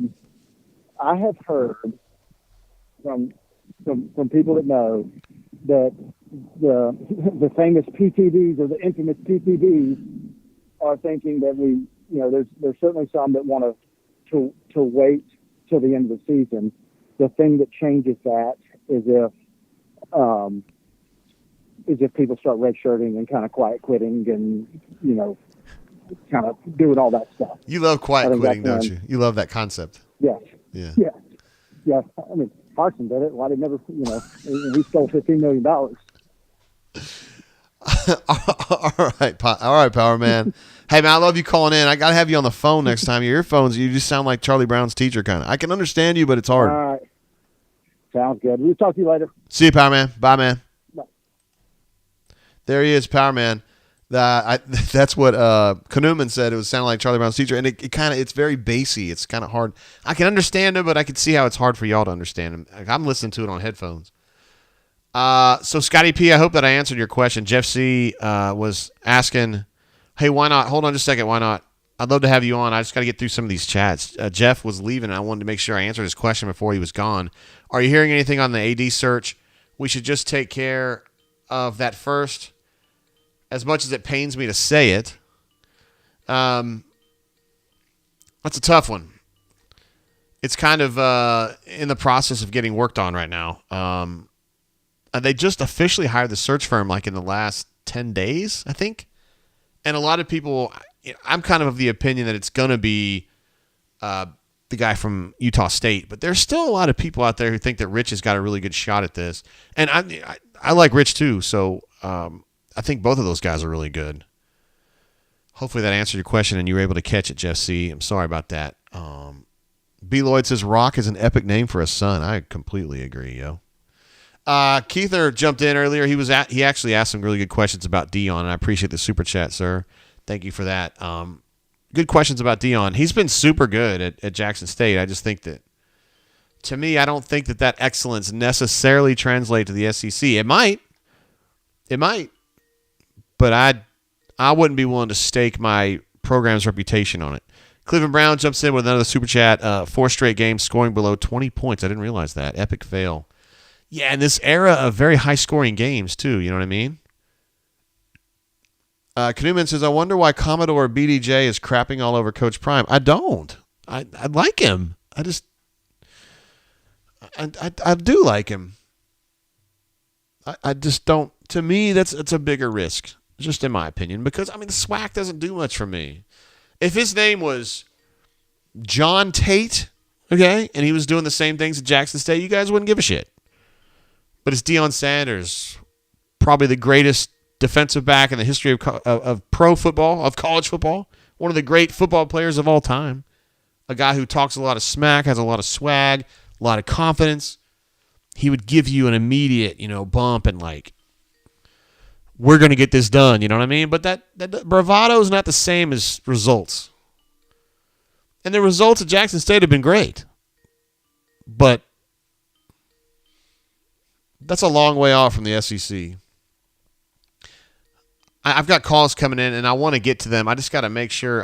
I'm so far behind in the chat. There's so much good stuff going on here. David B says, fire Keesaw.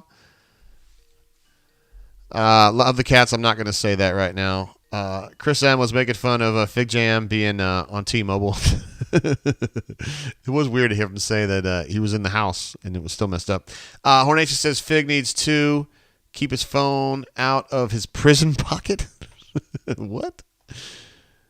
Yeah. Let's see. JD Strawberry says, JD, send the man on the bunker to Chile for what he said about BMAT. Dude's out of control. Yeah, I can't really mess with that right now. Not when I've got a million people calling me right now. Hold on. I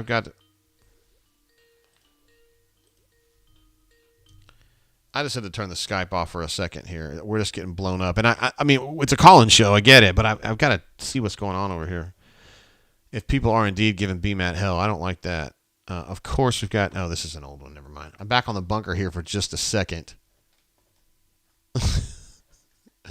This guy actually asked, are we going to get a brain drain today? Mike Craddock asked that. This is at 5:30. It's currently 6:30. So I said, I've been live for 4 hours now. Actually, 5 now. What? Thank you, Jarrell, for getting that straightened out. So I'm looking on the bunker here real quick. Is there somebody that's actually ragging on BMAT? Is there like a whole thread about it? I'm just looking here. BMAT needs to go. Oh, C. Clark 8 says BMAT needs to go with Harsin. Dude is a cuck. He brings no substance to his job or this site for him. Jay Lee almost whipped his ass a few years back, probably for good reason. That's a very interesting take, considering Brian and Jeffrey are two guys I know very, very well and spent a lot of time around them. And they have been friends, good friends, for the last 11 years. I think they did have a falling out at one time, but that is long time ago been settled. And Jay Lee ain't going to whip his ass at all. I don't understand, man. Thank you for pointing that out, brother. That's just a dumb thread. I don't understand that, man. I know everybody's mad, but jeez.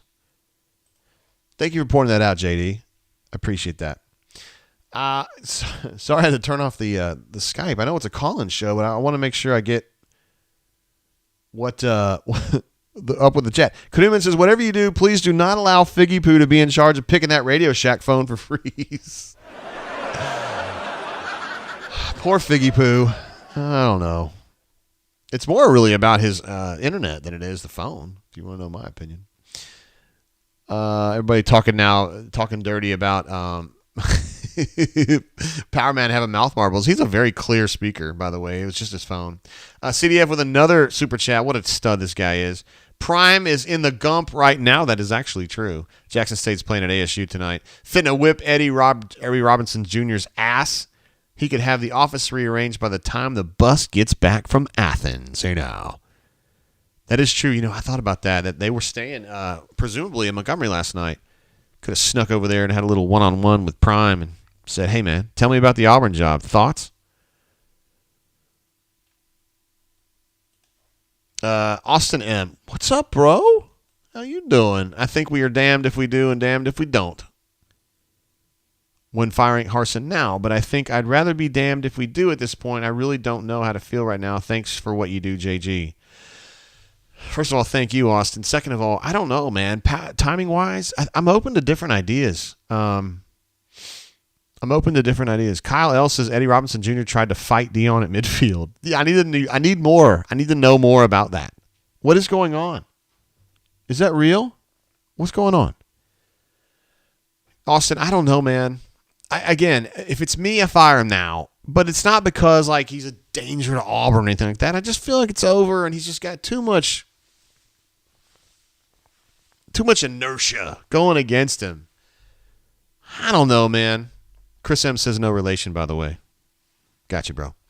I don't know. It's a tough spot, but the bottom line is that we all know, or I think we all know, that he's not the guy to get Auburn ahead of where it is now. He's not, and I don't feel like as a reporter I even need to get into the reasons why behind that, like what's wrong with Harsin, whatever. The bottom line is, it's not happening. If he's got to go, then it's time. Quan says that Jackson State beat ASU 26-12. D. Davis went out with an injury. That sucks. And Robinson got mad about Coach Prime trying a late pass when he was obviously up 14. Interesting. I would like to have seen. I hope they have footage. Surely, WSFA or AKA got footage of that, right? Canoeman says Dion stole all the water. You bastard. Time to pour a little more bourbon. It makes it. This bourbon really makes the loss seem less serious. I don't know. It really helps. It really helps. Fortunately, Jeff C. got my answer before he left, so that's great. Runner 24 says, Rich, no, just get the Utah State guy. I like them both. And I've never understood the amount of hate that Rich McGlynn gets on the bunker. That guy engineered the cam situation, the cam extraction, I should say, and that won the national title. It's unbelievable.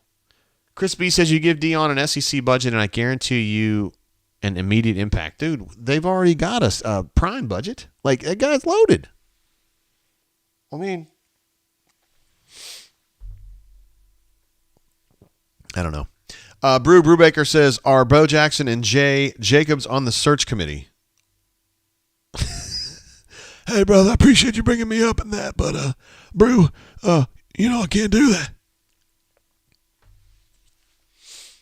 Anonymous X says, John Tate can't recruit.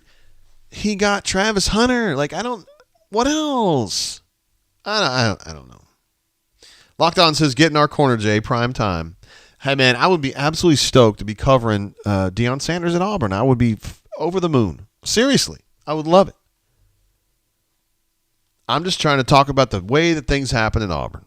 And the way they try to happen in Auburn is, if they don't have some matter of influence, they're not going to take it. They're not going to go for it. And there ain't no way Deion Sanders, millionaire, Hall of Famer, GOAT, football player, is going to be like, yeah, man, sure. I'll kiss up to all these dudes that never played football. You know what I mean? No. I don't know.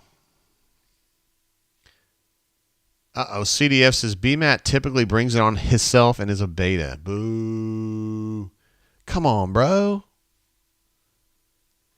That's disappointing. Let's see. Spread Attack says, in a world of Kirby and Saban in the South, you don't hire a dude that has no connection to the South. Proof is in the pudding. I hadn't even thought about that, but that's a great point, Spread Attack. That's another part of it, right? Although Deion Sanders is, I think he's kind of a social chameleon. I think he'd be fine. I wouldn't worry about that part of the Deion Sanders thing. I don't know. Tony M says, does the Gump have TV stations to see Jack State game highlights? What? Yes. We have AKA and WSFA. WSFA is a great organization. I don't know as much about AKA. Let's see. We're getting some love from our Blount County folks. I love Blount County. Been up there a few times for soccer games.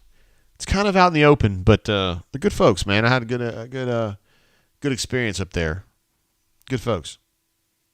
Aquan says Twitter. It's Quan. Sorry, Twitter link I posted has footage.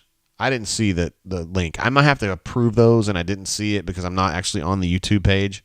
So I apologize, Quan, if that didn't get out. My bad.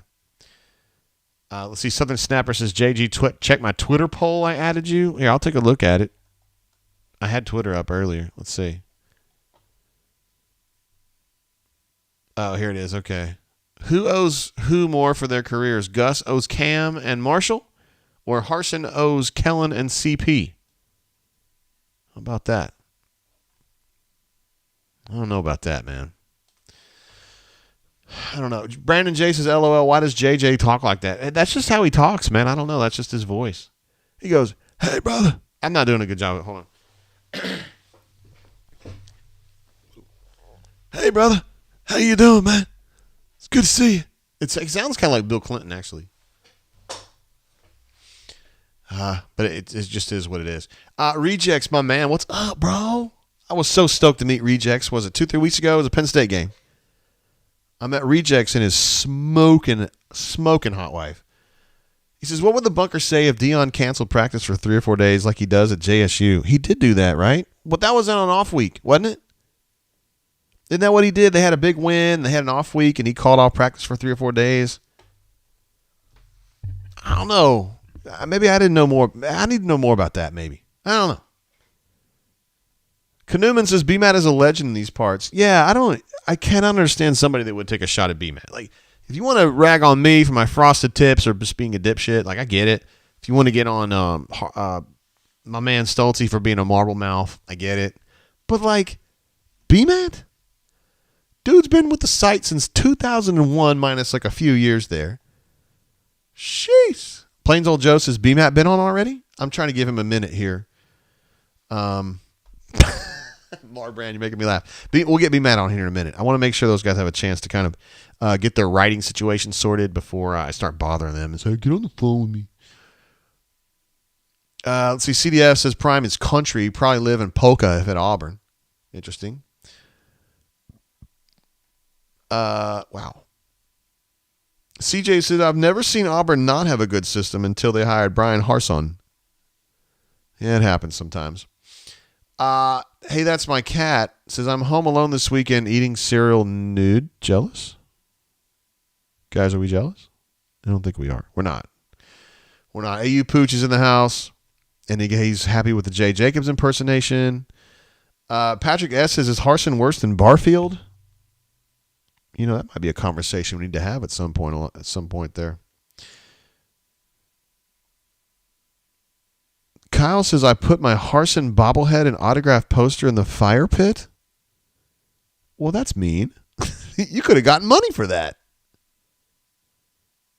iCraddock says, call-in number doesn't work. The call-in number actually does work. It works too well. I had to catch up on the chat, bro. I was way behind. I was like 15 minutes behind. I'm not now, so I'm going to open it back up. Burner51 says, for the Monet, what is your go-to for bourbon? Mine is Buffalo Trace. Oh, for the money, my bad. For the money, what is your go-to bourbon? Mine is still Buffalo Trace. What say you? Great question. Buffalo Trace to me is a really good solid bourbon at $20 to $25 a bottle. If you're paying $40 a bottle for that or more, it's just ridiculous. To me, it's just very good, but it's very basic. Cash money drinks for me. Russell's Reserve 10, Old Forester 100, any of the Whiskey Row series. Those usually go for retail or whatever. You can get them at the ABC store anywhere from $45 for the red label to like $52 or $53 for the Old Fine Whiskey maybe, or the 1920. I don't remember which one is a little bit higher, but they're all about 50-ish. Those are really good. There's one I've been drinking here lately called Hirsch. It's got a neon blue label. That's a really good one. That's probably cost you about $45. And I love Eagle Rare if it's anywhere close to retail, which I think is 35. If you could find it 35, 38, 42, it's probably worth it. Once you get above 50, I don't think so. Melee says Wild Turkey 101 for the money. Completely agree. Excellent, excellent bourbon for the money. Super, super good. Darkside says the Monet. Get it, JG. But Buffalo Trace is really good, and I have myself probably 5 bottles. I like to give it to people who don't know bourbon very well, who are just getting into it, because I feel like it's a bourbon that can get people interested in bourbon because it's very well behaved, and it's just nice to look at. It's got a pretty bottle. It's everything's good about that bourbon. Burner says we needed a break from negative. Yeah, I was getting a little bit that way. Giral says Harsin still hasn't spoken to the media yet. To be fair, that's a weird media setup they have at Georgia. So I could see why it would take time to get over there. Canoeman, of course, ragging on BMAT for being wheezy. Look at this guy, Patrick D, a.k.a. Why Not AU, who was trying to call earlier, and I absolutely should have taken that call. I was just so far behind on the chat. Jumps in with another big one. Says, how will Bruce finish this very important class? Updates on Flanny family, please. The most I can say about Flanny is that they're going to pick up practice again on Monday after the fall break with a surgically repaired BP in tow, and I expect Al to be there. They have asked very politely that we as reporters just kind of give the Flanagans a little space, and so I will comply with that.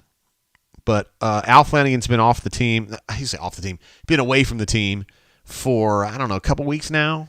And he'll be back. I think he's going to be back. He'll be back Monday.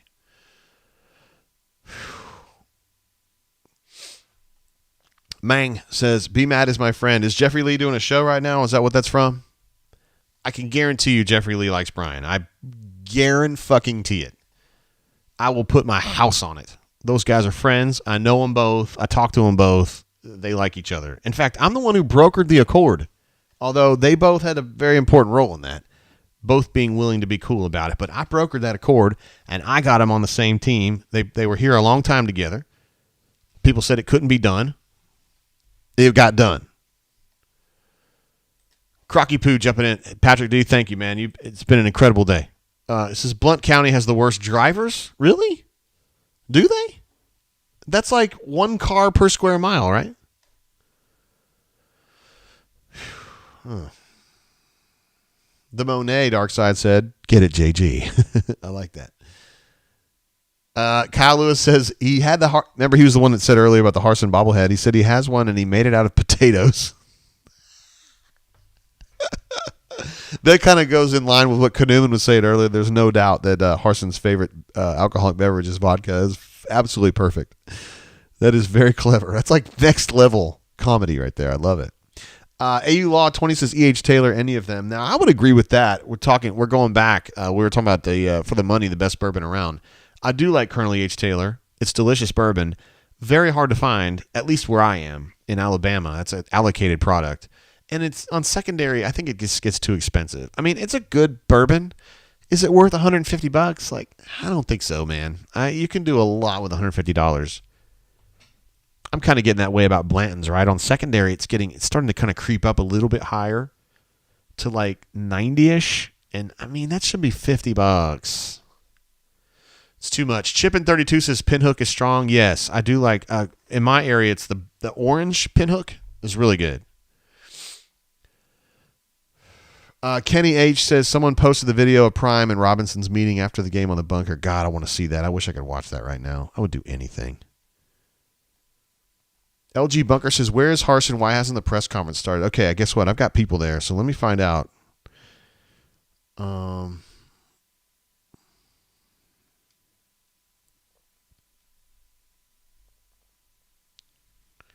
see. I'm going to check. I'm just checking to see. I know this is kind of lame, but I'm checking in with my guys to see if Harsin's talking yet. Stoltze and Henry are there inside the stadium for us tonight. BMAT did this one at home. Let's see. Spread Attack U18 says Tennessee winning again means we can come back from this. This is definitely comebackable, so to speak. It is definitely comebackable. Auburn is not FUBAR. It kind of is right now, but I'm saying it's fixable. I think the right person can get this turned around pretty quickly. I mean, dude, look how quick that Sam Pittman did it at Arkansas. Now, I know they're having trouble this year. I'm not arguing that. But he turned it around because when he took over for Chad Morris, man, they were absolute dog shit. And he got it spun. And I mean, and he's really good. He did a great job at just doing the things you got to do to get it going the right way. I think other people can do that. All right, so Connor AU says it has started. The press conference has started. And I figured that was true because they hadn't answered me, so that means they're probably typing. Pipe player Nick says Zemo with a Jolly Rancher. Are you ragging on Jay Lee again? Is that what you're doing? Patrick S. says, how much do you think Auburn beats Western Kentucky by? We're still too far off now. I mean, I think Auburn's better than Western Kentucky. Come on now. Uh-oh. Matthew says, we didn't execute. Did he really say that? What? Aaron S. asks about thoughts on Penelope bourbon. I've not had it. I've not had Penelope or Blue Run.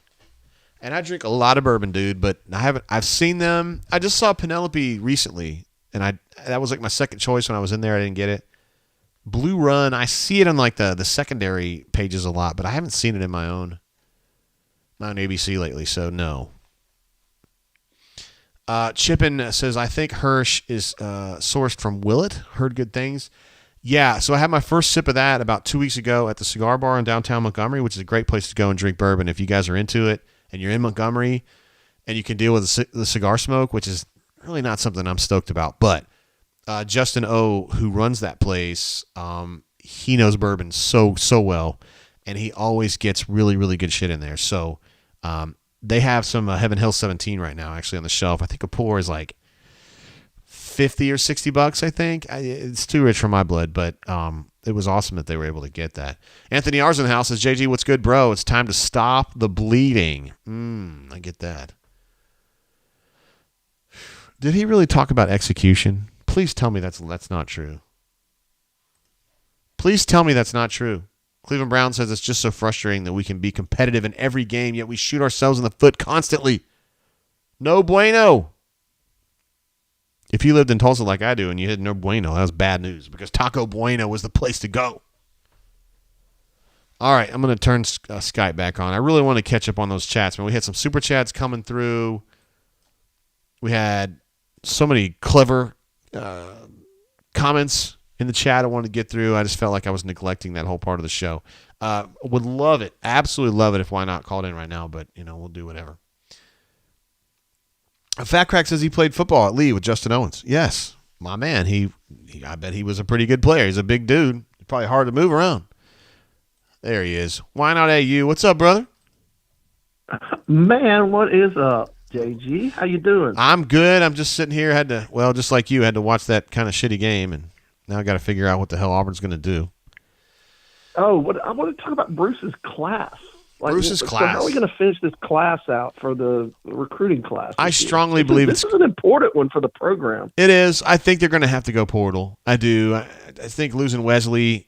Has he committed already? He's going to go to Washington, I think. Yeah, which is odd, but hey. Is that today? Whatever. Might have happened today or whatever, but I think they're going to go portal. They've been good in the portal these last 3 years, man, so I think they're just going to go in there and do what they got to do. Yeah, no, I think that's good. But I still like this team a lot. Why not? They've got dudes, man. They've got dudes. I know. I'm excited, man. So what about Chance? He'll be back probably December, we think? Yeah, so I saw him in practice like earlier this week, and he had a brace on his knee, but he was playing good. Like he wasn't like sitting on the sideline like ailing. He was playing good basketball. So they're just going to kind of fix up that meniscus, and he should be back in like let's say 3 weeks, something like that. BP was hobbling real bad though. He was really glad to get that surgery. Yeah, I saw him at the Talladega. I saw some video of him there when he was there a couple of weeks ago. He was hobbling pretty bad there. Yeah. So you got to get that guy fixed up, man. Damn right. He needs to be ready to go. I like this team though, man. But yeah. I really like this team. I like they've set it up just right. They got their starters, they got their challengers, and they got their developmental guys, and they're just loaded, man. I like it. That's if you think Dylan Cardwell can handle 25 minutes a game. That's the question. I do. He looked good in practice the other day in the scrimmage. He was playing, he was balling, he was doing the right things. Yeah, and I think our guys in the strength program, I think some of them are going to benefit from that. The articles you guys have been putting out, the one about Zepp the other day, KD, the team's working, man. And I think the trip to Israel helped them build some chemistry with the new guys. So we'll see, man. I can tell you this, they're going to be fun to watch. And I'm fired up, man. I'm fired up. I'm going out to L.A. and Seattle and going to make it. I'll be down to Auburn for the Alabama game again, and then going to the West Virginia game too. So you think fired up about that. Is there a chance you're going to throw a party for that Bama game? Are you thinking about that at all? Yeah, man. I think right now, did I see the games at noon? Oh, well, it's on a Saturday. I can't remember if the time's set, but it's on a Saturday. But yeah, we're thinking about it. right. We'd like to, obviously. Yeah, we need to get you and you got a recreation. You and you got Gust and those other dudes, man. You guys throw down, man. Yeah, we try, man. You got to do something. You got to live life. Well, you don't try, dude. You do. You got it done. I know. Oh, well. Yeah, and I mean, I don't even, whatever about this game, man. I felt like the guy. I do feel bad for our players. I feel like they've been let down by this administration. I think they're fighting hard, and I know a lot of them may be, thinking that they like Harsin, et cetera, and some of them probably do. But I mean, this coaching staff, it's one of the worst I've ever seen relative to putting our team in the best position, despite their weaknesses, despite their lack of talent in some positions. I mean, we put them in the worst positions to be effective out on the field. Well, you really. And I truly believe that after watching for long enough. It's not last year, like I said, the last 5 games or whatever, in the second half we just implode. But that's the way our team is, and it's because of our lack of coaching, our lack of scheming, our lack of ability to make any changes whatsoever. The guys are fighting, but I mean, they're put in terrible positions. And at this point, I blame the administration for letting this continue to go on. You send a bad message to those kids that, hey, we're just going to let mediocrity continue to lead you and lead you into the gates of hell when it comes to these games. Because what we're putting out there on the field is not competitive. And you can talk all you want about the talent, but I can tell you this. With above average coaching, we have the talent to be at least 5 and how many games we had? 6 or 6. 5? Yeah, 6 5? games. 6 now. Yeah. Auburn's 3-3 right now. Yeah, we could have lost to Penn State, not as bad, and we'd have lost the game today probably just because Georgia's got that much more depth. Yeah. But we would have looked a hell of a lot better. And that's what it's about. Again, you know me, man. It's not just about the wins or losses. It's about how we play, how we prepare, how we look, how we represent Auburn. And that's Auburn being just basically just not even relevant in the second half of football games, every game. That's not Auburn. That's not what our university is about. That's not what we're about as a family, a people. And it's disgusting at this point. And if it's allowed to go on till next week, I'm out for the rest of the season. Are you? I can't. No, because I can't. I'm going to come to the Texas A&M game because I'm committed to come to that. But I can't support that, man. I think it's just total negligence to allow that coaching staff to be out on the field with those kids. It's that bad. Well, I mean, I know you get mad at the administration, but remember now the administration is headless right now, right? I mean, they don't have an AD, so I don't know who you'd even blame at this point. No, I'm talking beyond that. You talking about Roberts? Yeah, no, I know Dr. Roberts is awesome, and I think he's going to be great. He's been handed a bad hand, but at the same time, hey, man, it's time to cut this off. And And the interim, everybody's like, well, what's going to happen to the interim? What's going to happen to this recruiting class? Well, there's two things I know. The interim doesn't matter. It can't be any worse, guys. I mean, come on. The recruiting class, forget that. This December recruiting class, I don't care if Jesus himself comes down and recruits. We're not. This December class is not going to get any better. We got to get a coach in there, and we got to play for what's left over in February, and most importantly, the transfer portal. And that's going to get us through next year. And then we got to get on these guys that we're on and that are younger, try to rebuild the relationships with the high school coaches that have been totally torn apart, and figure out where we go from here. But that's going to take some time, man. Simply is going to take some time. Yeah, it's going to take a long time. Yeah, and I mean, there's a lot of answers. I think why not AU that would work. I think there's good things about Dion. There's good things about Freeze. There's good things about Jeff Grimes. I think there's other guys that could also do the job, but somebody's got to come in here and repair these relationships. Absolutely, I agree with you 100%. And I think some people don't realize, like the offensive line, for example. You know, these are big kids, and there's not a whole lot of them hanging around out there that can do the things you need to do in the SEC, right?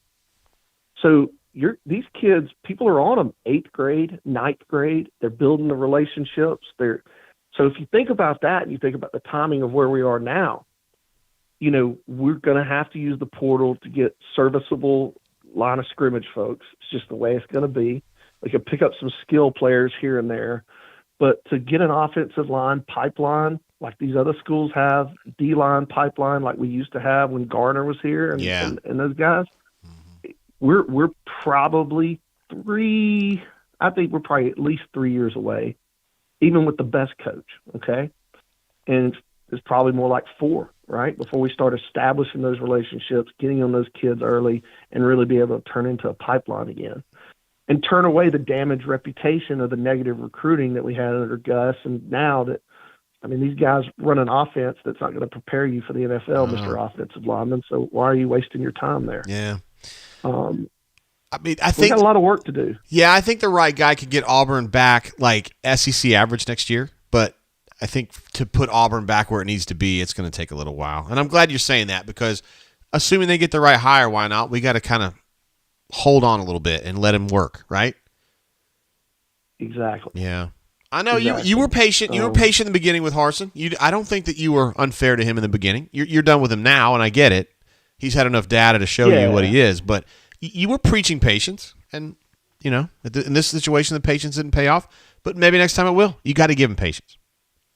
And I even, you know, I thought I still thought we had the ability to possibly win 8 to 9 games this year with the right coaching.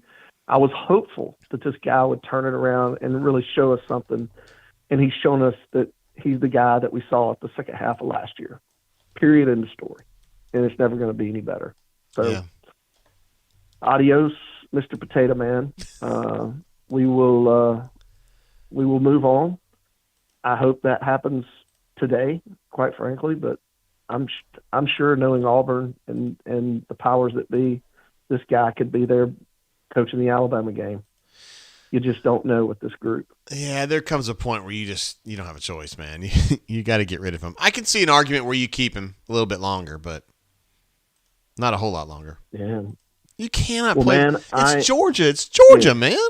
That's what I'm saying. Like, if you accept getting beat in your major sport by your rival like that, who you're supposed to have an even rivalry with, or at least we used to. Because your point, man, the first half of my life, you know, we're close to the same age. The first half of my life, we were competitive. We used to go to Athens. I can remember going to Athens with my dad as a kid, being all giddy because we knew we were going to win that game. We weren't so sure about Jordan Hare, right? Yeah. But it was just the weirdest rivalry. It was a lot of fun. It wasn't lopsided. And it's just become a joke at this point.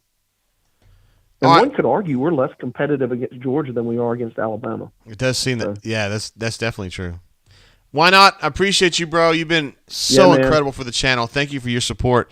I mean, on and off the channel, Take it dude, because easy. you hosted us. Well, you were at the boat. You got us with the boat people last time, and you were doing an incredible job as DJ. Yeah.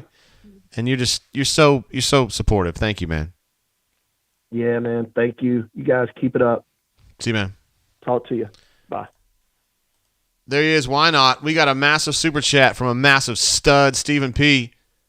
Jumping in again. What is your ideal pick for new head coach, offensive coordinator, and defensive coordinator? Money not an issue. Just what you think would be best for Auburn long-term. War damn Eagle, by the way. Good times and bad. Stephen P. has been here. Been behind us for a long, long time, and I love this guy, obviously. He's a stud. Brain drain legend.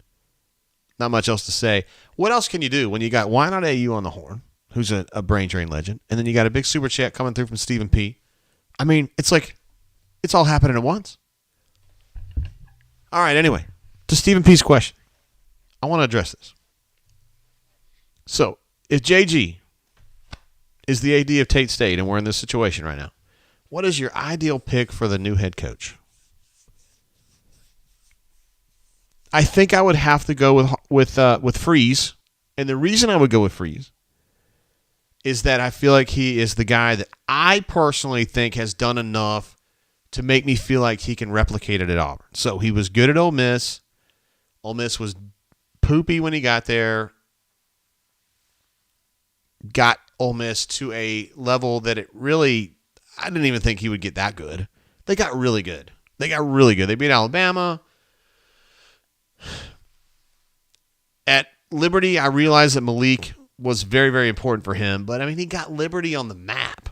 Like, who gave a shit about Liberty football before he got there, right? He brought that panache. They won a lot of games. He got Malik in the first round of the NFL draft. Like, I think that guy's the most bankable dude out there.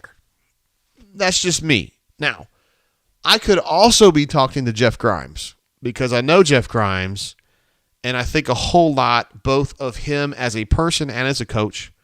I love his life philosophy. I've had conversations with him about, I guess, life and just the way that he approaches life. He looks at things as opportunities. He doesn't worry about over stuff that he can't control. He helped me have a better mental space in my own life, which is not something that that was important to him. But, I mean, we had conversations, and he taught me a lot of stuff. I think he's a wise dude. He's never been a head coach, but I'm pretty sure he would be successful. I don't think you can go wrong there. I still would probably choose Freeze myself. I don't worry as much over stuff that happened like at Ole Miss, like the recruiting trouble he got into, him having a burner phone. Like, that stuff just doesn't really, I don't know. That stuff just doesn't really matter to me. And, by the way, if you're going to denigrate Hugh Freeze for being an immoral person, then don't even come at me with any Deion Sanders shit. Like, don't even start. Don't even start with me about it. I don't want to hear it. I don't want to hear it. Deion Sanders has been in trouble with the law more than Hugh Freeze ever has. Now, I realize some of that stuff didn't stick, but just alone the stuff he did with the charter schools in Texas makes me sick to my stomach, and it pisses me off. But I still like him. I still think a lot of him. And if he's hired as the coach at Auburn, I'll be fired up to cover him. I'm just asking. If it's JG, it's Hugh Freeze. Now then, if it's Hugh Freeze, then I want Matt. I forgot his name now. We were talking about him earlier. The offensive line coach from Georgia, head coach at Ole Miss. We want him to be the offensive line coach, no doubt about it. Now, I don't know as though he would do that. He's kind of like in retirement, and he's probably good like that, but he would be my choice. Offensive coordinator, honestly, I don't know. I don't know enough about it. Defensive coordinator, T-Rob. I love Travaris Robinson. I mean, he's had time at Alabama to kind of tighten up a little bit. He's an Auburn guy. Matt Luke, thank you guys. Thank you so much. Matt Luke, that's exactly what I'm talking about. Marbrand, Darkside, JC23, Giroux. Thank you for getting that. Matt Luke, who is currently not working right now. He made a bundle of money from Ole Miss. He made great money at Georgia, and he just kind of walked away voluntarily. He wasn't in trouble. He just ain't doing that. BVK says, I live in the Dallas-Fort Worth area. Primetime isn't a saint. I mean, nobody's out there arguing that he is, but I get it. I get it. I'm not trying to rag on him. I like him. I idolized the guy as a kid. You know what I mean? So that's where I would go defense coordinator on T-Rob. And then I happen to think Charles Kelly's a really good position coach. Now, everybody was freaking out in the bunker about him being a head coach, and I get it. That's too much of a risk for me. But I like him as a position coach. And anybody that's coached for a while with Saban, hey, guys, I know I cover Auburn and stuff, and we ain't here to praise Alabama, but let's be real about Nick Saban, right? Like, the guy's a genius. He's really good at it. So if somebody's working for Saban, let's go ahead. I mean, you know what I mean? So, like T-Rob, I like him too. Regardless of whether he's worked with Saban or not, I like him anyway. But now that he's been with Saban, I mean, to me, that's a slam dunk. Same thing with Charles Kelly. He's been working with Saban now for a while. Love those two. Now, offensive coordinator, I don't know.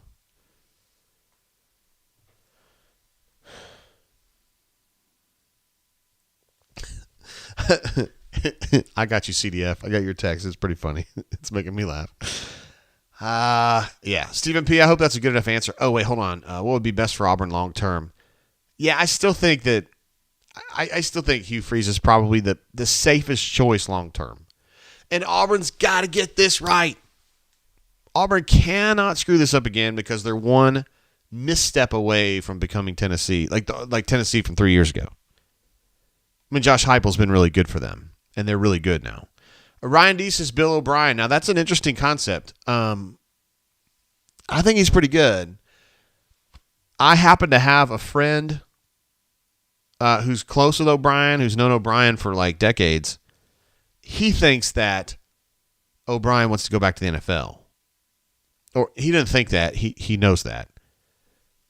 And he believes Bill O'Brien will make a choice that gets him back on an NFL track. So that's something to think about. And that's probably that's affecting my thinking about Bill O'Brien. But I do think he's good. I will say this. The Bam Bams that I know just colloquially, not anybody in the know, but just regular Bam Bams, are not necessarily in love with Bill O'Brien. So let's just get that out of the way right now. SR71 Blackbird says, what about a guy like Jeff Lebby? I do like Jeff Lebby a lot. My issue with Jeff Lebby is he's at Oklahoma right now, and that program stinks. They scored 0 points against Texas today. And my friends that are OU fans are not happy, so no. Brian Harson, quality handle there. By the way, Stephen P. had that huge super chat. But before that, we had Love the Cats had super chatted me as well. Says, can I be Why Not AU's pool boy? Why not? Are you taking applications, bro? Thank you for that, Hornatius. You've been huge today, and thanks for being with us from start to finish. Also, Blake R. had a super chat as well. Says, JGT, late joining because I just got off work. Just as I figured I didn't miss anything either way. Still, War Damn Eagle. Glad I was able to get here and give my contribution. Blake, my man. What, 8 months later, 10 months later, having that avatar, and you're still knocking that tuxedo out of the park, brother. Thank you for your support. You're always here for us. And you're one of those who we got who just kind of swam in, right, onto the YouTube show. And then we got you indoctrinated on the bunker, and now you're a bunker legend. That's what we love about it. It's one of the things we love about doing the show out here. But Stephen P., of course, what an absolute stud this guy is. Let's see a couple other things interesting in the chat. Daniel N. says, I'm not sure our coaches believe in the creed. Melee notes that Auburn's we talked about this a little bit early in the game. Somebody had brought it up in the chat, but even now after the game, AU's yards to go on third down is currently 130th in the FBS as it was before the game. It's now 8.9. I think it's a little bit worse than it was. Jeez. Chris M says worst drivers are Quebec. They came down for winners when I lived in Florida, and they were universally the worst. I am not an expert in French, but their license plates say Je me souviens, which I understand to mean I remember myself. Is that what Je me souviens means in French? Do we have any French scholars in here? Let's see if I can. Let's see if Google will give me this. Je me souviens.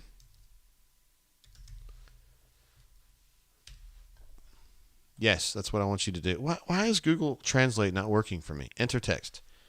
Je me souviens. Oh, it just says I remember. It just means I remember. But wouldn't me mean me? I don't know. I'm not an expert on French. I remember. Why would I remember be your tag? I remember. Thank you, Quebecois. I respect your opinion on this, by the way, Chris M. That's why I took it so seriously. T-Man 111195 says, how does he not acknowledge a $500 dono? I did.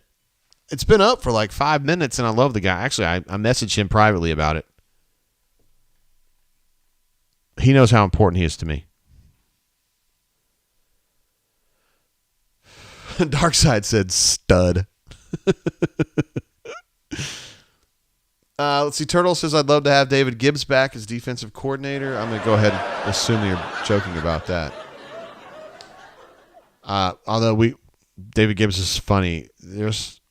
We saw some very funny things when David Gibbs was here. He's a funny guy, unintentionally. Let's see. Digital Tiger asked an interesting question. He says, how do you think Roberts feels about signing off on Freeze? Because a writer from another site said that Roberts would not sign off on Freeze. And I'm not in the business of ragging on Justin Hokanson because he worked here and I love him. But I don't think that's a problem. I don't think it's going to be a problem. If the people who make decisions around here say that they want Hugh Freeze and he's the right person to do the job, it's going to be Hugh Freeze. I mean, that's just... Oh, I forgot to tell you guys. So I finished out my bottle of the Joseph Magnus. That bad boy's gone now. So I'm now transitioning to the old tub. Old tub. Previously only available in the Jim Beam if you went to the distillery and it was in the store there.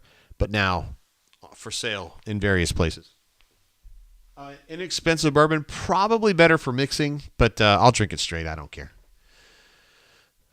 So anyway, Digital Tiger, if they decide that Freeze is the right thing for Auburn, the right person for Auburn, it'll be Hugh Freeze. And you can book it. Hornation says, JGT loves Hoke. That's news to me. I don't dislike Hoke. I don't. I don't know why people think that. Anonymous X says, JG, how do you feel about Jefferson's reserve? Very basic and bland, but not bad. It's a low proof. Wait a minute. Is Alabama really losing, or are you messing with me, Hornatius? Because if you're messing with me, I'm going to be pissed. They're not losing. God dang it. Why are you doing that? It's 0-0. Asshole. Jacob G says, Coach Hunter. Yes. So Coach Hunter he went to the Troy game today.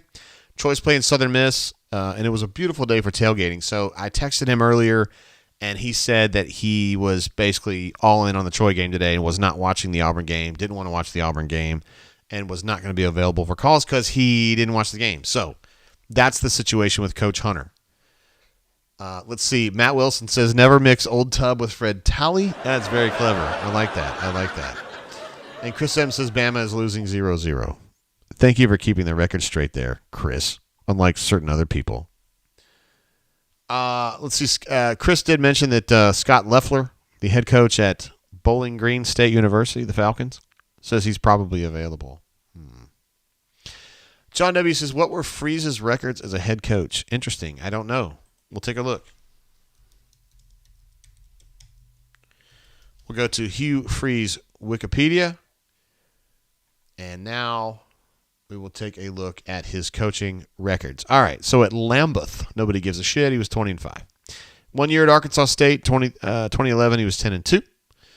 Old Mississippi. Okay, so these records are kind of weird because they reflect the fact that wins were forfeited based on recruiting violations that would not be violations these days. So officially, he is 12-25 as the Ole Miss head coach, 6-21 in SEC play. I do not have the ability to look really quick at what the actual records were. Let's see. it's really hard for me to do this, to try to figure out what the records were before the NCAA took away his wins. 1 year they finished 9-3. I mean, this is an Ole Miss, dude. And you guys are thinking now, like, well, Lane Kiffin does that. Yeah, Lane Kiffin, you know what I mean? Like, he's a stud, but Hugh Freeze pulled them out, okay, from a disaster that was a Houston Nut. He was a mess at the end. In 2015, the Rebels finished.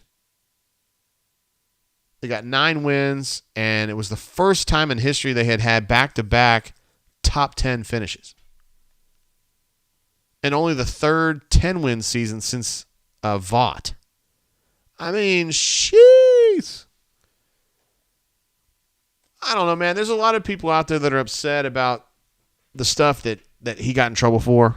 The burner phone, the recruiting violations, the DM situation at Liberty, which I think is way overblown. In fact, a lot of the times that I see it on the bunker, it's not even portrayed accurately. It's like, he was messaging and supporting an accused rapist. Like, no, he was not doing that. He was not doing that.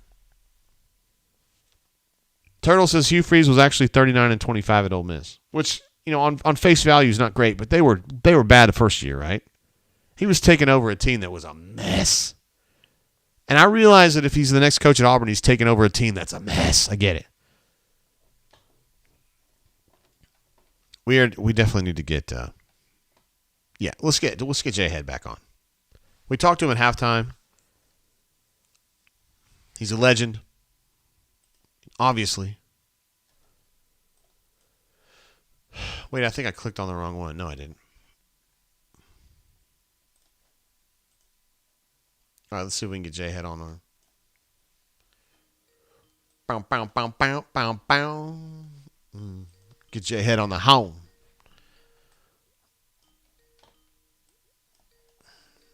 May not get him. Interesting. JGT, what's up, bro? What up, Jay Head? How you doing? Have you got a minute? Oh, yeah, man, of course. All right, so what do we make? What do we make of this? 42-10. It is obviously, as I told you, Jay, before we got off the phone at halftime, watching Auburn football right now is like watching a very public funeral, and it's really hard to have anything positive to say other than the fact the kids didn't quit. Yeah, I didn't think they quit either. There were some people that thought they did on the chat, but I didn't see it. No, I didn't see quit. I saw kids that got frustrated. I saw kids that were out schemed, and just more talent on the field for Georgia, unfortunately. And I saw a defense that got worn out. And you saw, you know, the gap integrity became compromised the more they were on the field. And Georgia found a way to expose them, and then just kept bludgeoning them at that point. And it's really difficult to watch as somebody that's a proud Auburn fan, like most of us are, you know, and want us to be more competitive and to win games of that nature. But they're just not set up for success right now, Jay. And it's truly unfortunate that we've gotten to this point. But unfortunately, with the personnel the way that it is, the coaching situation is what it is, there's not a quick fix to this. And I don't know that it can be fixed this season. And I don't know, you know, obviously, I think me and you both know the elephant in the room is that there's no way that Coach Arson can continue as the coach with this being the product that we're putting on the field. And I'm not advocating that he be fired tonight or anything of that nature. I just think we all know at some point this season we're going to end up parting ways and we're going to have to transition to, you know, a new situation. Because today was just a microcosm of what this whole season has been. You know, inefficient on offense, silly procedural penalties, players not being put into position, you know, to capitalize on what their strong suits are. And then when talent acquisition is what you need more than anything, you're not lighting it up in that territory either. And I like a lot of the kids in the class, but you need more.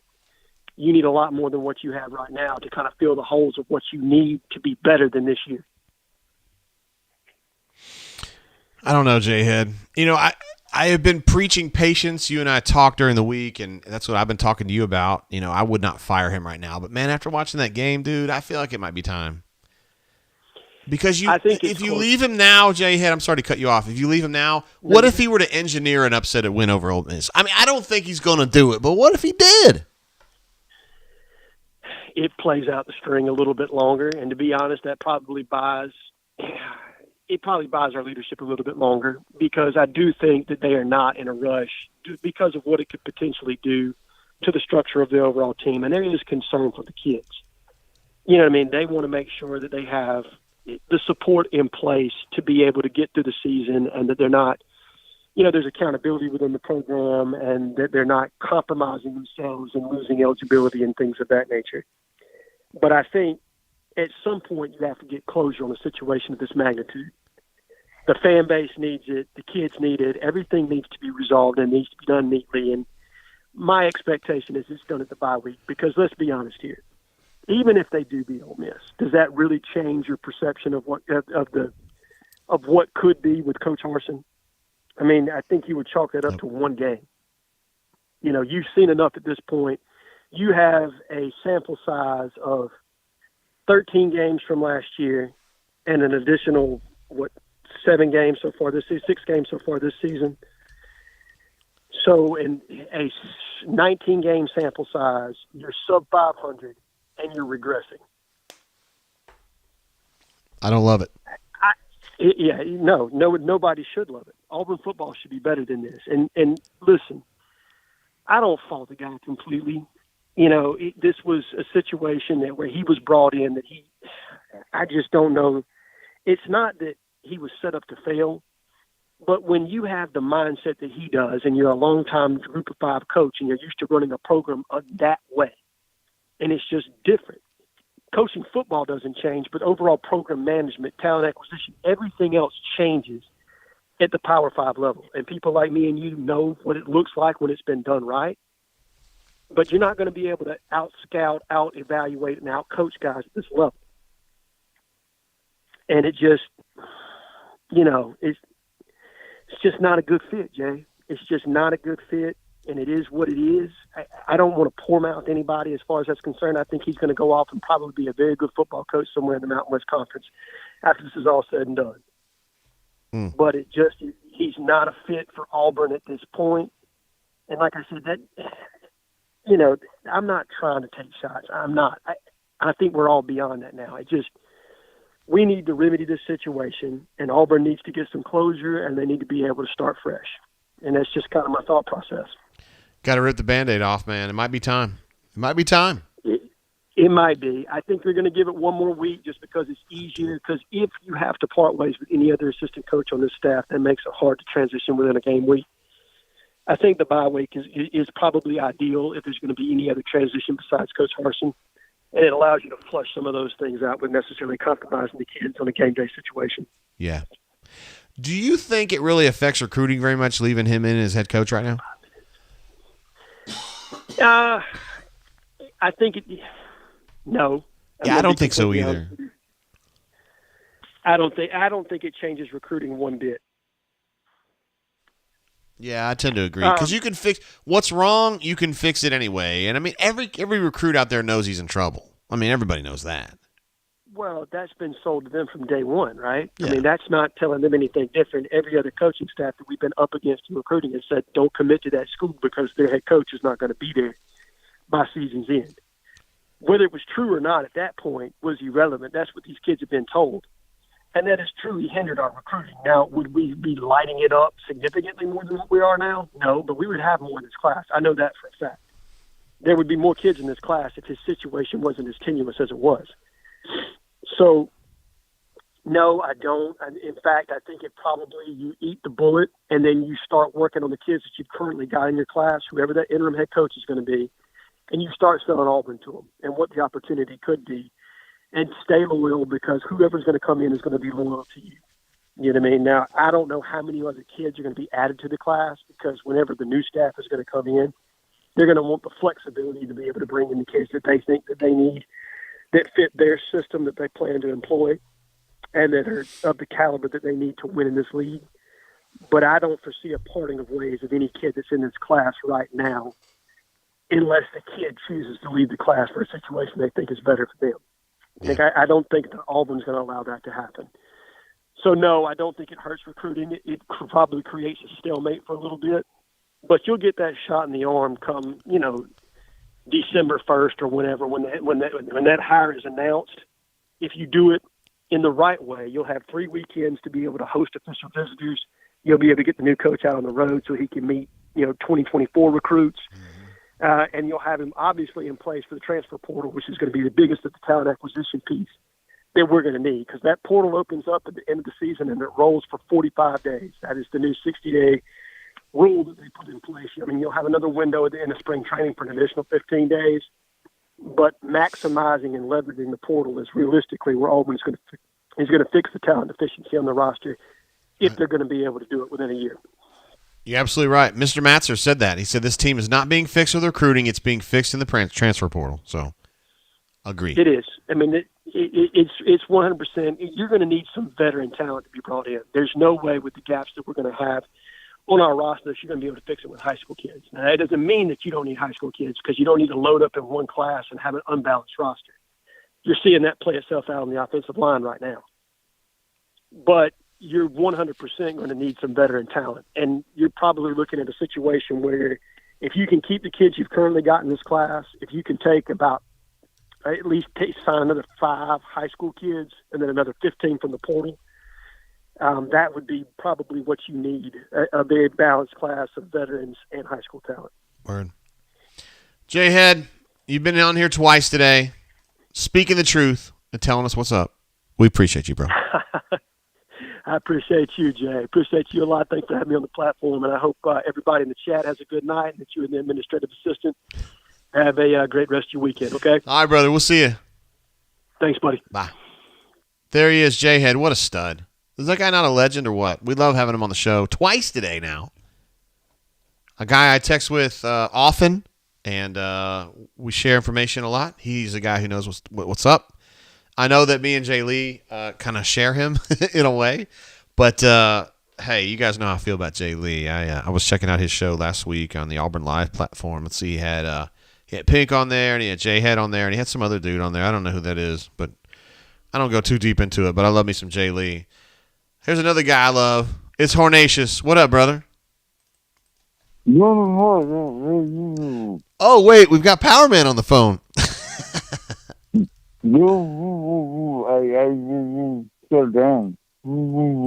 What's up, Hornatius? Dude, that was fucking terrible, man. You talking about the game, or are you talking about Power Man's call? All of the above. Hey, did you think the defense played okay for giving up 42 points? Dude, I mean, did you see that heart? Did you say a fart? Yeah. I told you, a couple weeks ago, man, our linebackers was killing us on defense. I mean, besides everything else sucks. Yeah. Terrible. Yeah, it wasn't very good. Terrible. Have you been drinking today? Because I have. Never. You don't drink at all, do you? No. Who's your Too favorite? sober. Who's your favorite bunker? Oh, shit, man. That's Mike CB? Oh, shit. No. BP Wireless Rockman? Dam Engineer 85. Wireless Dam Engineer 85. Interesting. That was not where I thought you were going. No. And also maybe Stump. Yes. He may be Yeah. No, I mean he's probably ahead. He's probably number one. What about the other horn? You know, there's 2, but there's only one that really matters. What about him? No, there's actually like 4. There's Hornomania and Hornswoggle, and then the other Hornswoggle, right? Yeah, but there was like somebody horn on there the other day. Is Don't that know who the hell it was? That's an imposter? Okay, I got you. And then there's New Gus Who Dis. Oh, that's right. I didn't even think about that. He's also part of the crew, isn't he? Yeah. Oh yeah. Dude, he's got a hot wife. You talking about New Gus Who Dis? Oh yeah, Cuz has got a hot one. No, I know. I've talked about it on the show. Have you? Yeah, I mean, she's super hot. I'm telling you, bunker wives are pretty hot. I mean, seriously, like no jokes. Although, have you? Hey, seriously, man, have you met? Do you know Rejects like in real life? No, I don't. Oh, fuck. Don't. You know, he's up in Birmingham. Right. Where from? I don't think he's from where you're at, but he's up that way. Anyway. Well, I mean, I doubt he lives at my house. Well, so, no, because you live in the haunted house. But oh, okay, whatever. Speaking of, hey, did you finally make plans for the 22nd? Where you going? You going out of country? You canceled that trip. So what are you doing now? I'm supposed to be going to Destin, right? I think so. No. Oh yeah. Yeah. You and Pop Layer Nick need to come up to my Halloween party. No, you know I'd love to go, bro. I would absolutely love. What day of the week is it on? Is it on a Thursday? Saturday. What? Well, that's a football game, isn't it? No, it's an off weekend. No, it's the off week. He'll be fired before my fucking Halloween party. Hey, why are you using those bad words, Hornatius? Please stop. Bad words. It's bullshit. He'll be fired before my fucking winter solstice party. I wish you would do that. Maybe I can make that one. Hey, do you think will there be any bunks at your party? I don't. I mean, I've invited a couple. I mean, I doubt they're man enough to come. I mean, they are Auburn fans. You of all people saying somebody's not man enough to do something. You're the one that asked your wife for a fucking permission to get a treat. No, I'm man enough to discuss it with my wife. Okay. Now, fucking, what the fuck do you drive? You drive a fucking Hyundai. Yeah, so I do. They make them in my town. I love. And you're trying to make your mom buy you a Tesla. That is kind of true. I can't argue that. I mean, in about 5 minutes, AA is going to message you and tell you to shut it down and take away your First Amendment right to talk on the internet with your e-friends. My e-friends. And you're talking shit. You're right. Look at your fucking hair, man. Look at your hair. Yeah, my hair's awesome, dude. I wish you had more hair. Oh, my gosh. The only good thing you got going on in your family is your daughter and your wife. I mean, I guess two things. And Maverick is such a little bitch. What? You know you're going to rack on my dog? Yes. And you rub that white pussy in your lap all the fucking time. Oh, all right, Hornatius, we got to go, bro. Shut it down. I love you, bro. Yes, sir. See you, man. There it goes. He was talking about my cat, by the way. Oh, man, he's making me laugh. I've totally forgotten about New Guess Who Dis. Like, not as a person, but he's part of the Horn crew, too. All right, so we got to get some of our peoples on the horn. We got to get, like, B-Matt on the horn. So let's get over there to B-Matt and see what's going on. Chris M. says he drives a Jeep, and he still gets to talk smack about treeps. What's up, B-Matt? I'm just watching a little college football. What you doing? Talking about college football? Yeah. Auburn played well today, I thought. How about you? Yeah, I mean, I thought the defense was really good. They only gave up 42, and Robbie Ashford threw for almost 100 yards. Let me see what was his final number here. Let's see, 13 of 38. 40%. Yeah, 13 of 38 for 165. That's not bad, is it? No, I mean, that's a 34% completion rank. I mean, that's excellent. That's not bad. Yeah, not bad at all. Jarquez Hunter had a great play. He did. Let's see, Robbie only had one fumble, and the interception was overturned, so that's not a big deal. Yeah, and then Auburn did not blow a double-digit lead for the sixth time in a row, so that's good. That's good, too. Tell me, Harsin post-game, were you able to see that? No. Okay. No. Stoltz and Henry are there, yeah. Gotcha. Henry are there, and I'm at home. I'm going to Ole Miss next weekend. Do you feel like what Henry put on the board, but it's just the same old, right? No emotion, should have done better, et cetera, et cetera. Yeah, you got to execute better, Brian. Yep, that's all we got to do. It's just a matter of execution. Just your gut feeling, is it time to let him go or no? I think it is. I don't think they're going to do it this weekend, but yes, I mean, I saw one of the national writers tweeted that I think it was Ralph Rosso from AP Three that schools that have fired their coaches are 4-0 this weekend. So I don't think a school like Auburn, if that's what they want to do, should wait or be afraid to do something. All right.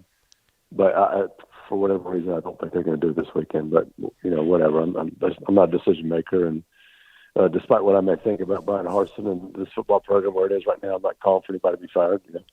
I don't think he's very good. I think he's made Auburn worse, and I think Auburn gets worse every day he's in charge. But that's just my opinion. All right. But I want to go back to what I thought was one of the key plays of this game. It was a fake field goal call, right? Yeah. And I do think it was you mean fake punt, right? Fake punt, yeah, I'm sorry. I do think it was set up well, and I do think it would have worked. I think it was drawn up perfectly. But one of the parts of that play, you were calling on Jaleel Irvin to block Georgia I guess he's an All-American, Nolan Smith, their linebacker. I think he's probably a first-round draft pick. Yeah. And of course, Jaleel completely missed that block, and Nolan made the tackle after a 2-yard gain. It was 4th and 6, I believe. But here's my thing: I'm not going to talk bad about Jaleel Irvin. He is what he is. Which, no offense, he's just not a really good player. He's just not. But to put him in that position to block an All-American like that on that play, that's a bad coaching decision. That's not on Jaleel Irvin. He shouldn't have been put in that position. That's on this coaching staff. So even when they come up with something that, had a chance of working, they still do it wrong. That wasn't about execution. That's about putting players in a position where they're not going to make the play. I think 9 times out of 10, Nolan Smith's going to win that battle and make the play, in my opinion. Maybe I'm being, negative or whatever. I just think that's just a great example of why Brian Harsin is just not doing a good job coaching this team. Yikes, man. So, yeah, you think it's time. And, yeah, it's probably time, right? Yeah, I mean, we all think it's inevitable. When something is inevitable, it's better to go ahead and do it and get it done. Yeah, I was preaching patience like 3 or 4 days ago, but at this point, man, I'm not really anymore. I think it's probably time. I mean, nothing's going to change. Robbie Ashford, he only had 1 turnover, which was good, I thought, for him, to be honest with you. The fumble, of course, was rough. I mean, nobody touched him. He just dropped it. Almost had another interception, but, he can't run a play action, sit in the pocket offense. That's not him. Not at all. And that's what they're asking him to do most of the time. The best plays he makes is when he scrambles. I know, but that can't be your offense, though, right? I mean, hey, man, just scramble. That is the offense. And the idiot on TV kept talking about how he's like the third-team guy and he's getting third-team reps in the spring and preseason. I'm like, what the hell are you talking about? I mean, Robbie got most of the second-team reps or first-team reps during spring and during preseason. So and he's been rotating him with the first team for the first 3 games before he took over the starting job. So, he was a part of the plan from the beginning, and this plan is not successful, just like it wouldn't be successful if T.J. Finley was, your drop back quarterback, and you're trying to establish a run with Tank Bigsby, who had, I think, 19 yards on 10 carries, another complete disaster from that standpoint again. Yeah, I know. We can't even blame him. How many of those runs work, One maybe. Yeah. He gets 4 or 6 yards on one play, and then gets no yards, and then gets dropped for a 2-yard loss. It's just it ain't his fault. Even when he has a good run, it's usually because he breaks 2 or 3 tackles. Yeah, I know. Yeah. All right, B-Matt. Away we go. We get our stories ready. Yep. Yeah, they've been ready, buddy. All right, man. Appreciate you. All right, peace out. See you, bro. All right, that was B-Matt. He agrees that it's probably time. And B-Matt, you guys listen to the rundown. I'm there too. He preached patience for a little while. I think he probably thinks that, at this point, I think he knows what time it is. That's the truth. Golly, I've had to turn down some calls tonight for some people, man. I hate that. We need to get Stoltz on the horn, though. I just texted with Stoltz, and he said he's good to go, and he is there at the arena, at the football at Sanford Stadium. But I can't seem to find him on my Brian. There he is. All right, now I'm calling Stoltzy.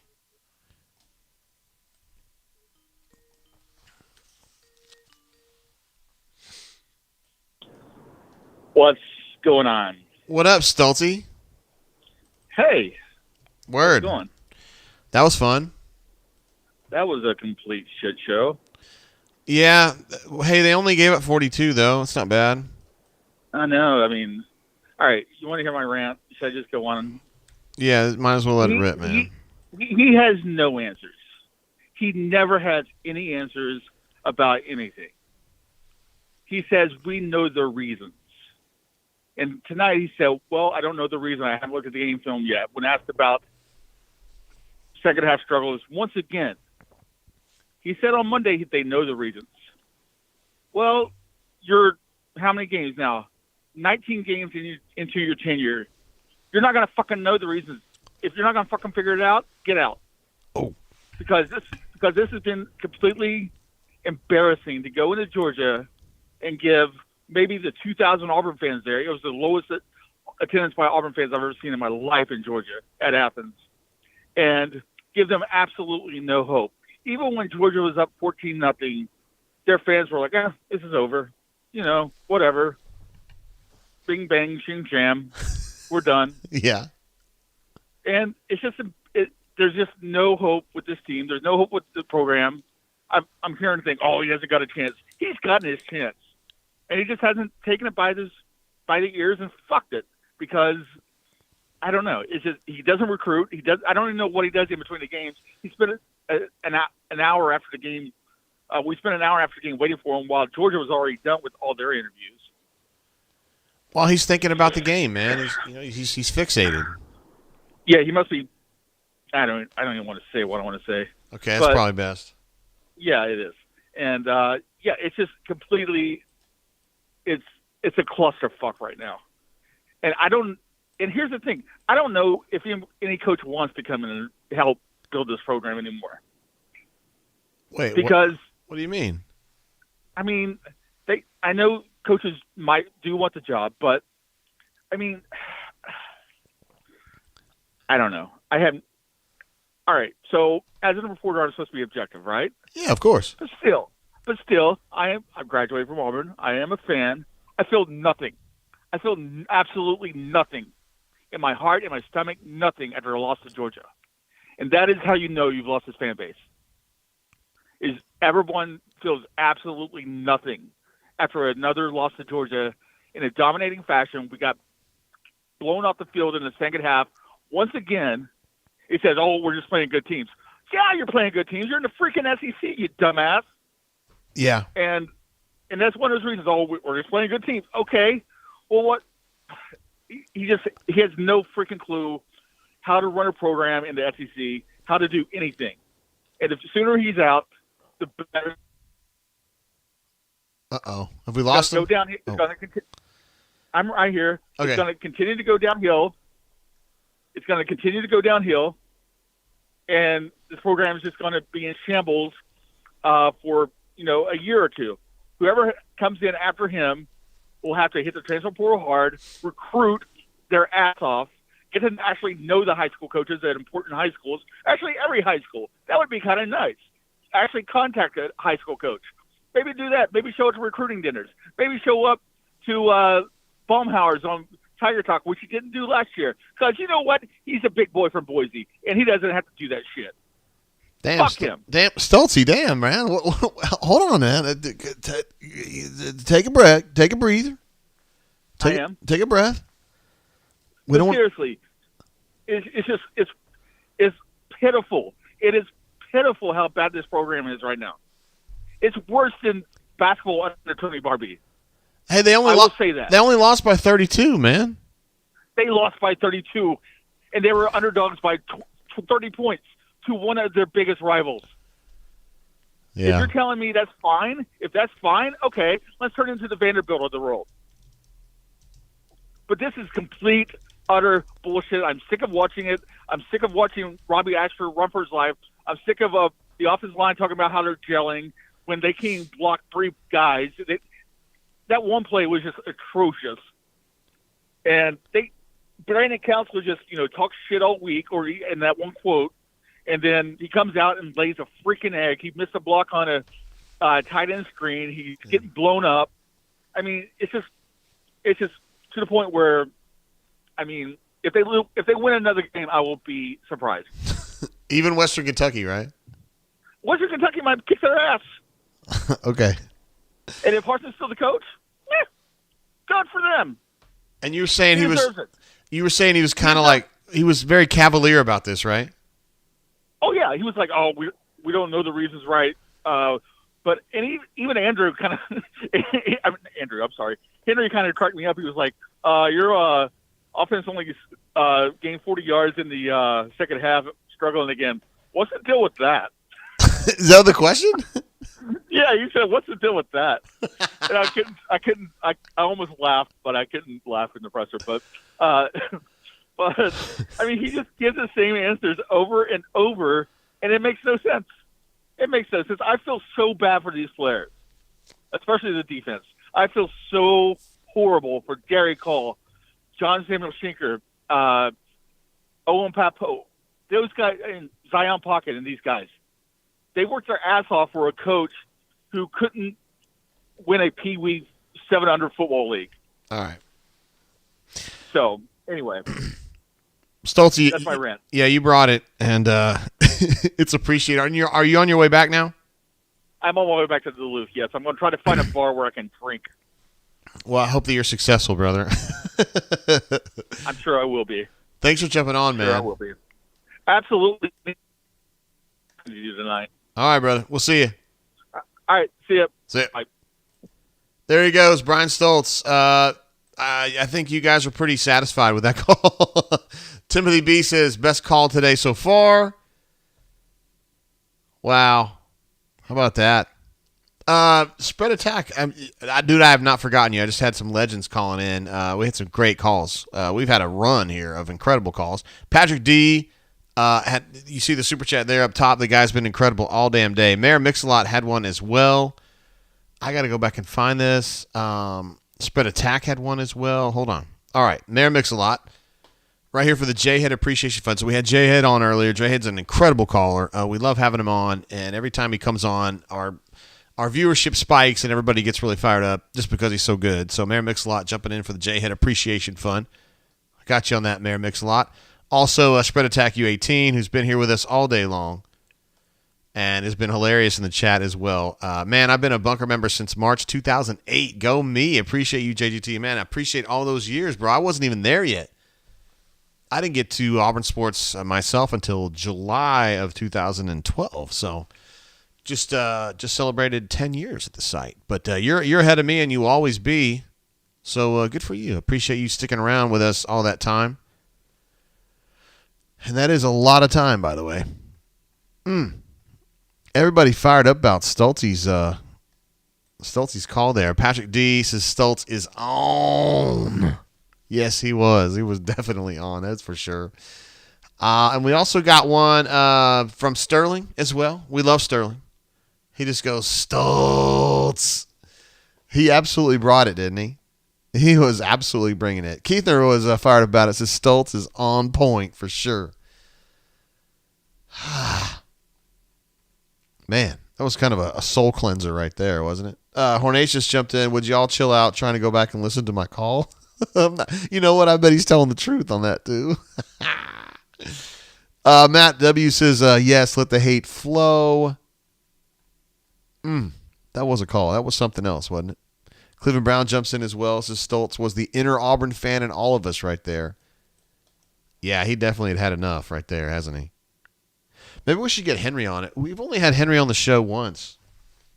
And I don't want him to get kind of...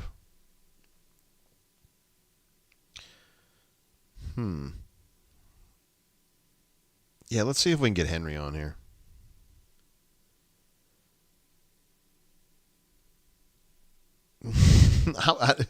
Just to ask him, I want to know more about his question. Because Stoltz had mentioned in his call that he said something like, you guys kind of stunk it up in the second half. What's up with that? I'm looking at the stats right now. So Auburn had 121 total yards in the second half versus Georgia had 357. But if you think about that, like Hunter had the big, what was that, a 60-yard gainer? Or 50-yard gainer? Something like that. Let's see. So Hunter had a Yeah, 62-yard pass play, which was that one play was more than half of what they did in the whole second half. That one play. And so these are fair questions. How about that, man? Kanuman jumping in. This is for the Figgy Poo and Power Man phone subsidy fund. Yeah, they didn't sound great tonight, did they? They did not sound great tonight. But we love them, of course. Blake R. jumping in with another super chat. Stoltzy tip on top of what you pay him for my subscription. Appreciate that, man. I'm glad Stoltzy brought a smile to your face on a day that you probably weren't smiling as much. Yeah, for sure. Let's see. I got an answer from Henri. He says, yeah, sure. Let's see if we can get... Do I have Henry already in our system here? Yes, we do. All right, we're giving young Henry a call here, who was at the game for us today. And we'll see what he has to say about this. This is I think it's his first Auburn game on the road he's ever covered. Hey, how's it going? What up, Henri? That was a game of football. Where are you located right now? I am just outside Georgia Stadium. I'm waiting for some friends because I just finished up my story, and yeah, I'm waiting for them to come back, and then they're going to drive me to my car. I'm going to drive home. Yeah, Stoltzy's like already halfway to Duluth. He's ready to drink. Yeah, Stoltz, he got his stuff done quick. He had his column done as soon as the game was done. Did quotes, and he was gone. Yeah, we had him on earlier, and he was pretty salty, man. Was he salty around there too? It was funny. He actually he's hated on the DJ at Auburn, but he was having a fun time with Georgia's loud DJ today. Was he talking to him?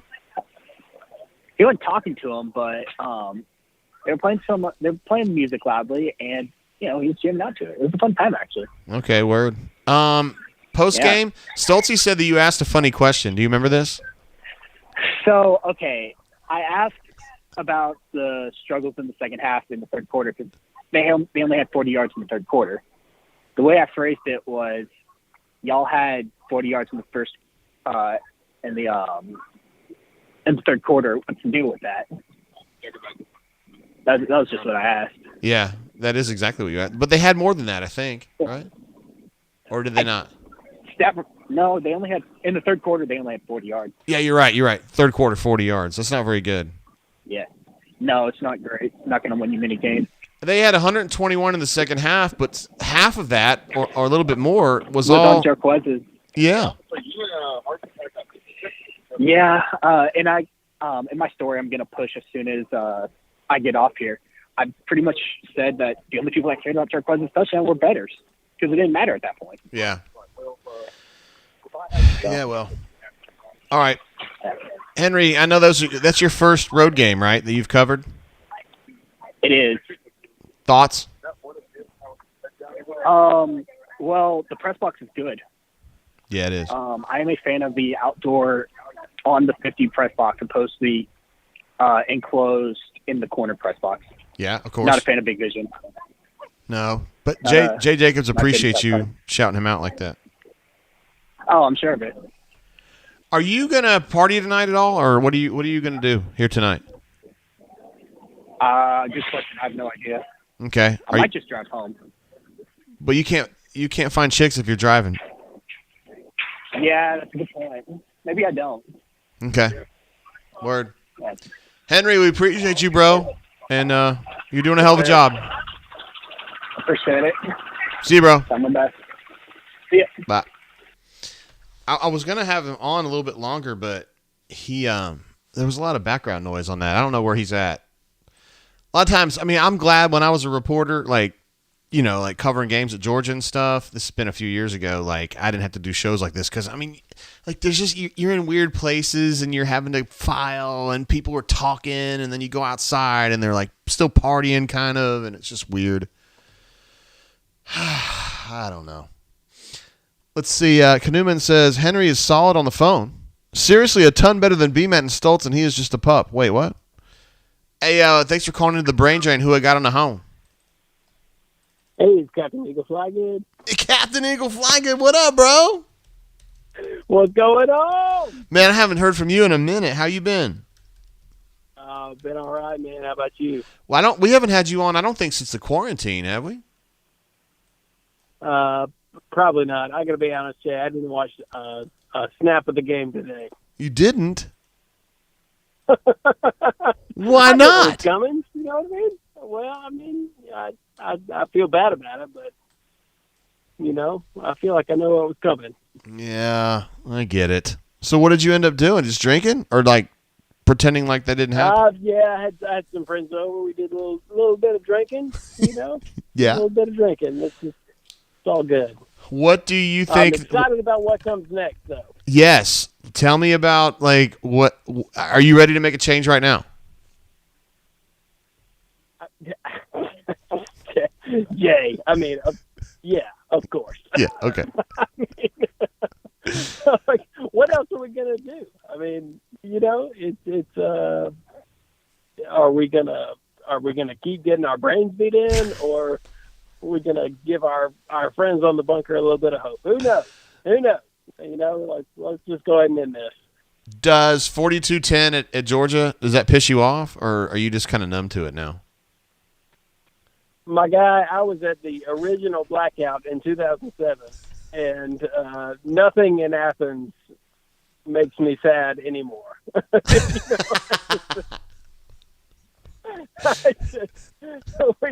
We've been getting our brains bit in there, you know, since the dawn of time, and who cares anymore? You know, it is what it is at this point, and I'm, you know, as long as we got Bruce and the boys over there dunking on folks, I don't really care. Yeah, and they're going to be good this year. They got players. They got a lot of players. So yeah, I'm excited about it. I'm excited about it. You know, maybe getting a little bit older and having kids will blunt the sadness, but you know, we're having a great time. yeah, that's what's important. I mean, the kids had fun. They stayed healthy for the most part, and everybody had fun. I mean, that's good. Yeah, well, you know, in a couple of weeks, the Eagles going to fly again, and we're going to have a great game day experience, and that's going to be great. That's what it really comes down to, right? I mean, did the band play good? Did the Eagle fly good? If the Eagles fly good, I mean, it's good. Who could know? You know, we're having a great time. Dude, every time I see your handle, dude, this is the best handle that's ever been on the bunker, in my opinion. It is so funny. Like, I don't know why. It's brilliant. I appreciate that, but my guy, Everything Gucci, that you mention everything wild. Oh yes. Every once in a while, that guy is the funniest guy. I mean, he is just unbelievable. You know. Well, we've had a couple people in the chat say that you are their favorite poster, so you've got a lot of fans too.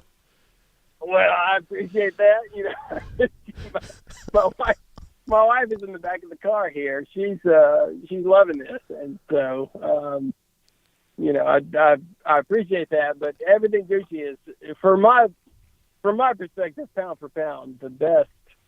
You know, funniest guy that we've got on the board. So. Yeah, you know, it's a great. Everything Gucci's a great poster too. So I'm glad Harvey Specter's back too, and that guy, along with Everything Gucci, is really great. No, so, he's great. I know. I'm so glad that Harvey's back posting some. Yeah, he's hilarious. You and I are thinking on the same wavelength, man. Like the people you really like are the people I really like too. So that's good. Well, hey, next time I'm in the Hempstead, I'm gonna call you up, and so we'll do a little drinking together. Bro, are you ever over here? No, not really. But next time I am. You're teasing me, man. Call, so. All right, man. Captain Eagle I Fly got some Good. family in Montgomery, so next time I'm over there, I'll give you a call. But For real, I mean, yeah. DM me. I'll definitely drink some with you, bro. We love it. We love some bourbon around here, Jay. So All right, all right, Matty. I appreciate you. See you, bro. Bye. See you. There he is, Captain Eagle Fly Good. One of the all-time greats. A great handle, a great poster. Giving some love to Everything Gucci, who is also hilarious. I mean, in my opinion, one of the Hall of Famers on the bunker. A Mountain of Coke says, I have the best handle, Jay. That is a funny handle. I mean, it is a great handle. And I like your little Cubert looking dude. I don't know what that deal is, but now we've got another Hall of Famer on the line. It's D. Lucky. What up, brother? What up, JG? Where are you located? North of Madison. Oh, you didn't go down, did you? You didn't go down to the game. No. Down in that. Thoughts? What's percolating in that brain of yours?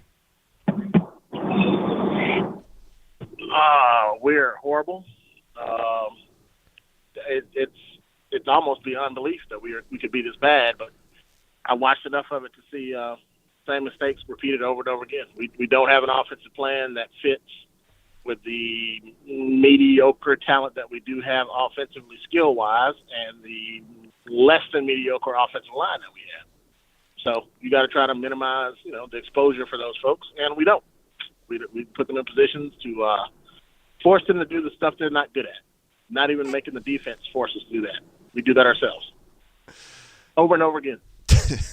Digital Tiger says, if I was the Eagle, I would shut it down in red shirt. He would not be alone. That's funny to me. Also, D. Lucky, off topic a little bit. Somebody asked me earlier for a great place to drink in Huntsville, and I said the Nook. Would you agree that the Nook's pretty damn good? 100%. Faith, I heard you mention it. Faith is the absolute bomb. Yeah, that place. I would second that notion. I didn't know if it was just me like being swept away by Faith or whatever, but it is legitimately good. Yeah. No, the bourbon selection is phenomenal, and the beer selection is even bigger than that. I mean, they do a really good job. It's hard not to find something you would like to drink there. That's what I'm talking about. Listen, if we make you AD, if it's ADD Lucky, do you let him go now? Tomorrow at about 10 o'clock. Yeah. Yep. Go ahead and let folks read about it and whatever else they do once they get out of church. 3-3. There's not a lot of upside to keeping him around. I can make a case for waiting after Ole Miss, but that would be the absolute latest.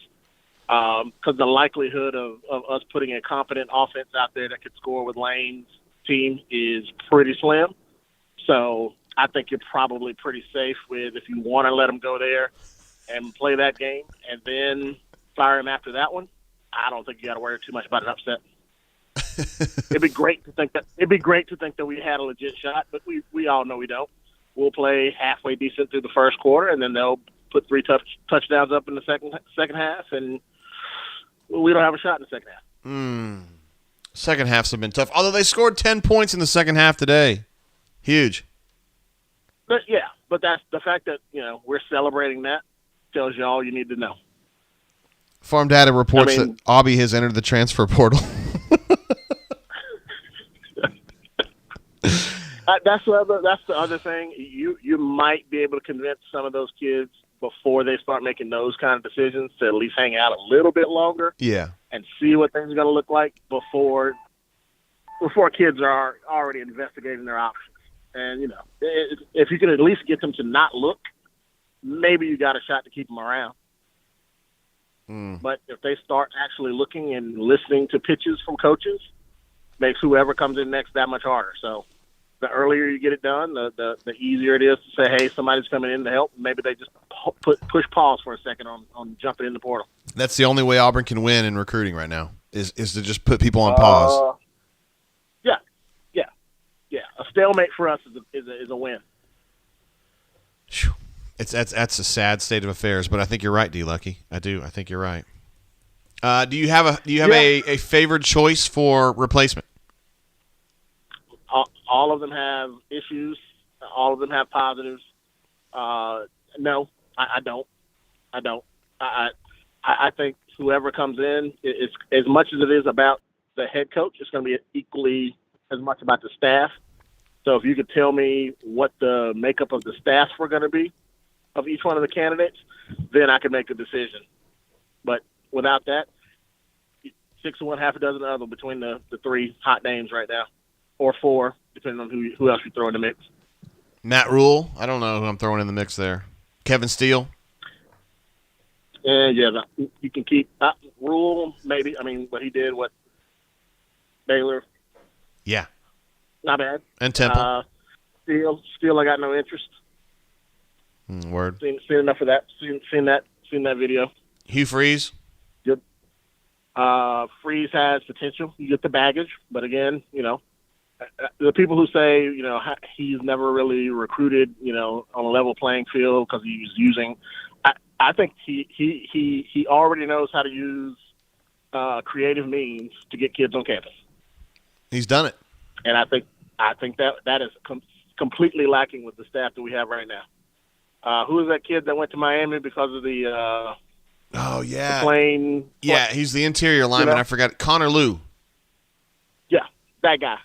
We're in a head-to-head battle to get that kid on campus, and our NIL deal is not as creative as Miami. It wasn't about the money necessarily needed to spend. It's just someone came up with something that was more beneficial to that kid's mind about how to make him happy, and we need somebody that's going to do that. So if Hugh Freeze has that kind of creativity, or knows who needs to have that kind of creativity to help NIL, then let's get that guy here. That's what I like to hear. Jeff Grimes, any thoughts on him? Grimes probably understands the landscape better than most, having been here. Did a great job recruiting offensive linemen. So, I mean, that would be a plus to begin with, that we would have a few. Never been a head coach before. So, again, that goes back to staff. If he hires a whole bunch of green assistants, not great. But if he at least gets a couple of folks that have been through these battles before and can kind of help guide him with some of the head coaching parts, then okay. But he understands the recruiting component. And that's going to be, I mean, that we all know it. With Kirby and Nick, that's going to be one of the big aspects of the job is getting fit folks on campus. So, yeah, not horrible, but, a risk. You got a feeling about Deion Sanders at all? Kind of along the Grimes landscape, has coaching, not at this level. So I think he understands that part, but absolutely is a splash hire and gets you in living rooms immediately. Buys you a level of cachet that you can't get with any other name that's out there. And again, if you put a staff together that's kind of done the other parts before, and you just let Deion be prime time, I mean, that's huge potential. But the negative to that is at some point he's got to be able to coach it, not just get talent. So can he do that when the time comes? And it's, 3rd and 3. And we're in a battle with Georgia late, and he needs to make a call. Is he going to make that call? I'd like to think he's going to have the players to make the call, but, again, there's a risk. And Rhett Lashley? Lashley, no. Okay. I was just teasing. Turtle in the chat had asked me. So. Yeah, no. Just no. Okay, fair enough. Just no. I'd rather send my own resume in. meet a few guys I know. I'd hire you. With some game plans, with some game plans, with some beer. We'll even have a money back guarantee. Oh yeah, that sounds like a good deal. Yeah. I would think so. I mean, you pay me what, $5-6 million a year. I'll give you back $250 for every game we lose. Well, that's a deal right there, man. Easy. Easy. All right, D Lucky, thanks for calling in. We have missed you these last few weeks, brother. I know you tried to call in last week, but I think I shut it down. I got a little too drunk. Yeah, it was enjoyable. That's why I wanted to talk to you, because you were on one last week. I wanted to be a part of that. But no worries. I've been on the road a little bit. Been less chatty than most, but I've been keeping up. So. All right, bro. We will see you in short order, one of these ways. Sounds good, man. Y'all take it easy. Peace. See you, man. Bye. There he is, D Lucky the GOAT, one of our favorite callers of all time. He's always the anchor leg, right? When you feel like D Lucky's the good guy to summarize things at the end, He's our rational guy. Farm Data had a super chat earlier. Thank you very much for that, Farm Data. Sometimes I think Farm Data doesn't like me on the board, but he's always a good poster, and that's really what matters. Kanuman, thank you for that, Farm Data. Commodore BDJ, Big Daddy J, Bobby Petrino. He's doing great stuff at Missouri State, guys, and I think this would be a fine time to take a look at him. Just kidding. My mom is a Southeast Missouri State fan, and we shit on Southwest Missouri State. I don't care what their new name is. They're Southwest Missouri State, and they always will be. So that's how it is. Blake says a drunk JGT equals my favorite JGT. I don't know if my wife would agree with that, but that's not really her opinion. It's your opinion, and I appreciate that. Mark Steppen says, if it's about staffs, why not Byron Leftwich or D'Amico Ryans? They passed the coaching test, both top NFL coordinators. Yeah. I love D'Amico Ryans. That guy's an absolute stud. My guess is that he's angling for an NFL job. I think his next step is probably an NFL head coach. But if he wanted to go to the college game, you would be very wise to think about D'Amico Ryans, in my opinion. I don't know Byron Leftwich as much. So, I mean, I just don't know. I don't know enough about him. But D'Amico's a guy that I've interviewed myself. Back when I first started the Advertiser, I did Auburn and Alabama. So I spent some time with D'Amico talking to him and stuff, and he is an incredible person. A great football player, too, but he's just a really good quality human being, like good guy. So, and also a hell of a football coach. He's doing a great job in the NFL. So I don't know what's going on in this Texas A&M Alabama game, which pisses me off. I need please tell me that Jimbo's losing. Is that the kind of news that you can give me today? I'm going to switch it over here and turn on my Ranked app.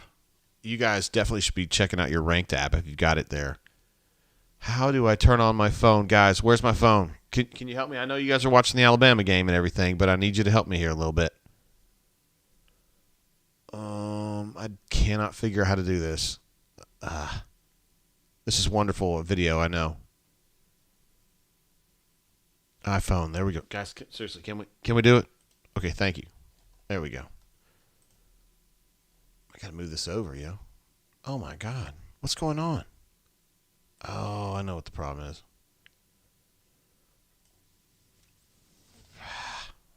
I'm making a mess out of this. We're almost there.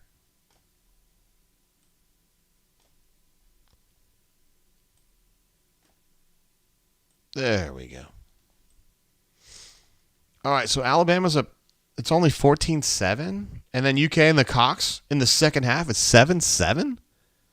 Jeez, really? These surprised me a little bit. Oh, we've already gone through all these, and we watched that one. Damn, Ole Miss ended up winning 52-28. Wow, how about that? So Bam Bam's having a little bit of trouble with Texas A&M. I mean, I can't say I'm shocked. It seems like A&M tends to play their best games against Alabama. But at the same time, I would much prefer to see Jimbo lose by 6,000 points. By the way, on the left there, that is straight from my phone. That is the Ranked College Football app. Designed and administrated by one of our own. His name, his handle on the bunker is AULAX08. It's Jake G. And when you guys download that, everybody should already have that on their phone anyway. But when you guys do that, you're helping one of our own. It's one of our guys. And he presents our show here. Ranked College Football presents our show here at the Brain Drain. So support them. He's one of us. He's one of our guys. Looks like folks were generally in agreement with the things that D. Lucky was saying, which doesn't surprise me. Just always taking a rational look at things that's going on. Isaac P. says it's prime time. Yeah, I mean, I think that D. Lucky made some interesting points for Deion Sanders, just saying that, like, right away, the interest in the program goes, like, takes off. It's just a matter of... is he the guy that, again, like I think he mentioned, 3 points down in a big rivalry game against Georgia, is he's the guy you're leaning on to say, hey, he's going to make a really wise coaching decision here. I don't know. Maybe he is, maybe he isn't. I personally don't know enough about Deion Sanders, the coach. I really don't, so I can't sit there and say that. Kanuman says, Ranked College Football is a great app. I have to agree. The reason I love it is that everything I need to know is right there. Like, I used to always have to go to, like, different websites to figure this shit out, but I've got the... where they're going to be playing, what station it's on, the line, the over-under. Like, it's got all that right there.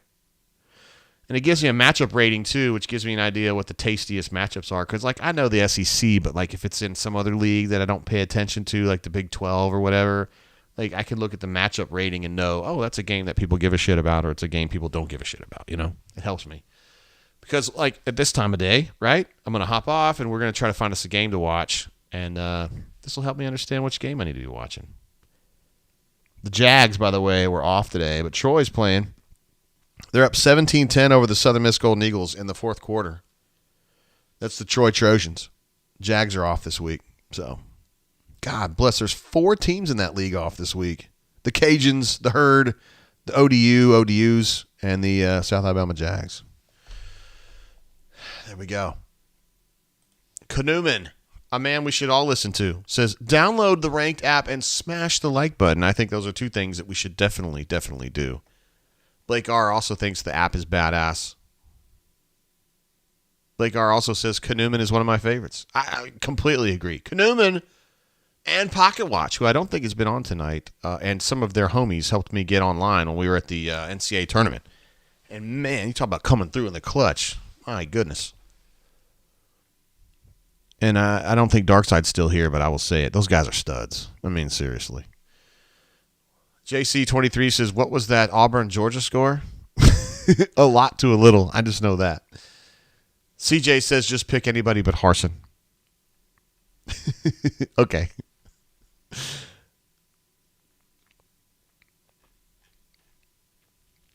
All right, guys, we just hit the 6-hour mark. Maybe this is a good time to kind of wrap it up. We kind of finished watching this Alabama game. Darkside says, studs, you are still here. What's up, man? Glad to have you here. We had some great callers tonight, man. Fig Jam, Power Man, telephony problems, but, whatever. J-Head, of course, doing his thing. Stoltzy was probably the most memorable call of the night. Henry did a good job. D. Lucky did a nice job. Why Not AU did a nice job. Captain Eagle Flygood bringing the heat, as the kids would say. Some great chatters. Anyway, we'll probably wrap it up there. It's been a solid day. Turtle says, JGT, how are we behind Alabama for basketball championship? I don't know what that means. I don't know. Mountain of Coke says, JGT, I'm late to the train. But do you think this loss sped up the timeline? I need to check this out and figure out if it did or didn't. Like, for me, it did, but that doesn't matter. My opinion doesn't matter. I need to know, like, what the actual decision makers are going to do, and I don't know if it did or it didn't. I got to check this out, and I can't do the show and be like, hey, man, I'm going to start texting people. Like, I can't do those concurrently. So I'm going to work on it tonight, try to get you guys some better answers in the morning. War Eagle 0008 says, we love you, Jay. Y'all hit that like button. Hey, appreciate you for the super chat and also being here for us all the time. Stephen P., the legend, had some big ones today. Patrick D. as well. Unbelievable. Hornicius, a great call and also big-time super chatting. Nair Mix-a-Lot. Spread Attack U18. Unbelievable. Cleveland Brown says, no midnight run. Cleveland Brown, appreciate you. Kanuman as well. Billy P says, you've been saying for months it's because he recruits the portal, and it looks to me that he'll be going. Hold on, I got to think about this now. I got to really focus. This is a really long one here. You've been saying for months it's because he recruits the portal, and it looks like to me that he's going to be the quickest way for Alabama to make up ground? Are you talking about basketball like Nate Oates? I don't understand. Chip says, I've listened while working. I hope nobody died because of it. Yeah, we would also hope that as well. You are why I stay JGT. Hey, Spread Attack U18. What a stud that guy is. Hey, Darkside, I said it again. I did not realize that I say it that much, but I do. I really, really do. Ben says, JGT not Ole Miss drunk yet. No, I'm not, dude. I got way too lit last night. I made some bad. You know what? Here's the thing about me and drinking.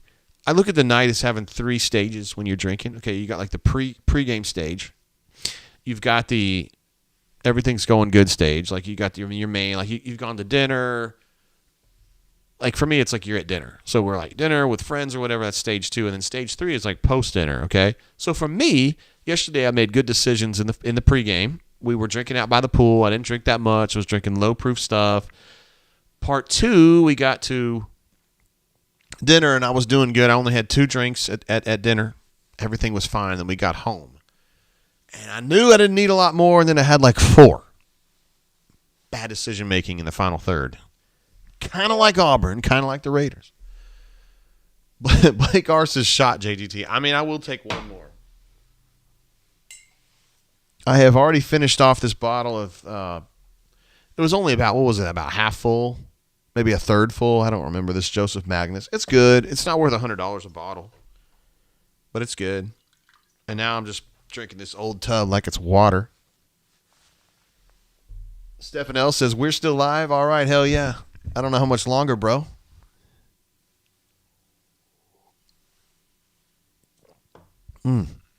Let's see. Damon asks a great question. He says, if everyone is a stud, is anyone a stud? LOL. My argument to that would be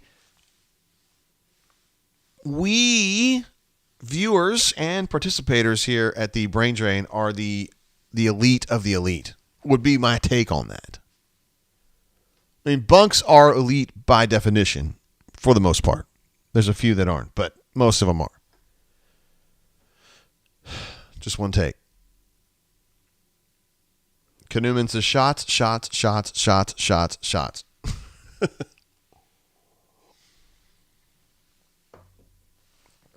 Runner says, wait, you played it smart for 2/3 of the game. Auburn crept to bed with 4 minutes to go in the first half, and then the rest of the game you were winning.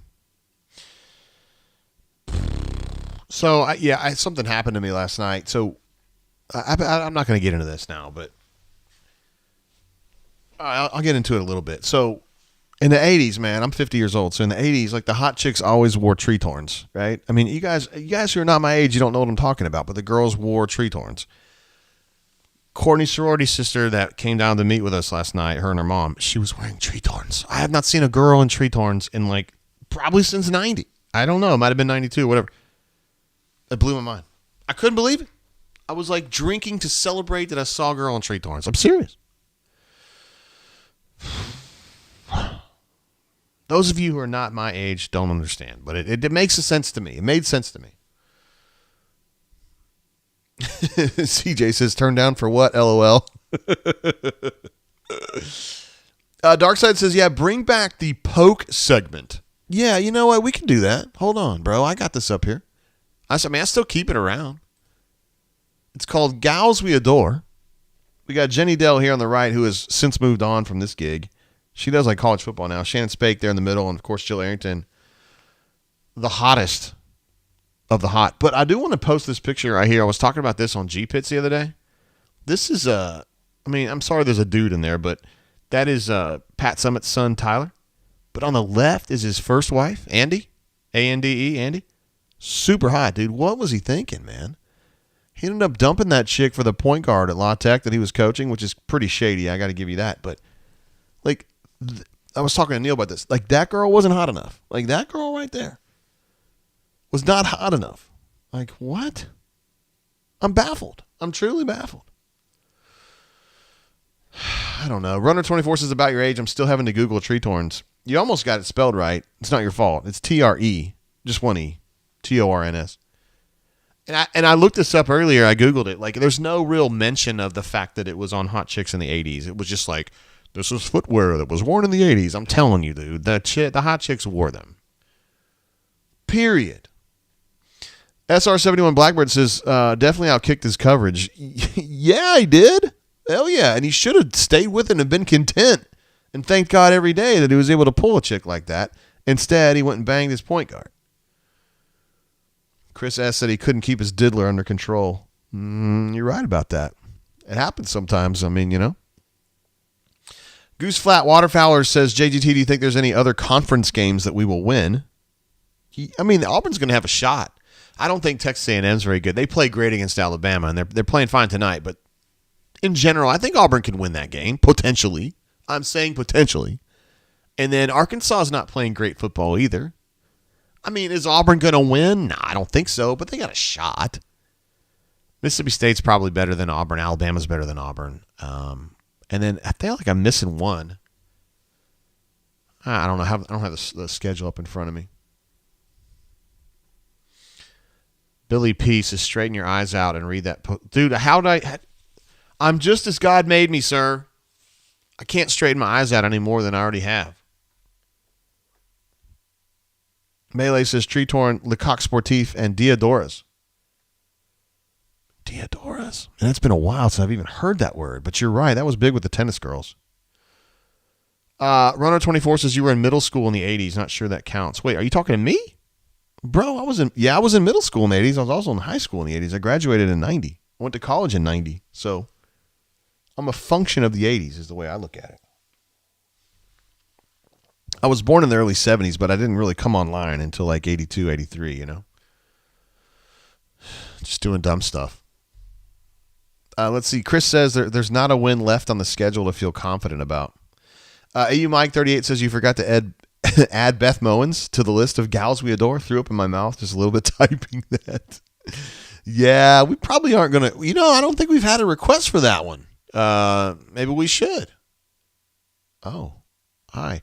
We did a lot of this during the quarantine, so I kind of, I forgot a lot of these. It's been a while now. That's the girl from Mad Men. I forgot her name now. I don't know. Some of these were like Ruxpin. This is back when Ruxpin used to drink a lot. He would just throw along. Oh, I know who that is. That's the chick from Entourage. Emmanuelle Chakiri, I believe is her name. That's Alexandra Daddario. I know her from The White Lotus. I don't know if you guys know her from that or not. This is Daniela Melchior. She's a nice young lady. She's got a great personality. I don't remember her. I'd like to talk to her about some golf. You got another Jenny Dell picture. Jenny Dell's, I mean, I don't know. At the time, I felt like Jenny Dell was kind of an underdog kind of, but she's so big now. Jenna Fisher, you guys know how I feel about Jenna Fisher. She's super, super hot. She's just right up my alley. But I realize she's not everybody's thing. I know who that is. But I forgot. I used to know who that was. Let's see who else we got here. Oh, yeah, that's a chick that was on Big Brother. She was really hot. I think her name is Christmas or something. If you're into fit girls, though, that girl was definitely a home run. Oh, same gal. Oh, that's a girl from Friday Night Lights. I get it. Oh, yeah, that's one of the Fox News girls. I forgot her name, though. Oh, that was Belinda Carlisle. Oh, dude, I remember this one. Hold on. Yes, I know who that is. That's Lisa Booth right there from Fox News. I know that person. Kate Mara, SR71 Blackbird's asking for Kate Mara. She is cute, though. Particularly back when she was on House of Cards. Canoeman says Alexandria Daddario's best role was in True Detective. Canoeman says that's the best photo ever of Pam. My God, my goodness. Wow. Lisa Booth. This picture of Lisa Booth is oh my God. Black bikini, hair, hair bow, sunglasses. That's a winner to me. Let me go back here and we can find Jenna Fisher right there. Yeah, Jenna Fisher. She's a fan of the St. Louis Cardinals, by the way. She's a graduate of Truman State University in Greater St. Louis. So there you go. Canoeman says Lloyd Christmas. Yeah, Lloyd Christmas. Anyway, guys, it has been an incredible show. We have gone so long tonight. Let me get back to my main page here. There we go. It's been an incredible night tonight. So many super chats, so many great, hilarious comments, great callers. It's been one of those nights. So, Pew War Eagle wanted to know what I was drinking previously. We've been live for 6 hours and 13 minutes. I did not take a bathroom break, by the way. I finished off this bottle of Joseph A. Magnus. It was about to here when we started. Oops, sorry. It was probably half, maybe a little bit lower. And then I've been sipping on this. I've been sipping on this old tub, just to kind of power down a little bit. It's a low proof, it's good. It's like Jim Beam stuff. So anyway, guys, we're going to wrap it up there. We'll be back next week for the game at Ole Miss. That's going to be an 11 o'clock kick. Canoon also reminds us that she's a fan of the St. Louis Blues. That is true. She's a St. Louis girl. We'll be back with you for the Ole Miss game next week. That's an 11 a.m. kick again, so prepare yourselves mentally. And I I imagine Auburn's going to have trouble there, but we'll see if something goes down. Tomorrow I will be keeping an eye out for Harsin News, of course. So we'll see what happens there. Until we see you guys again, please make great decisions out there. Let's have a great night, a great week, and just kick ass like you guys continue to do every single night. Until then, keep your feet on the ground. Keep reaching for the stars. I love you guys. Peace. Deuces.